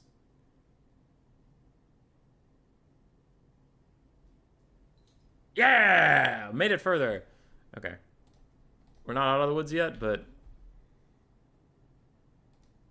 we didn't lose. This goes seriously away from me.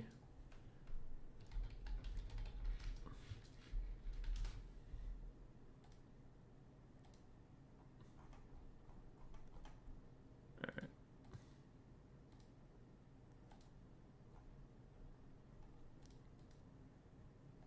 Boop, boop. Okie dokie. Tomb Kings versus High Elves, Hobnob versus Cuden. If any of these builds are memes, then that's that, but I'm going to treat them like they're serious. We have quadruple Spearmen, Lothern Seaguard with shield, so 3 of them. And then triple Phoenix Guard, one of which is the Keepers of the Flame. Ooh, okay, alright. Don't know why Phoenix Guard. I understand maybe Swordmasters, but Phoenix Guard are a little weird to me. Maybe for Chariots? I don't know. Because they're really good against, like, Ushabti, but bringing in, like, a bunch of melee Ushabti seems unwise into a faction made entirely of spears. I played around with Manticores because of Video Made, and wow, they are overpowered. Hope the stream goes well today. Hey, Evil Penguin. Thank you. I hope your day is going well, sir. The stream has gone pretty well today. Though after this, I'm going to go work out and watch Team Liquid versus CLG, so kind of excited about that. We have Foot Imric with Dragonhorn and Lord of Dragons. Then we have a Foot Noble alongside him, and a Foot, I mean, he has to be Foot, Lore Master of Hoeth, with Healing and Spirit Leech. A bunch of Foot High Elves, no mobility whatsoever. I don't love it, but I wonder if Cuden's like slightly memeing, but we'll see how well these Phoenix Guard do or something. On the other side, we have Carrion to track down archers, though all the archers here are Lothern Sea Guards, so the Carrion might have a harder time than you'd expect. 1 Screaming Skull Catapult, 3 Skeleton Archers, 2 Tomb Guard with Halberds, and a front line of Skeleton Spearmen. And we do have... Oh no, we do have 2 melee Ushabti and 2 Ushabti's Great Bows and Arc in the Black on a Chariot. Alright, Phoenix Guard! It's your time to shine. There's melee Ushabti. Go get him! As for what I said earlier, I don't generally like melee Ushabti, especially into High Elves, because so many of their infantry are spear-type units. You know, Spearmen, Silvering Guard, Phoenix Guard are all really good against Ushabti, so you have a hard time with that. And I generally think Ushabti are overcosted.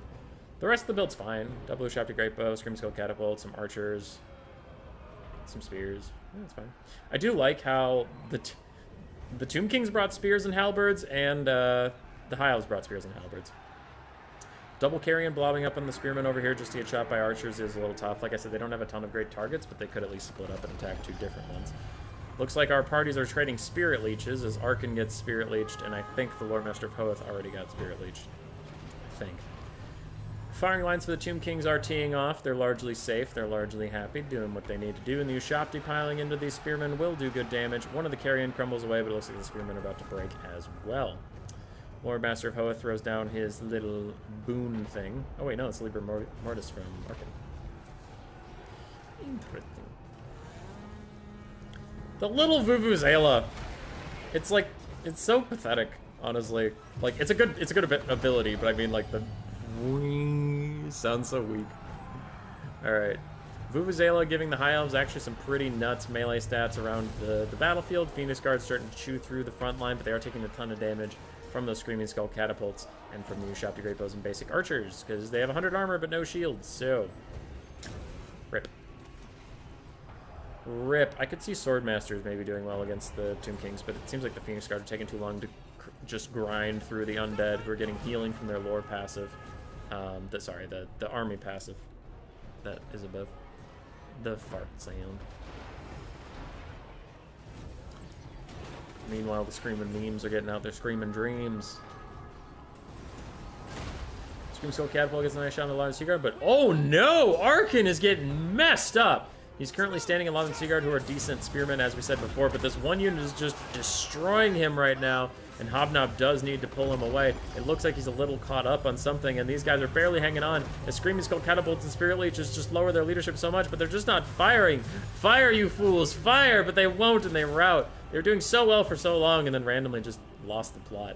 Now, Arkan is starting to crumble. As Spearmen poke him down, he's crumbling more and more and more, but then he rallies. His leadership is just barely there. One more Spirit Leech on him from this Lore Master guy would kill Arkan and maybe seal the fate of these guys. Lothern Seaguard over here trying to turn and shoot, but it looks like the Ushapti are well on top of that. They might be chasing the wrong unit. Arkan's down to 400 HP. He's crumbling again.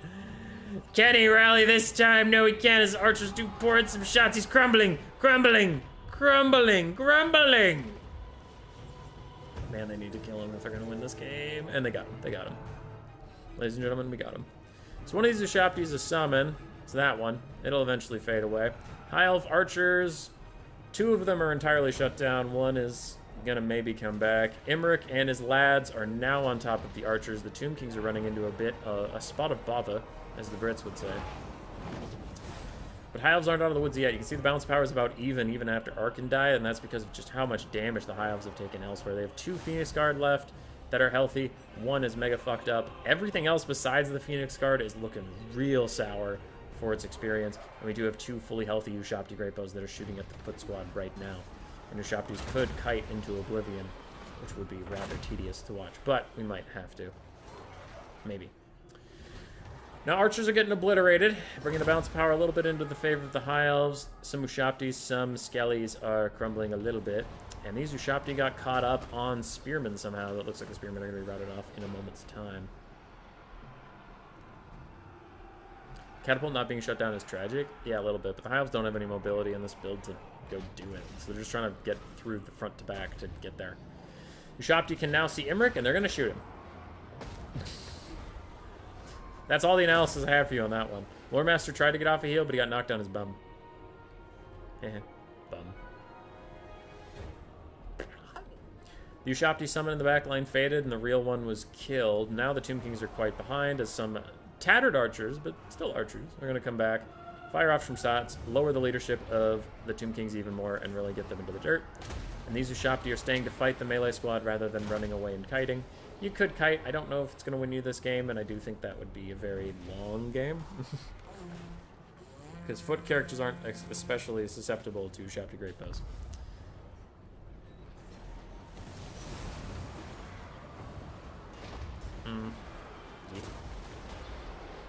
I think the Tomb Kings played it fine.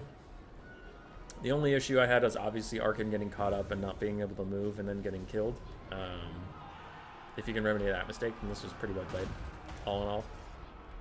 The build is fine. I don't have a lot of faith in melee Ushapti, but that's just me. I think you could replace them with a couple Nehekara Horsemen. I think if you cut the 2 Ushapti, you can afford 3 Nehekara Horsemen, and that's definitely more worth your time. So those would be my 2 notes for the Tomb Kings and Hobnob. For Cuden, he played it fine. I just think the build was very static. It was like grind through their front line or lose. I think Horsemen would give you more agency, but I think Cuden knows that, so he might have just been having a laugh. Sweet colors on the Tomb King banner. The deep teal is much better than the normal one. Yeah, it's pretty good. GG's Hobnob. GG's Cuden. That is going to be it for the stream today. If you want to play in a tournament for land battles, we have 2 of them tomorrow. One in the European scene, one in the not European scene. God, I have so many freaking tournaments this week. ODM's hosting one on Saturday. I'm hosting 2 tomorrow. One's late night, one's not. Simplified, what does that mean? It's pretty much what we've been doing all day. Don't white line camp. Don't sit in a forest. Turn on unit caps and you'll be fine. That's the whole thing. And then we have Vermin League tournaments on Sunday. Escape and Save, Clan Rat, then the Storm Vermin and Grace here. So sign up for those, do the things. If you haven't subscribed, please, for the love of God, do that. Please. Please. What more do I have to do to get the... Your build was against Bretonia? Oh, that makes sense. All right. Goodbye, everybody. Again, if you aren't subscribed, do that. Come on. Come on, buddy.